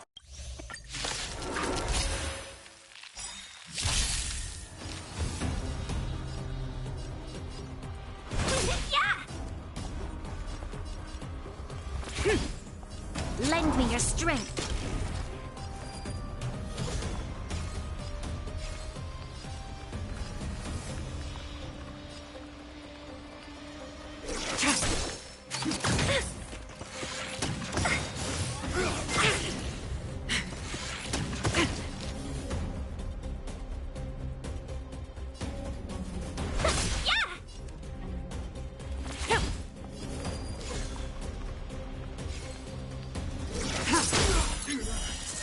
Blade of moonlight.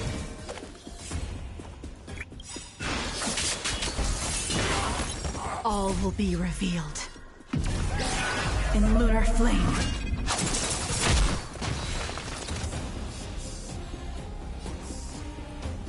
Gale Force! 1,000 wonders to rate. Fight as one! The wind is rough. From the bow! I can take it. Shame of it. You'll pay for this. Lend me your strength. We've entered the storm. To guard and defend. Crush them. Nowhere to run.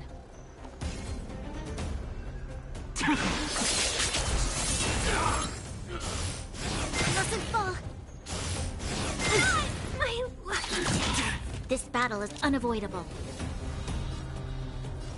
Lend me your strength. Ready for death.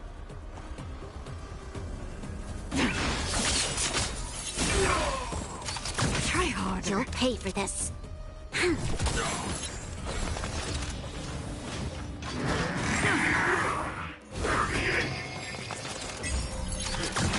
This battle is unavoidable. Lend me your strength. Stand down. All will be revealed in lunar flame. Blade of moonlight.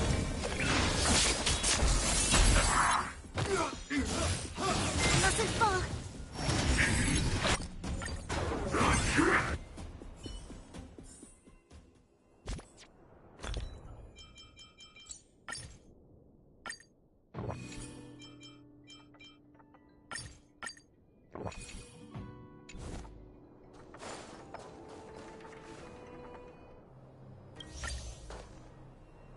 The best.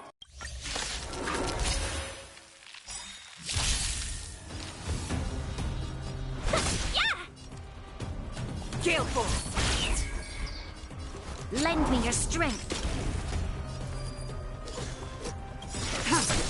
All will be revealed in lunar flame. Blade of moonlight.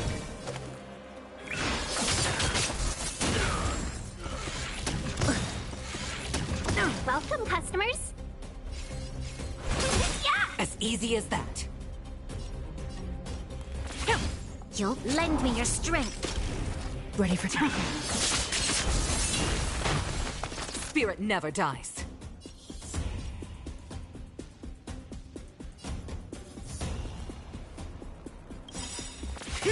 A thousand wonders. Finest one! We've entered the storm. To guard and defend. Crush them. All will be revealed in lunar flame. Seize the moment.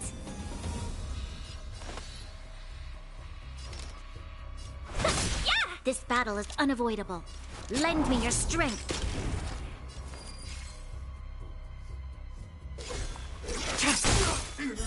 Blade of moonlight.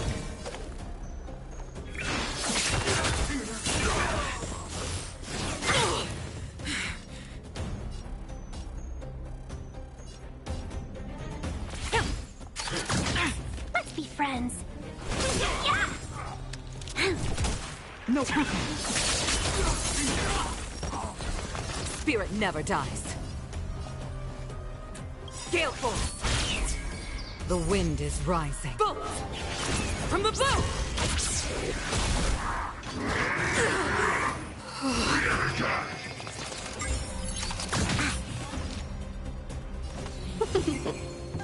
You'll pay for that. Lend me your strength. All will be revealed in lunar flame. Blade of moonlight.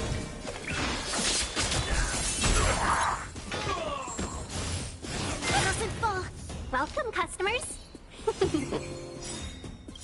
A thousand wonders to Finest one!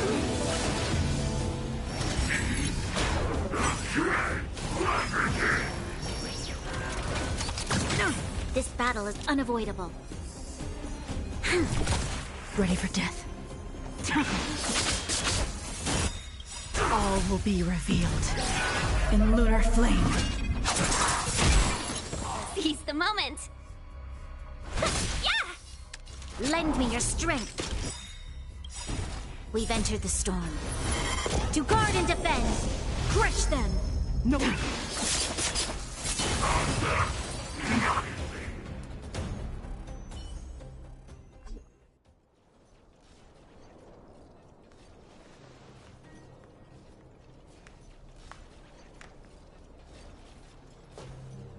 Incredible. No wonder the Astral Express is so highly regarded. Finished warming up? Now it's my turn. Stop! All of you, put down your weapons. Branya!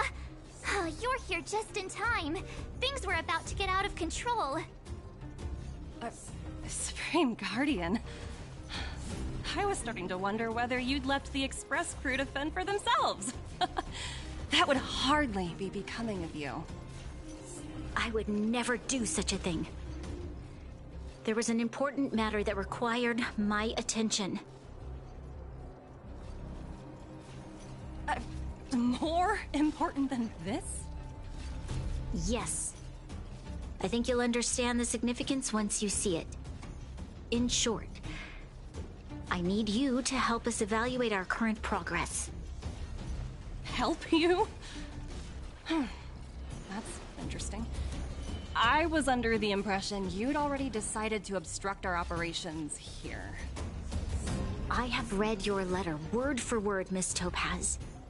And your childhood experiences truly touched me. Your hometown once experienced a similar catastrophe to Yarillo 6. So I can understand your perspective on the issue and the position you have taken. It's because of this empathy you have that I still hold out a glimmer of hope. Despite all that's happened, I hope we can still find common ground through peaceful means. I have to admit, talking to you is always such a pleasure. I apologize for my behavior just now. It was, inappropriate. I admire your determination, seeing as we've come, this far. I've changed my mind. I'll hold off a little longer and see what you have to show me. But remember, winning over the higher-ups won't be easy. I understand. That's why I've been taking things one step at a time. The first step was changing your mind. Members of the Express, we'll need your help too.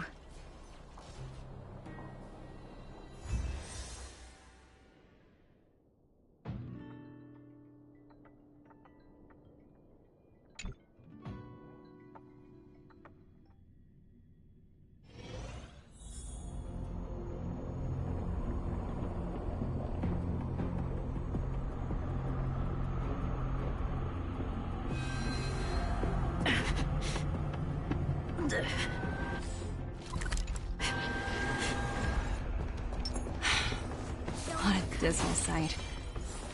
This district. Have you been here before? Yes. This is where we put an end to it all. And then began again. That's right.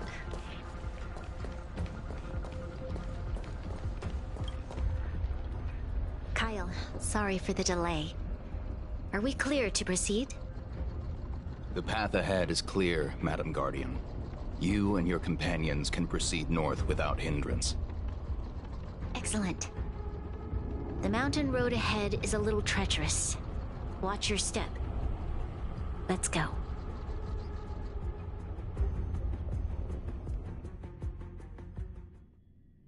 What is this place? We've never been here before, right? We've only recently discovered this domain. Let's keep moving forward. What I want to show you is just ahead.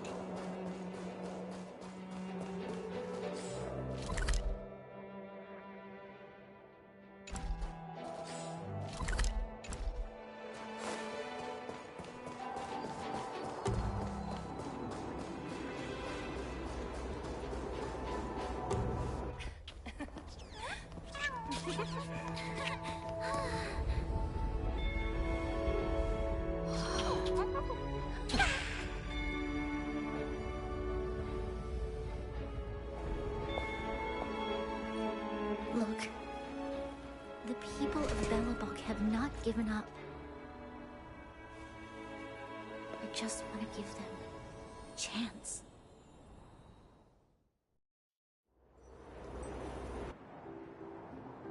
Do you two recognize that broken down machine over there?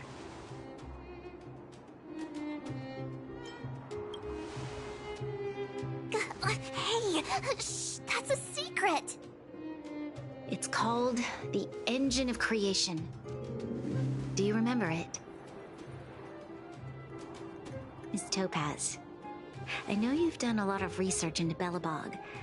I was wondering if there was any information on the Engine of Creation in your records? Not at all. Which is why I find it so incredible. Such a massive feat of engineering, yet there's not a single mention of it in any of the Strategic Investment Department's reports. I may know the reason why.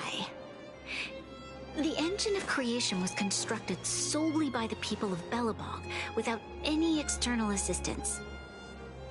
The project was led by the first Supreme Guardian, Alyssa Rand. While warriors fought on the front lines, the engineers worked tirelessly behind the scenes, designing and constructing it. So what you're saying is, the engine of creation was a weapon constructed by the Belabogians themselves? Yes, but not entirely. The engine of creation was commissioned for combat shortly after its completion, and played a significant role in the battles against the Legion.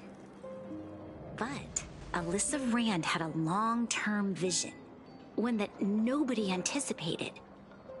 For a long time, this feat of engineering was codenamed the Geological Reconstruction Unit.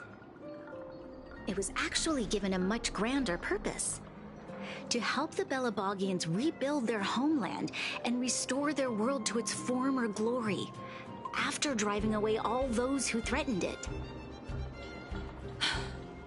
Remarkable. A vision that would transcend both time and generations of Belabogians. Madame Rand was truly an inspiring leader.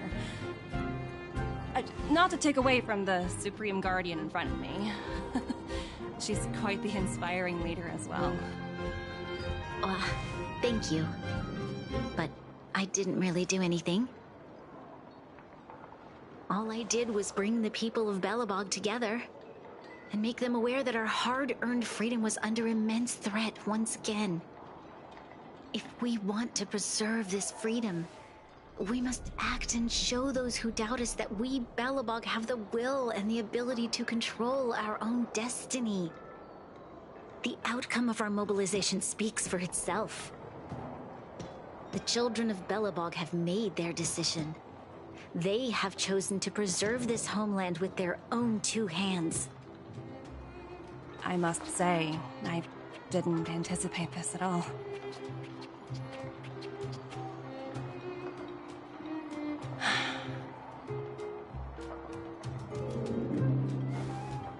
I'll fight for this opportunity for you, Bronya. I shouldn't have conflated your own circumstances with my childhood. That was a serious lapse of judgment on my part.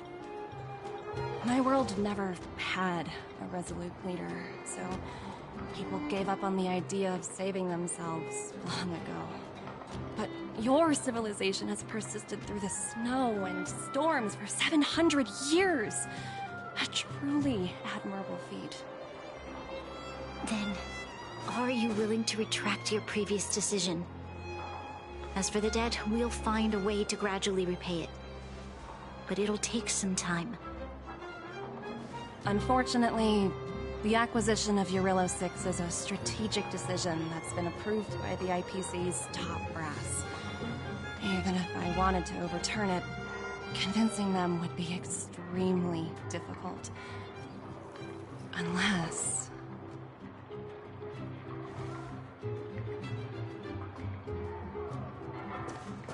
Don't worry, Miss Topaz. Myself and all of the Nameless aboard the Astral Express are willing to vouch for this world. Fantastic. That might just work. As for the, reports and potential accountability... I'll handle it.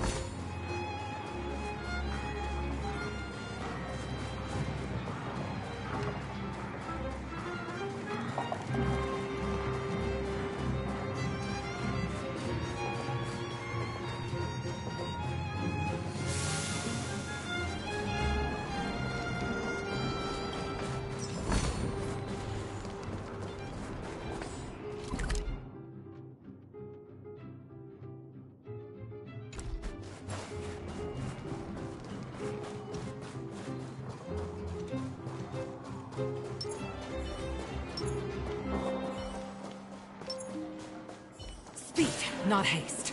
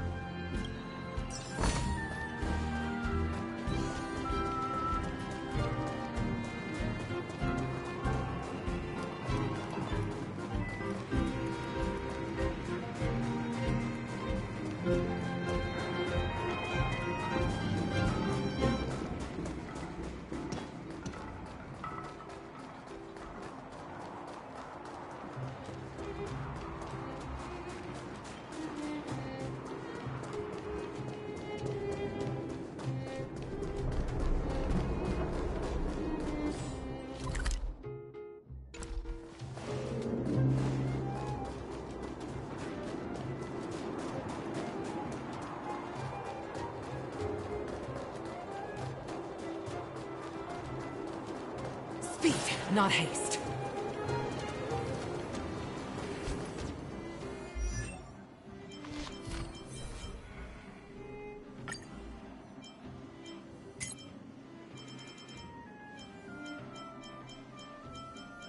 Speed, not haste.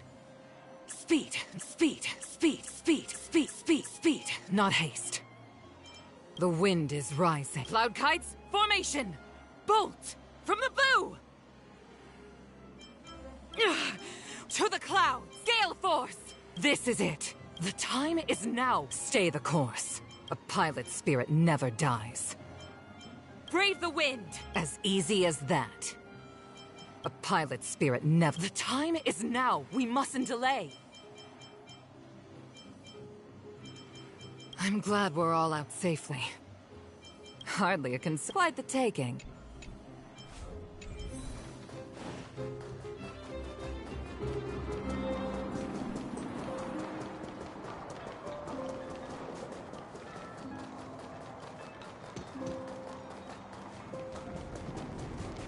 Miss Topaz, you mentioned accountability. Don't worry, it's nothing I can't handle. There are more important things than titles and ranks. Finding the best solution is what matters most.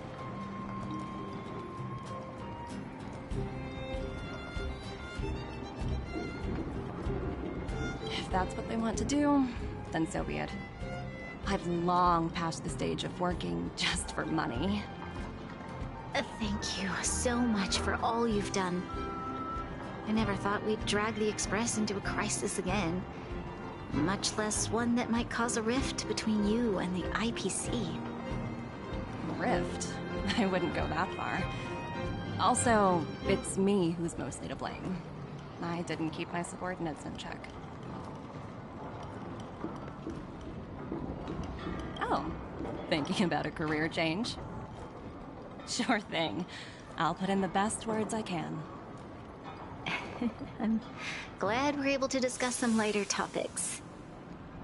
Well, you all need some rest after everything you've been through. I have arranged rooms for you all at the Goethe Hotel. Miss Topaz, if you need somewhere comfortable to stay. I appreciate the offer, but I need to head back and deliver my reports. It's been great getting to know you both. I hope we can work together again in the future. Only next time under better circumstances.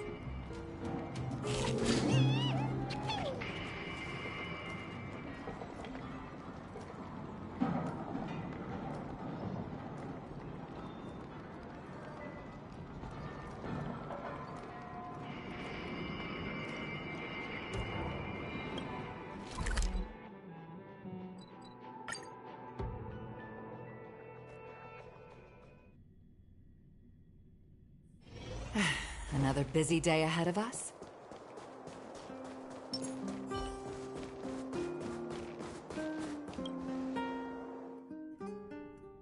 I've been wondering, how did you figure out what was happening here on Belobog, Himeko? Well, you know, keeping an eye on the crew is just another part of a navigator's job.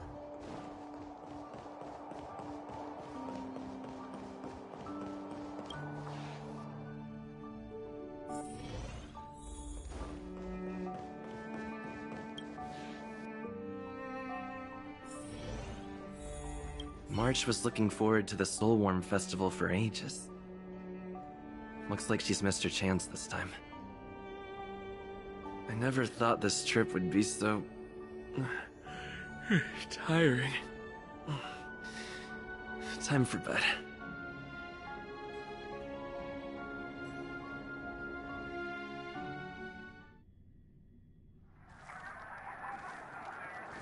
In light of the events that have transpired, we will be taking the following disciplinary measures against you. Your rank will be demoted from P45 to P44 with corresponding adjustment to your basic salary. All bonuses for the current cycle will be revoked, including stock options and performance bonuses. You will need to submit an additional report regarding this incident to Diamond. If you have any objections to this penalty, you may also file an appeal in writing. I have no objections. Understood. Is there anything else anyone would like to add? If there are no further remarks, this meeting is concluded.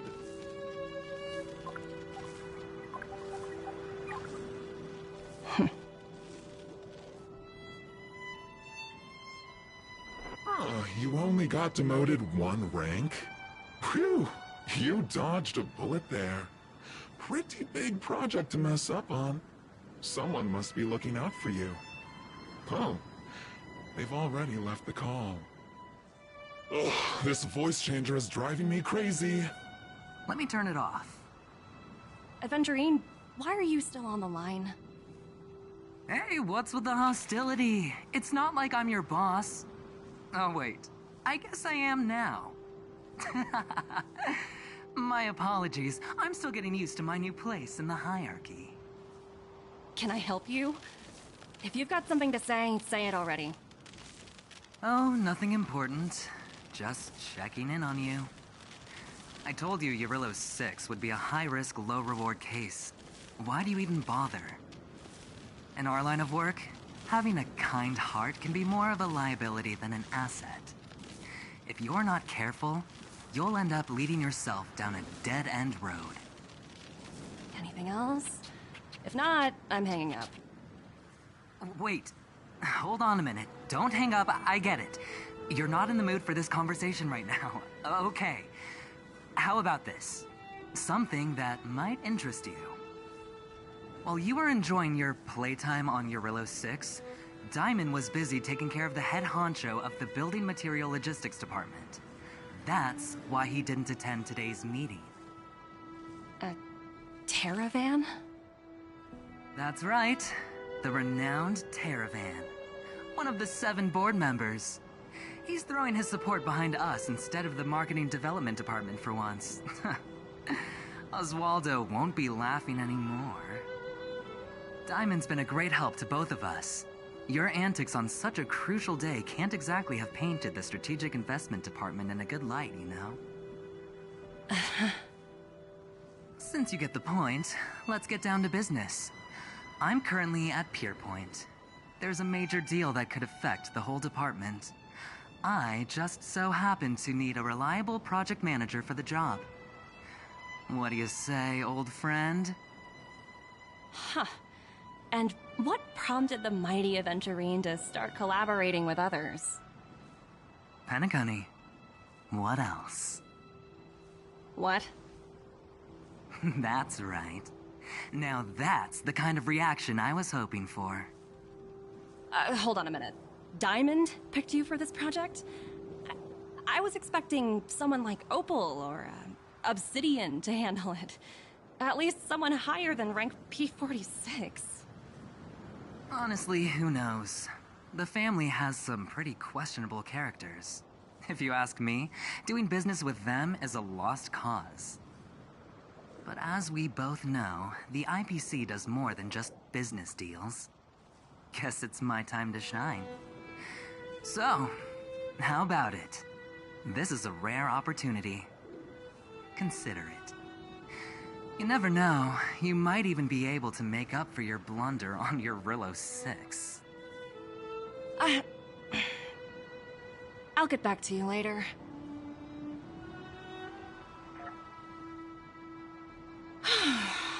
Seems like it's just one wild ride after another.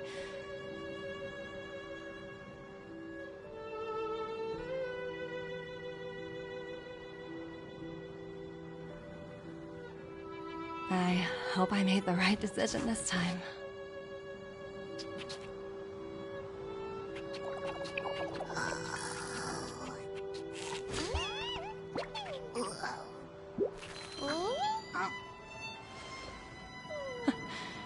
The snow is mesmerizing.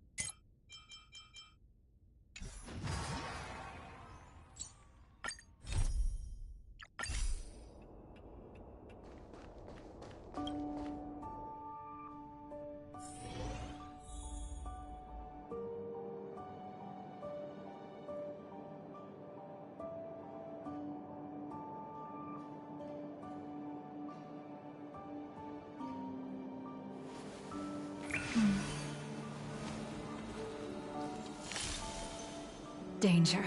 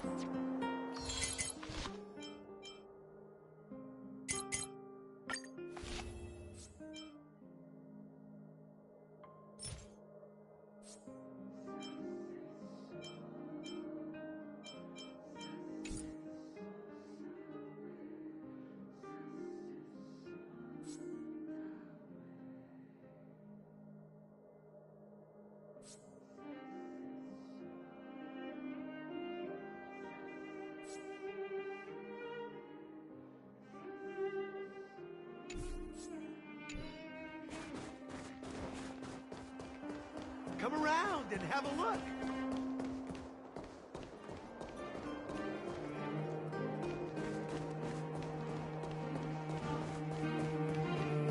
So, this friend of mine.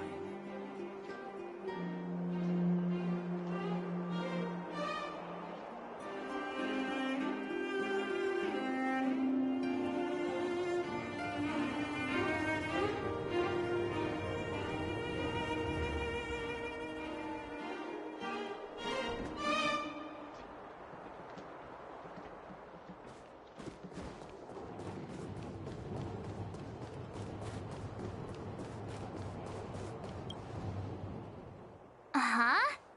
Who's Wilder? And what's Ethereum Wars? A game ad? Using the IPC's cutting-edge ether copying technology, we can record any creature you've seen inside of an ether coin. Just print it out and compete against other players. Let your ether spirits fight for your glory. Oh, seems pretty neat, don't you think?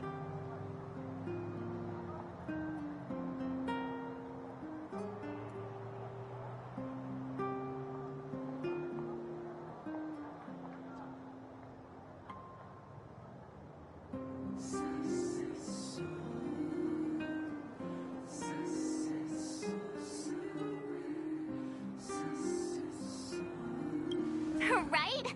I knew you were a gamer. Want to check it out on the way?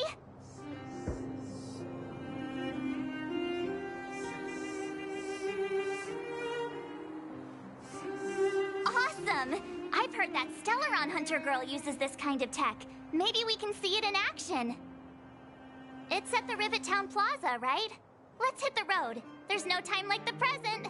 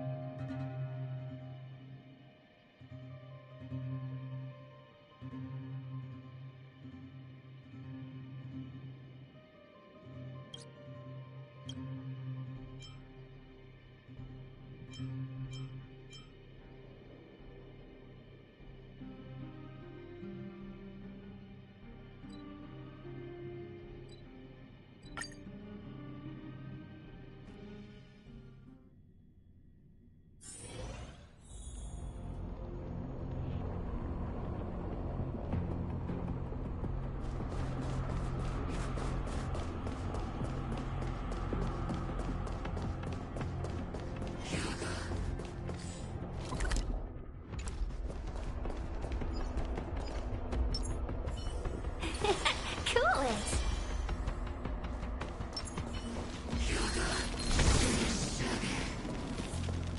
The moon shines on the truth.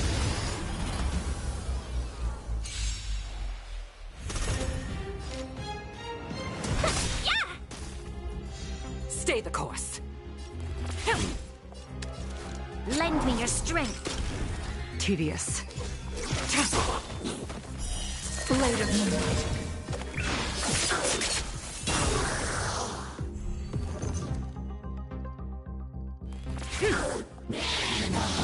Troublesome. You'll pay for that. Lend me your strength. Ready for death.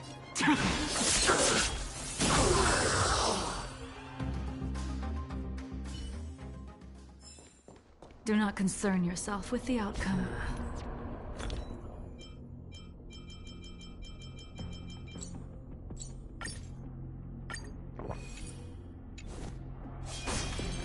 Judgment awaits. your courage. The moon shines on the truth. Speed, not haste.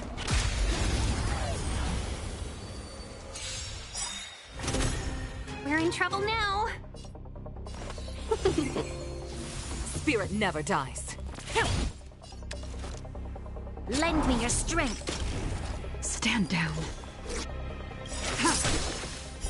Blade of moonlight. In lunar flame.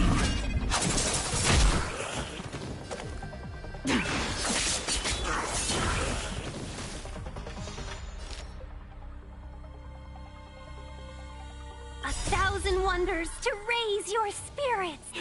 Fight as one!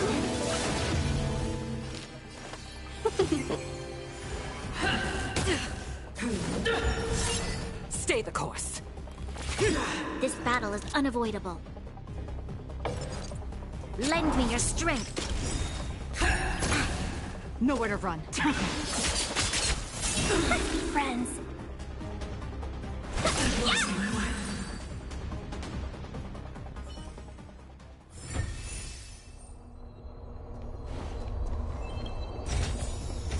Quite the taking.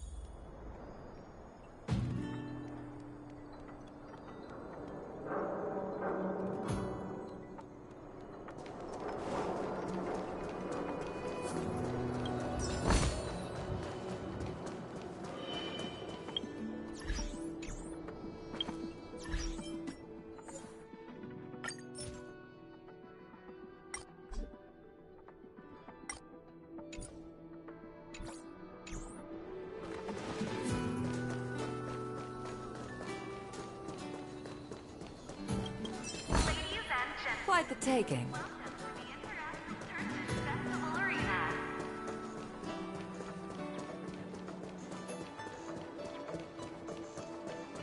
Welcome to the Festival Arena. Speed, If you not require haste. any assistance, please ask one of our staff members.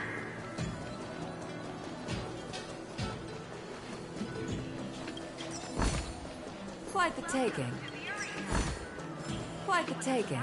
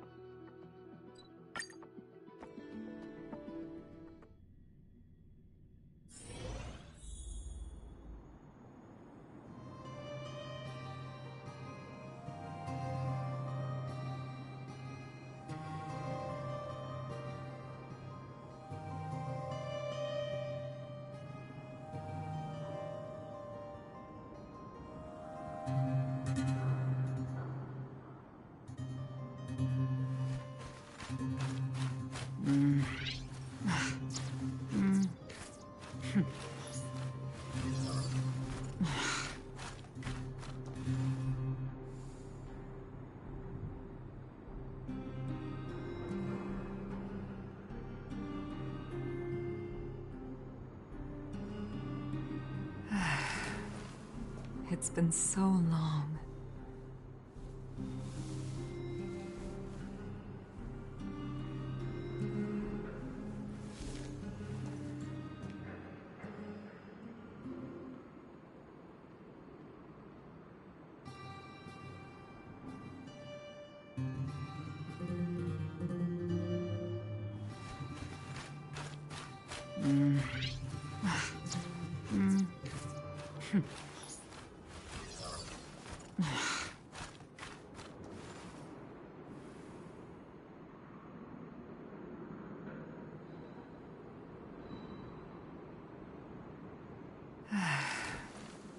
It's been so long.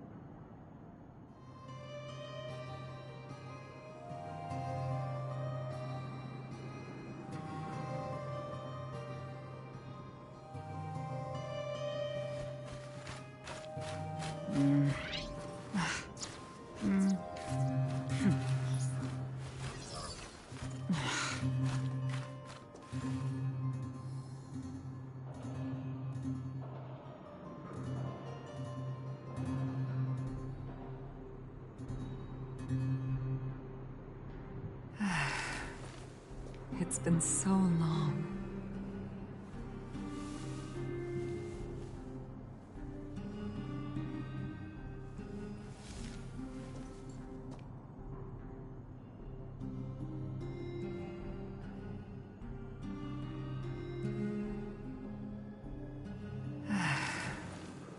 It's been so long.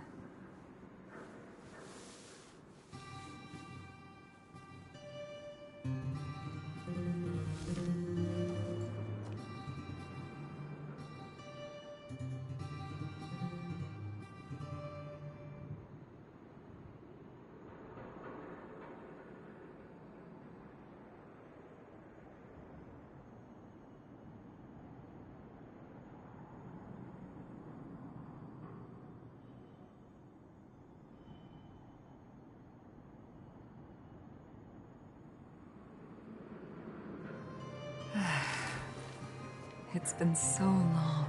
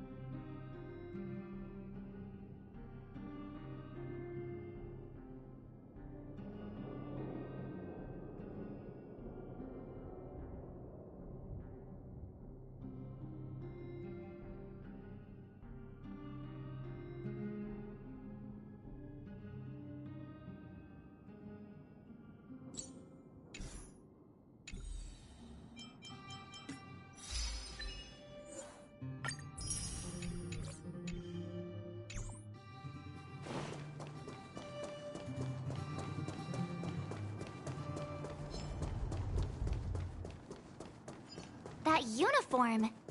Was it him that texted you?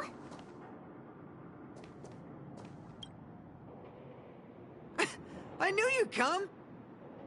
Come on, let's chat about Ethereum Wars. I've been playing it for 18 years, so ask me anything. I'll tell you everything I know. Yeah! Can you give us an overview? Why, it'd be my pleasure. I could talk to you about Ethereum Wars all day. Ethereum Wars. The name says it all. It's a collectible card game that uses ether copying tech, and ether coins are what you use to play. Using an ether coin, players can store creatures they've encountered in the form of an ether, and then manifest them as ether spirits to battle against other players. Collect, battle, train, and upgrade. That's Ethereum Wars' motto.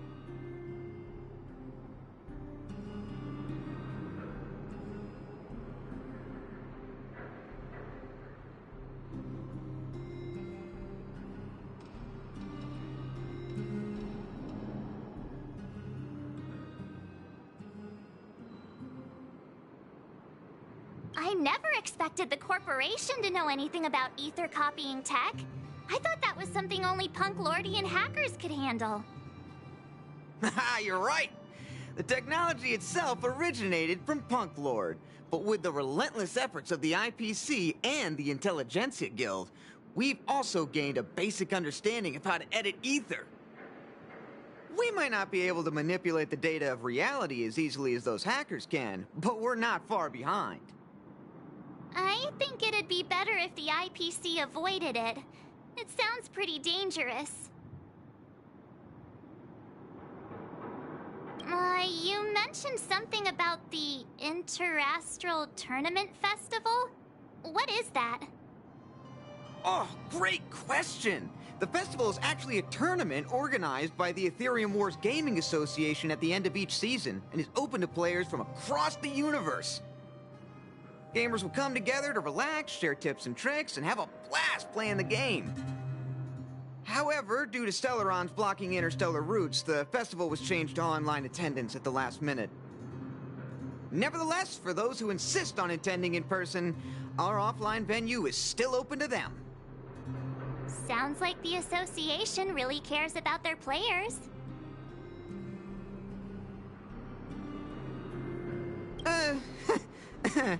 Well, that's... Do we have to start an interrogation right now? I know the IPC aren't exactly our friends, but that's not just his fault. That's right! Any idea where we can give it a spin? I can't believe it! I finally managed to successfully promote the game! Is it that difficult? Oh, wait, does this game suck? No, of course not. It's just, as someone who's been playing this game for so long, I guess it's hard for those who haven't played it to understand. I swear on my reputation that this game is truly the best form of entertainment out there. I'll take the rap if you don't like it. There's no time to waste. Since you're both interested, let me take you to the festival service hall to register your accounts. This way.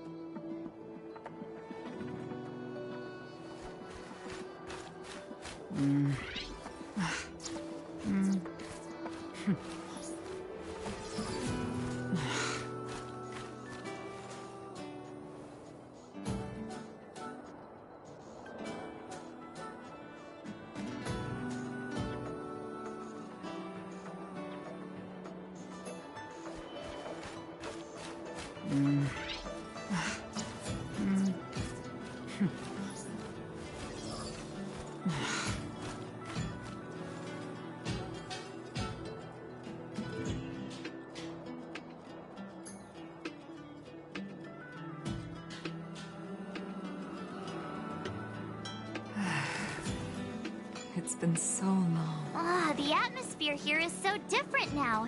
It's so lively. So you guys have been here before? The corporation recently saw the potential in Eurillo 6 and decided to renovate this old weapon testing ground. Take a look. This is where the Interastral Tournament Festival will be held this year.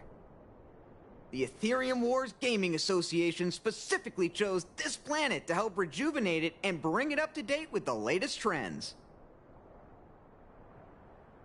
Good, good. Everything is going according to plan. Is that... Mr. Giovanni, is that you? Hmm? Oh, Wilder!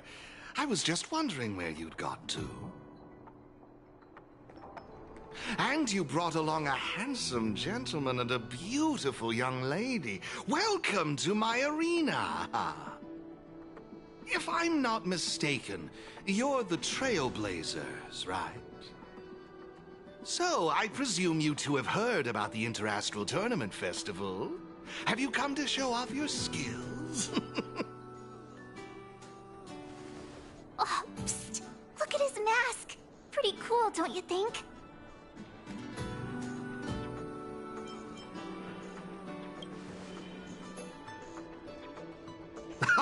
Look at me, forgetting my manners.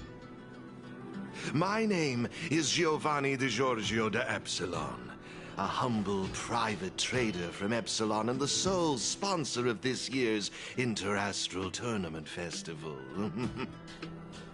If there's anything I can do for you, don't hesitate to ask. Thanks for introducing yourself, Mr. Giovanni D... something something. You seem like a pretty important person. What brings you to this kind of place?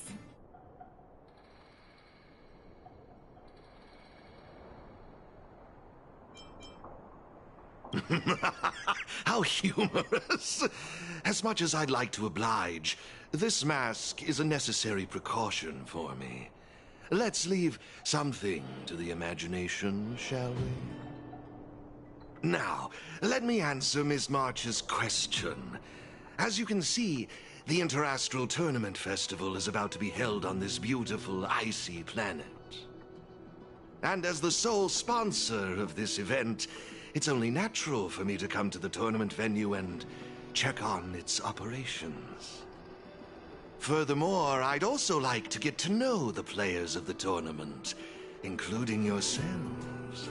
One can never have too many friends when it comes to doing business in this, vast universe of ours. If you'd be willing to call me friend, it would be a great honor to have you as such. Wow, weird mask, strange vibes, a little out of touch. But he seems friendly enough, right?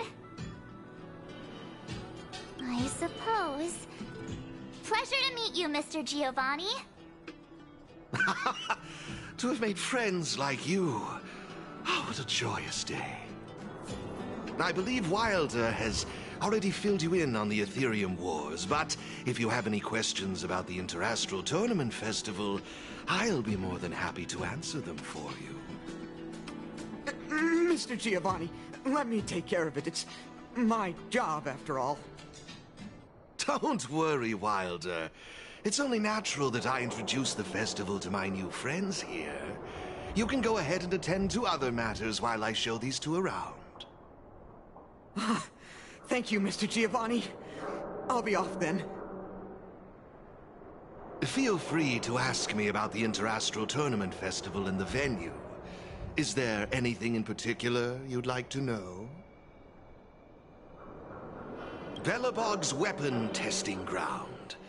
At least it was 700 years ago. While renovating this place, we stumbled upon quite a few automaton production lines, all covered in thick layers of dust. Several hundred years ago, the people of Belobog tested the performance of their combat automatons here.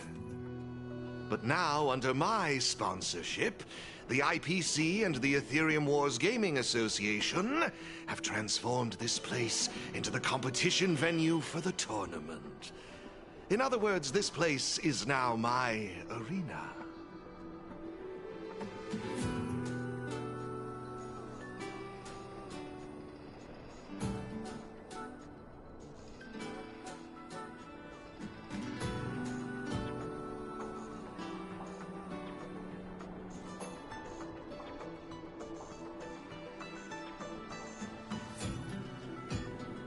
That's all I can share about that at the moment.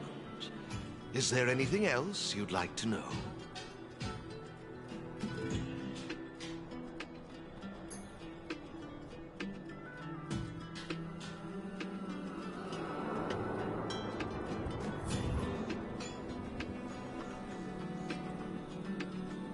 Indeed. Have you seen the big circular platform down below? When the championship commences, this space will serve as the arena for Ethereum Wars players to showcase their skills and where they'll vie for supremacy. During the festival, you'll have the chance to mingle with players from all over the universe, share experiences, level up your ether spirits, and challenge each other. Ah, yes, my apologies. I should have mentioned this earlier, but because of the well-known Stellaron problem, many players won't be able to attend in person. So it's likely you'll mostly encounter familiar faces during the event.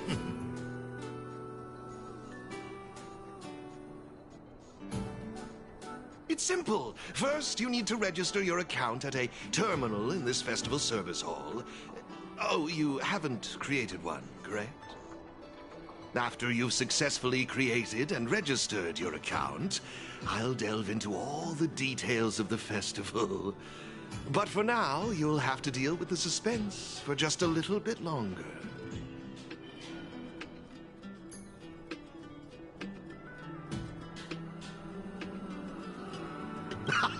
You've certainly got quite the active imagination. Rest assured, I'm just passionate about gaming. I love observing how players compete and cooperate with each other. I have no hidden agendas, I can assure you of that. I swear on my reputation and my mask.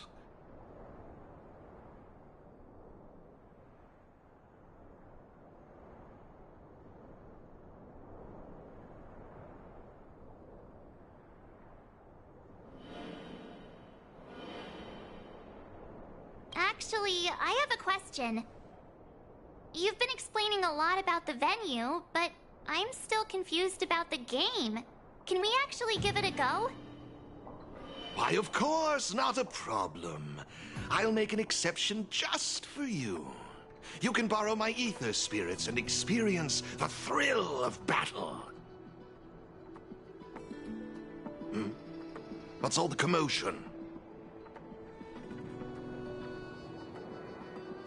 Hey, twerp! Hand over that coin! Oh, you little brat! Who said you could touch this?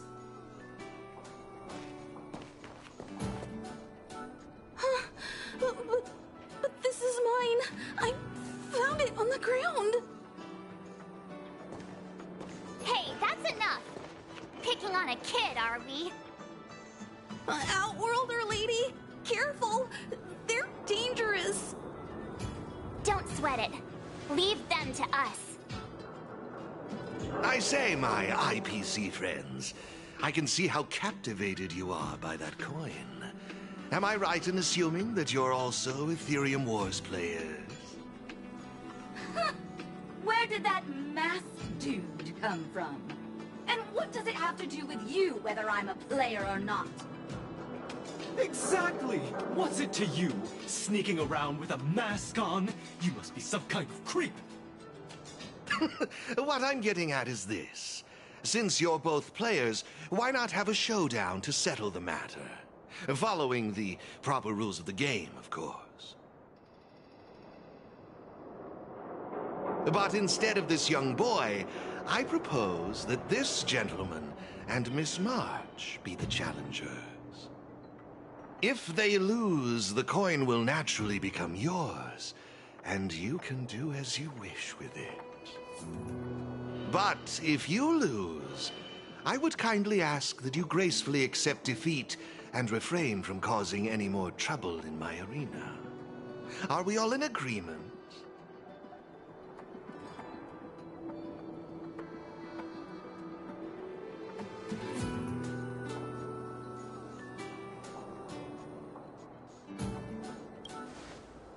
I had a feeling you'd say that. Here are a few beginner-level ether spirits for you. They'll help you get the hang of the game's pace and rules. If you have trouble handling these beginner spirits, it might indicate that this game isn't the best choice for you. You've got some nerve. You're in for a rude awakening. Prepare to face the might of Topaz's support squad!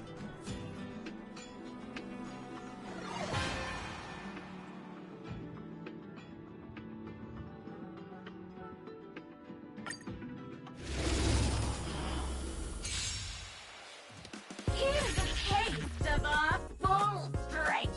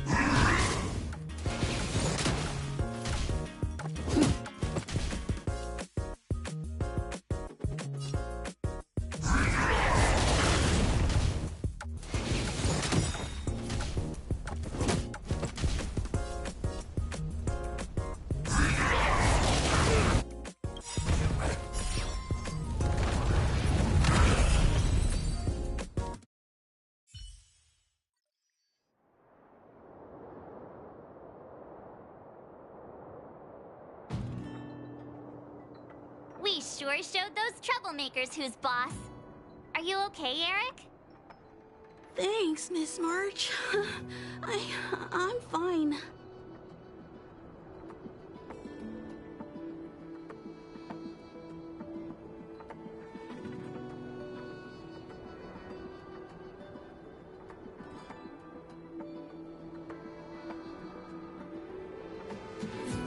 Good. Why were those IPC workers threatening you? I don't know. I just found this coin on the floor. Based on the appearance of the coin alone, it's difficult to discern any significance. As for who it belongs to, that's also a mystery. Didn't they mention something else? Topaz? Yeah, they mentioned Miss Topaz. What's that all about? Oh, I know. They said they were members of Miss Topaz's support squad. They said they'd gather the strongest ether spirits from across the universe and give them to her, so she could win the tournament. Huh? Would Miss Topaz stoop so low? I can't believe she'd be that desperate. I think there must be some kind of misunderstanding. I have had some interactions with Miss Topaz, and this doesn't seem like her way of dealing with people. I suppose that means this coin doesn't belong to Miss Topaz after all.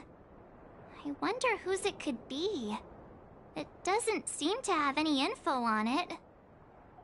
Indeed. There is no information on the ether coin that could help us trace it back to its owner. It seems returning it to its rightful owner will be quite the challenge. I think it'd be better if you kept it. I have no clue what this is or how to play that Ethereum Wars thingy. I bet you guys can find a better use for this coin than me. I see. Well, when you put it that way, looks like we'll hold on to it for now. What do you think, Mr. Giovanni? I have no objections. After all, trading and training are all part of Ethereum Wars.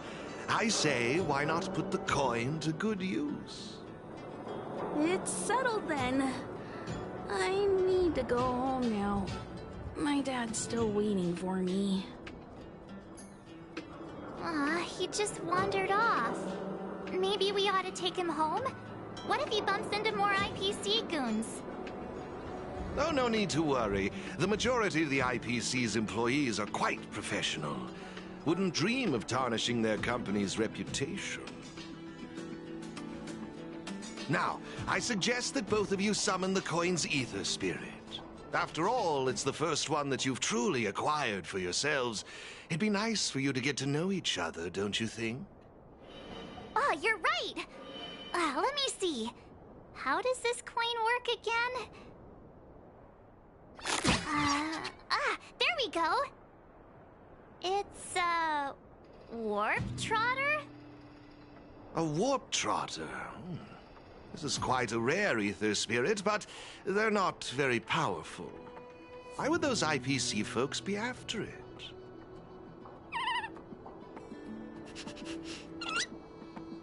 Huh? Looks like the little guy's scared. What do we do? What do we do? Did we do something wrong? Don't worry, Miss March. It's likely the warp trotter is just naturally timid.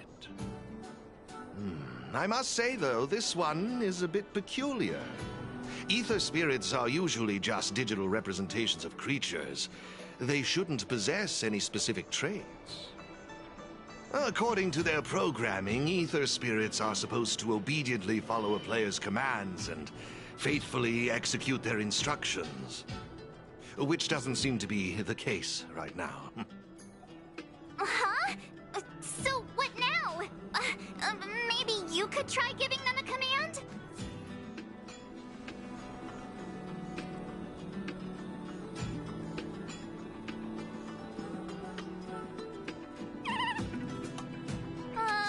Looks like it didn't work.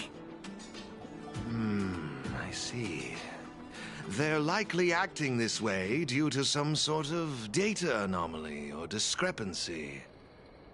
It would be best to report this issue to the Ethereum Wars project team, so they can address it accordingly. But wouldn't that mean getting rid of them? No way! We can't hand them over to the IPC.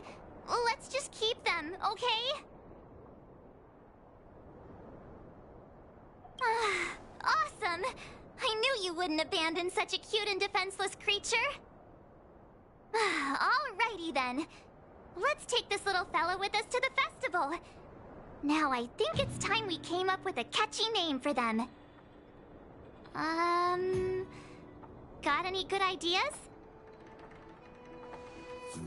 I'll lend you an extra brain cell.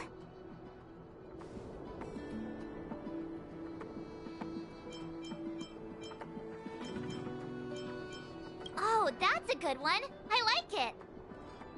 It's up to you. Do you want to try something different? No problem. No problem. Really? It's up to you. No problem.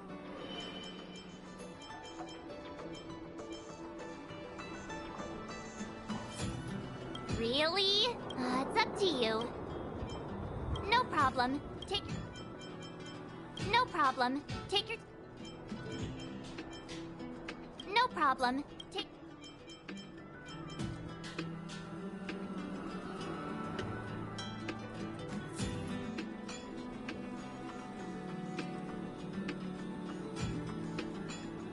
Really? Sounds a little... it's up to you. Look! They're reacting! Seems like they really like this name. Alrighty then. even though I don't know where you're from or how you got here, let's go and win that tournament! Of course, it'd be even better if we could unravel the mystery of your past along the way.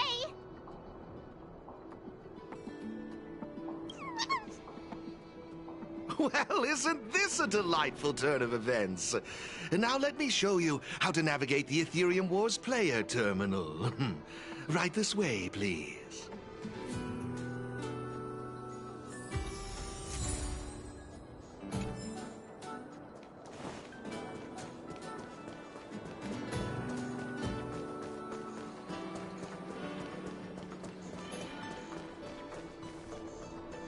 This is the Ethereum Wars player terminal. Give it a try.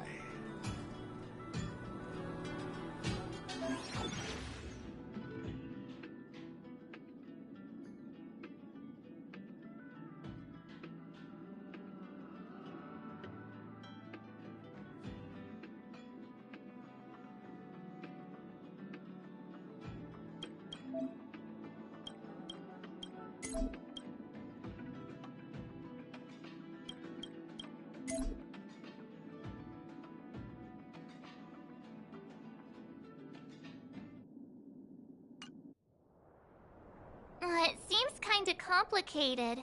Have you got the hang of it yet? Pretty impressive. So if we encounter any problems, we'll know who to turn to for help. To participate in the tournament championship, make your way to the various victory zones and increase your victory rating. Complete the trials in each victory zone to earn all of the mastery marks. Please excuse me if you may. I have a few other facilities to inspect to ensure the festival runs smoothly. If you have any problems, the staff at the service hall will be more than happy to assist you. I wish you all a memorable festival. Farewell for now, dear friends. Okay, looks like we've learned all the essentials. Let the fun begin! Let's head towards the first victory zone. Corridor of Fading Echoes.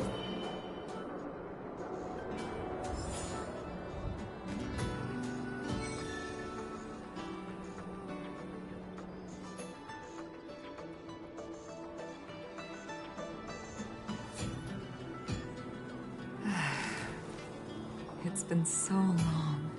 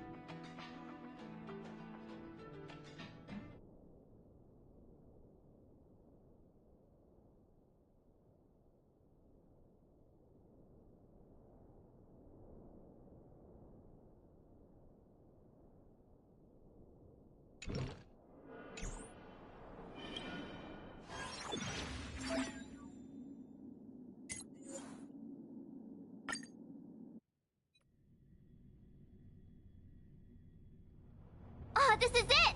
The entrance to the Corridor of Fading Echoes Victory Zone. I just looked up some tips on the Interastral Network. These victory zones are leased by the IPC and the Gaming Association from various planets. The IPC's reach is impressive. Ready to head out?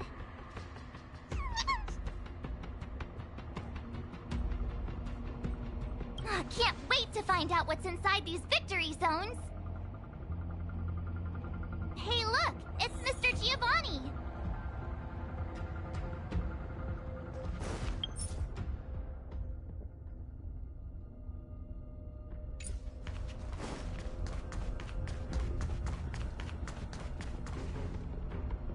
Mr. Giovanni!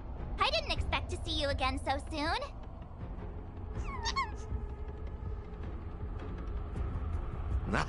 You two move fast. Welcome to the Corridor of Fading Echoes Victory Zone. Oh, great question. As the event's sponsor, I'm tasked with inspecting all facilities, and this place, the previous tournament's arena, is my first port of call. Am I correct in saying that this is your first time entering a victory zone? In case you want to hear the rules again, players can enhance their victory rating by engaging in various activities within the victory zone, such as collecting roaming data and participating in sparring matches with other players. Collecting roaming data is a vital aspect because it's the only way for players to encounter new ether spirits, aside from purchasing or trading them. Since you're both here, let me give you a lesson on gathering roaming data. Oh, really? We know you're pretty busy. Oh, it'd be my pleasure. Assisting new players in swiftly understanding the gameplay is just another part of the festival. I will give you this ether data, Blaze Out of Space. With this, collecting roaming data should be much easier for the both of you. There happens to be a good number of roaming data targets in the vicinity. How about using them as practice?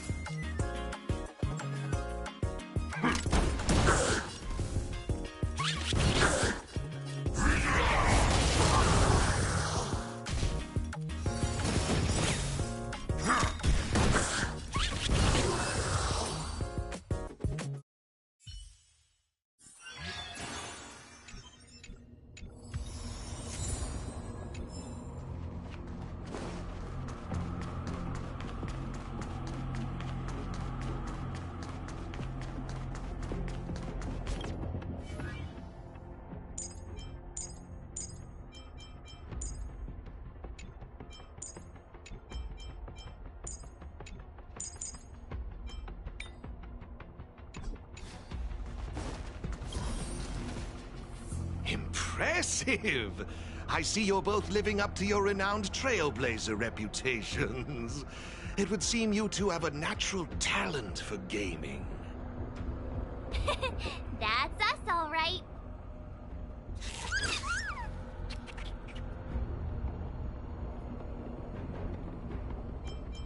Taking every chance to pat yourself on the back, I see.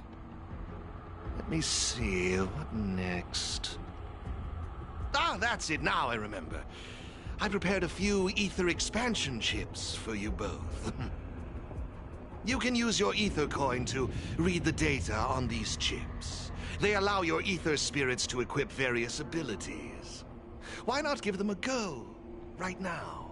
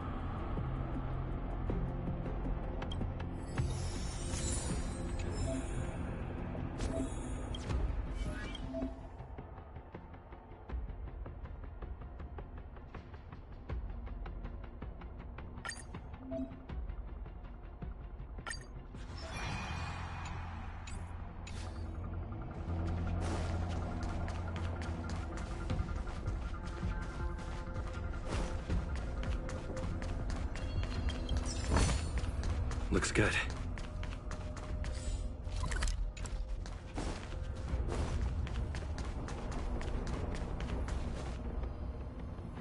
Hey, everyone's here! You and Little March, too. What lucky charm lured these two great heroes our way? Serval, Pela! Has it really been that long? It's great to see you too! Behold, two championship contenders! It would seem the stage is set for some intense competition. Huh? Serval's the championship contender for this victory zone? I guess it's time we got our act together.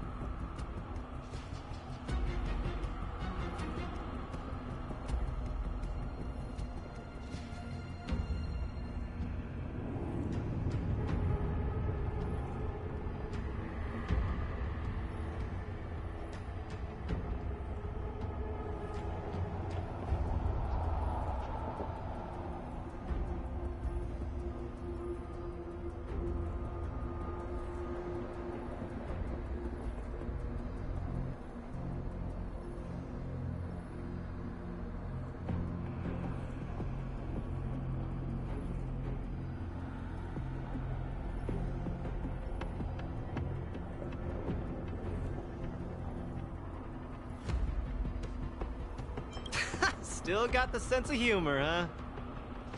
It's been a while, outsider. You won't get away with it this time. Huh. So is this game already popular in Belobog? Yeah, but I guess no one in Belobog had much of a clue about video games before the IPC showed up. I gotta say, Ethereum Wars is really fun. I've been grinding for several days straight. Barely even had time to eat. I wish you'd put the same effort into other things. So, Miss Serval, Miss Pela, how are you feeling? Have you gotten accustomed to the title of championship contender yet? Totally used to it. Pela and I have already struck fear into the hearts of more than a few newbies. Should we really be bragging about something like this? It's good that you've gotten used to it. Entrusting the victory zone to the two of you was the right decision. Since you're all here, how about we let Miss Serval and Miss Pela, our championship contenders, explain the rules to everyone? No problem. The rules are actually quite simple. To start with, I've made some minor tweaks to the snowshine lamps, making it possible for heat to be transferred between them. Just pop a thermic core into a lamp, and all the nearby lamps will light up simultaneously. Cool, right? The puzzle for you to solve is to use the limited number of thermic cores at your disposal to illuminate all of the designated snowshine lamps scattered around the victory zone. Experience is always the best teacher. So go ahead and try for yourselves with these two lamps.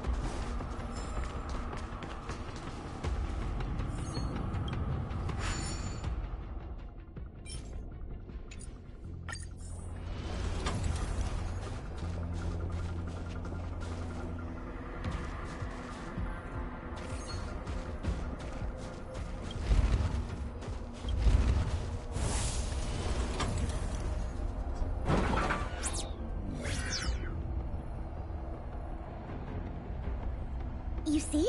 Serval's modifications to the lamps allow you to illuminate lamps that are out of your reach.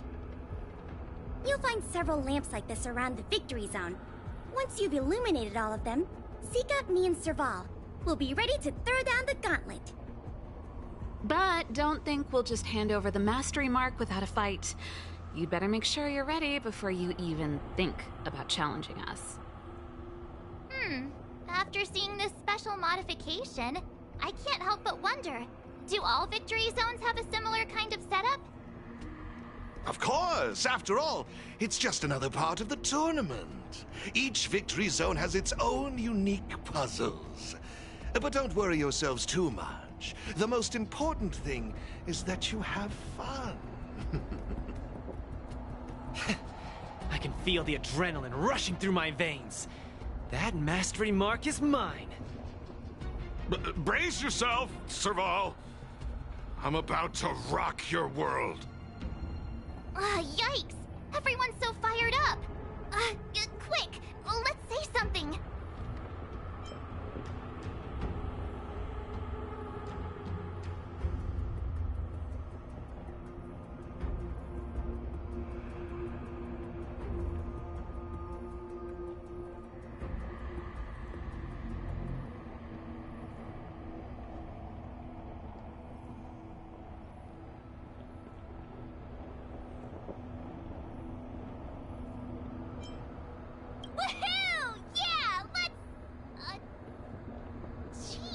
Did you join the Antimatter Legion when I wasn't looking?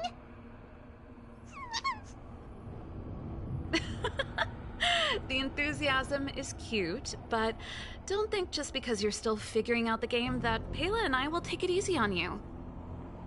There are 3 thermic cores. You'll need them to solve the puzzles in the Victory Zone. Let's see what you've got.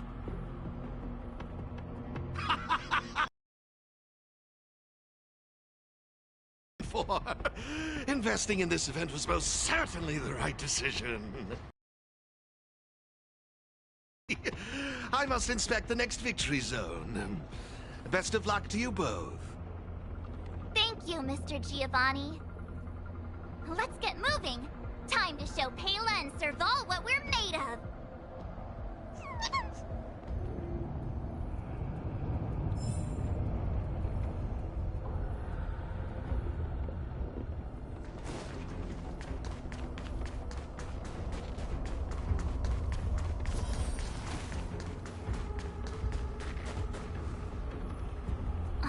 Seriously? Who puts a lamp there?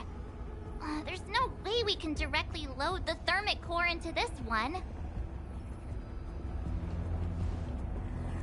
Why don't we try using the lamp's heat transferring properties?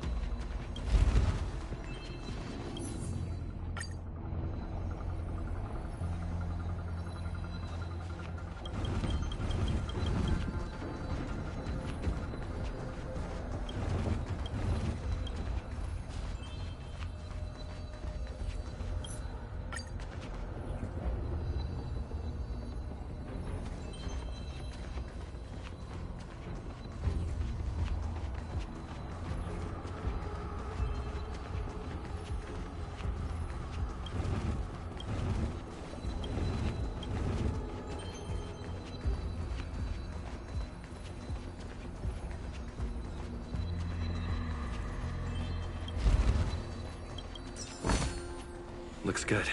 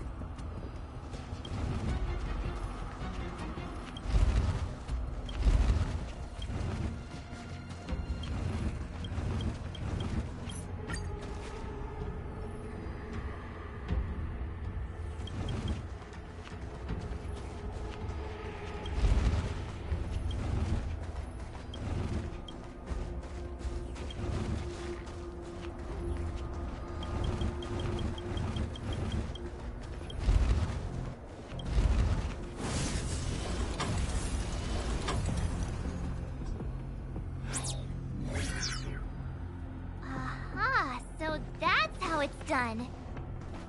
Come on, let's go find the next one.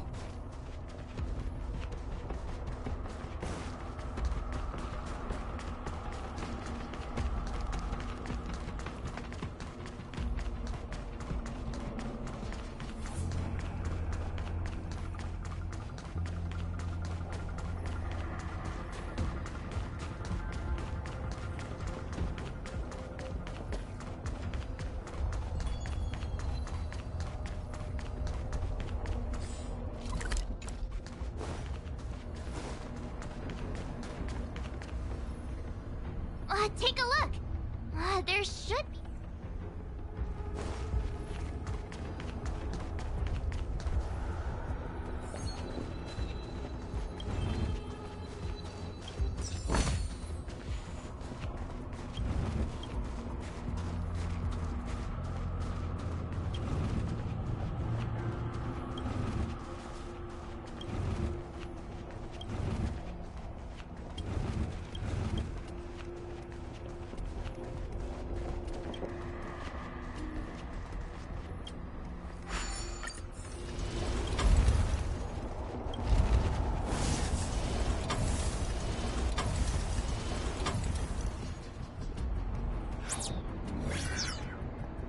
Whoa, it actually works!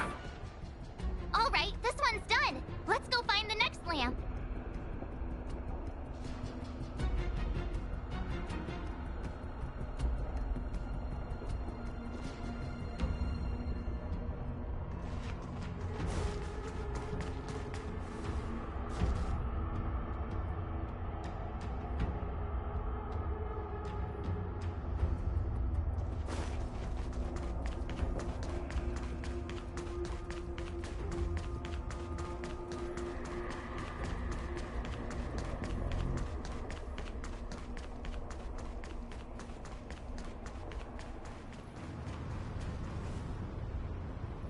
Isn't this lamp a little too obvious? It's like it's just begging us. There must be another lamp.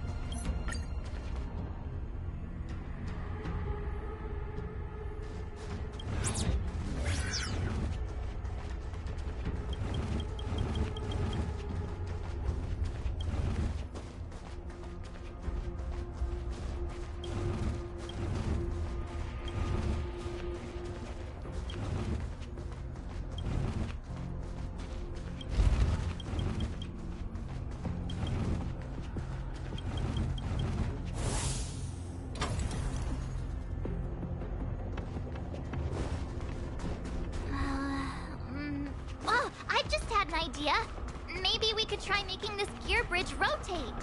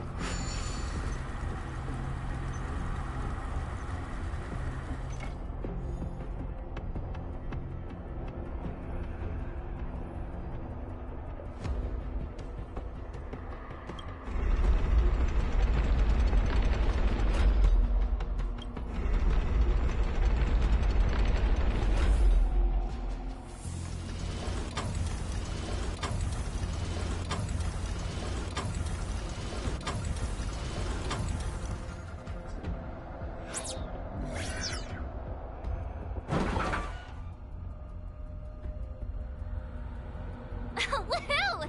Is that it? I've just received a message from Sir Ball. It's time to show those...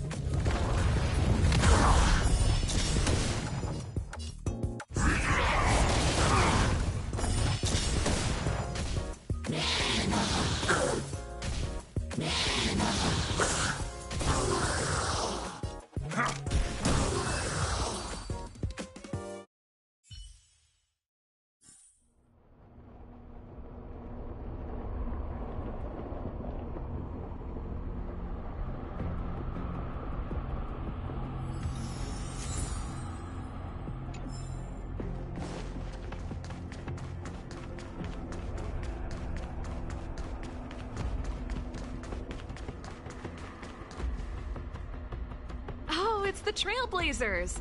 I didn't expect you two to be the first ones to show up.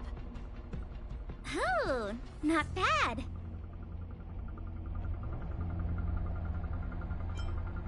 We're here to challenge them, not rob them. But that is what we're here for. That mastery mark is ours. Well, someone's feeling pretty confident. Well then, it's time you felt the power of mechanical fever. Pela, let's show them what we're made of.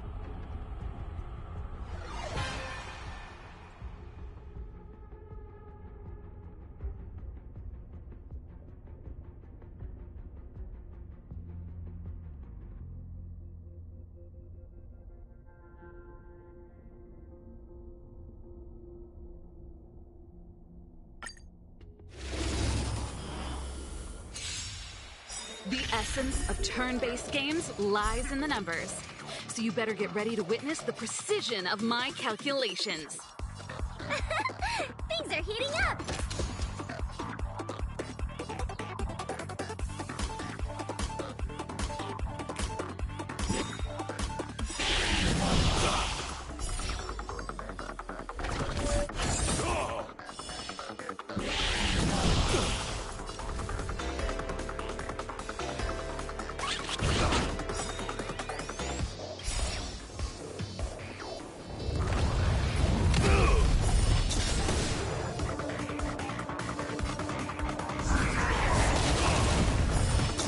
Okay, I wasn't expecting that. Time to channel some rockstar energy!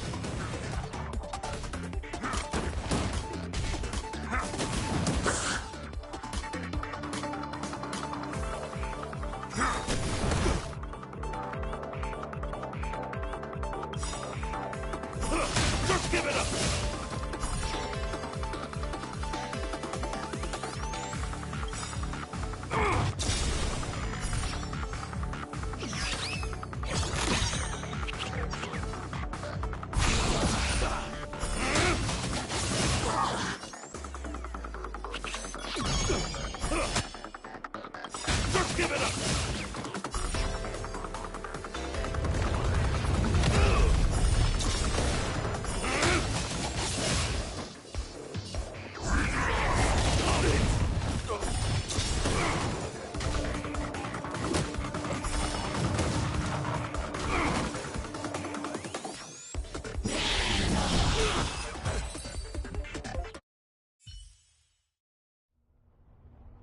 Now that was intense.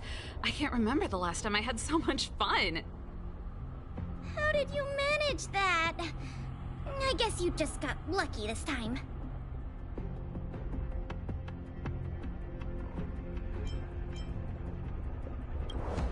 Here, take it. The Corridor of Fading Echoes Mastery Mark. You've earned it. I have something else for you also. An ether expansion chip. Integrating its data into an ether spirit will grant them new innate abilities. Look how happy they are. It's clear they trust you a lot. A warp trotter? That's a pretty rare ether spirit. But they were acting kind of strange in the battle. Is there something wrong with them? To be honest, we don't actually know. But it seemed like some IPC troublemakers were out to get them. That's why they're tagging along with us. We're looking after them. Serval, you seem to know more about ether spirits than us. Can you tell us what's up with this little guy? Sorry, I'm not quite sure either. IPC tech is pretty complex. There are some principles I'm still trying to wrap my head around. I see. Perhaps if we were able to find Miss Topaz, she'd be able to give us some clues. They're just too precious. And they're counting on you for protection. Take them with you and snatch the championship. Thanks, Paola. We'll do our best. Speaking of champions, have you heard the story of the mysterious elite player?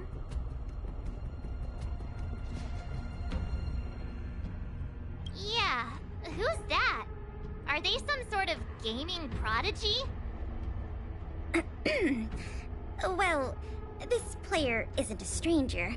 We know them too, but Mr. Giovanni has asked us not to divulge too much information. Giovanni? I wonder what he's up to. We're not entirely sure. He said something about adding an element of mystery to the story. Okay, that's weird. In any case, if your goal is to also become the champions, then it's likely you'll run into them sooner or later. Remember, train hard and relish every moment. The title awaits you. Oh, now that battle was really intense. Those puzzles were such a blast too. I think I'm hooked.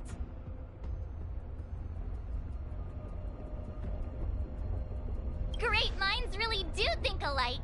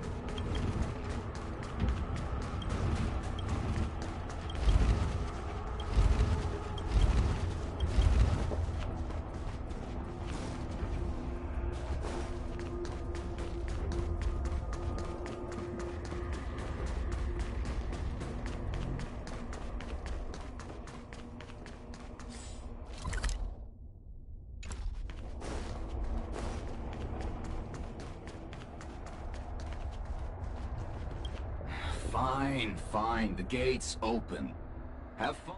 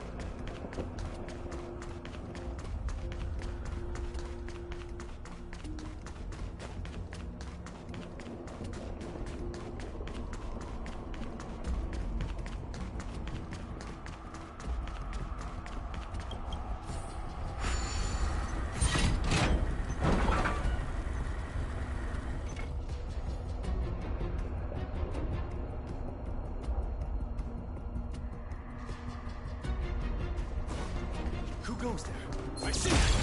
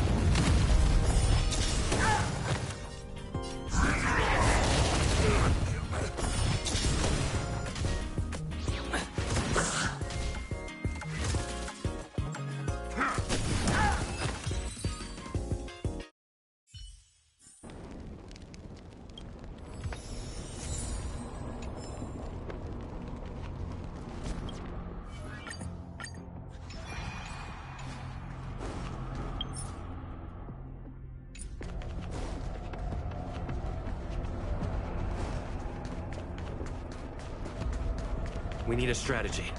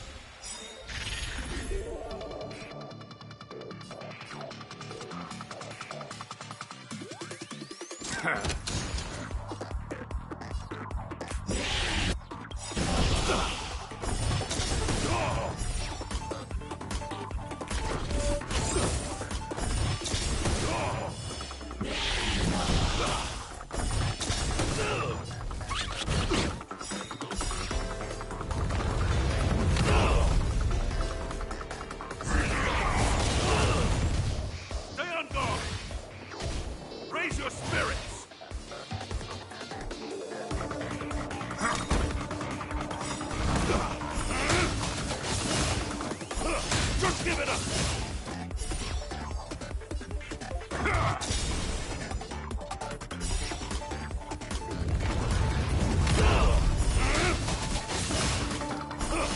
Give it up!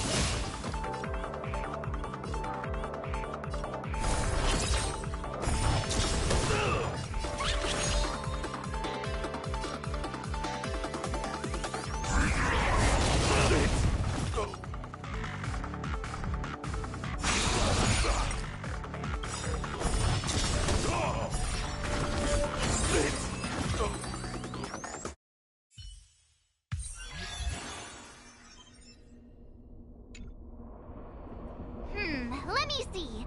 Our next stop should be the Cloudford Victory Zone. But it's already getting late. How about we head back to the Goethe Hotel for a bit, and then set out on the Express tomorrow? I mean, it's not often we get the chance to stay there. And I really miss their pillows. Oh, great! Fluffy pillows, here we come!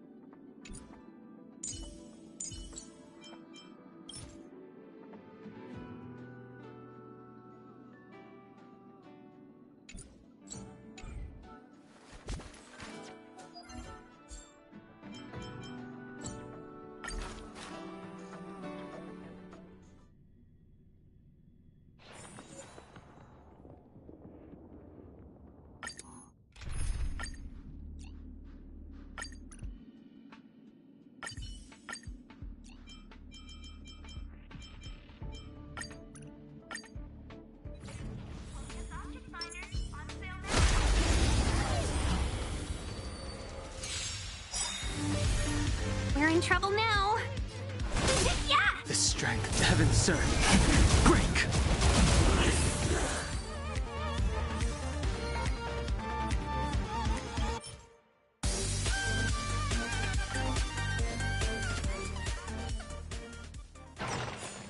We shall take back what we lost.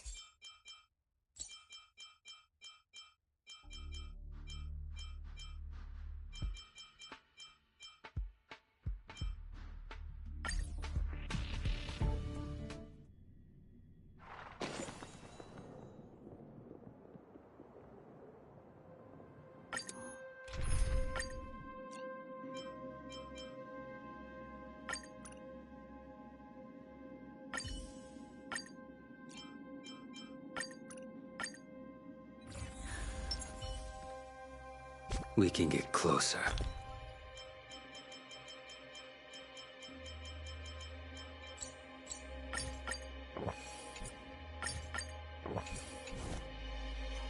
Lost.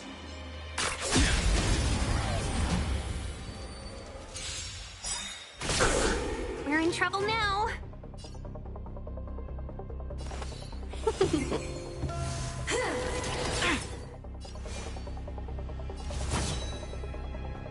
Your end approaches.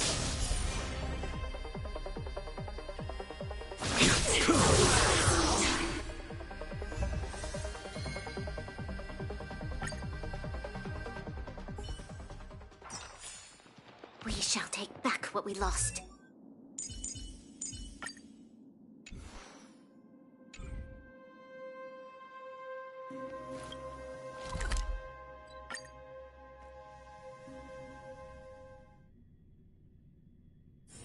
If there's nothing pressing, let's take a walk.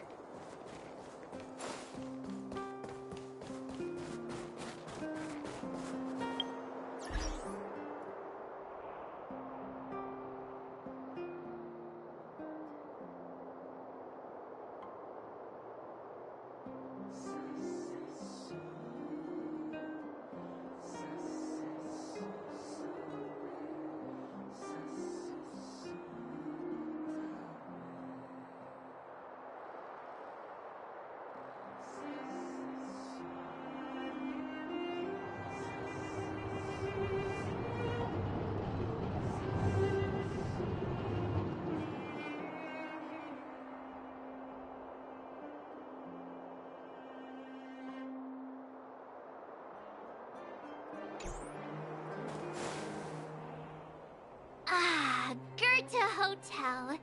Home sweet home. Hey, what is it? Hey, it's those two twerps again. It's the two who ruined our plans! Hand over the trotter, now! You two again?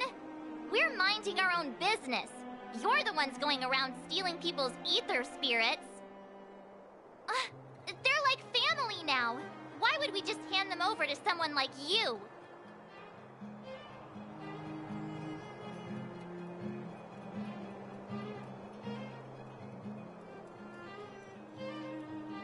If you think you've got what it takes, then bring it on! You brats dare underestimate us! Oh, you won't get away with it twice! I'll teach you two twerps a lesson you'll never forget!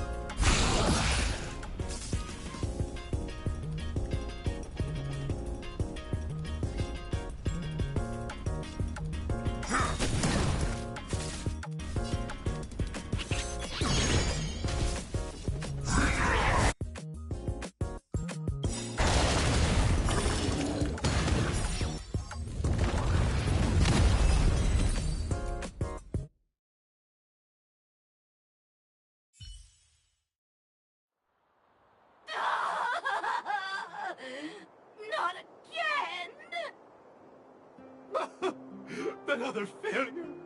The shame. The shame! Hey, come back! We want to ask you something! What's with these people?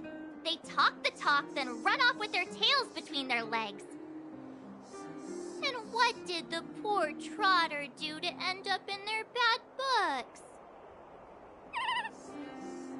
Aw, don't worry. It's alright, they're gone now. It's just too bad we couldn't get any clues about our little friend. Seriously, I was in such a good mood, too, until they came along and spoiled it.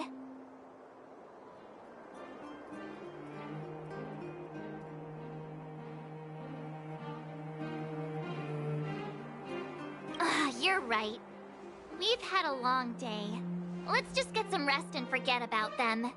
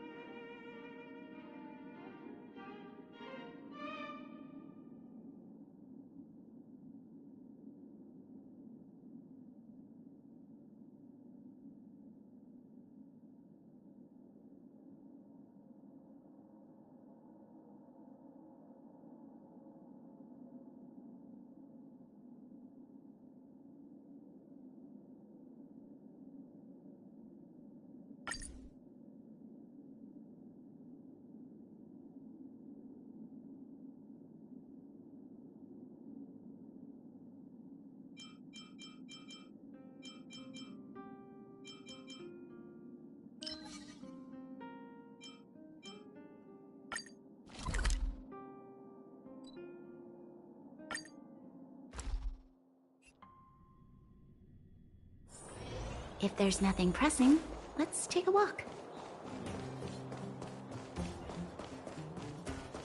What wind blew you this way, Al?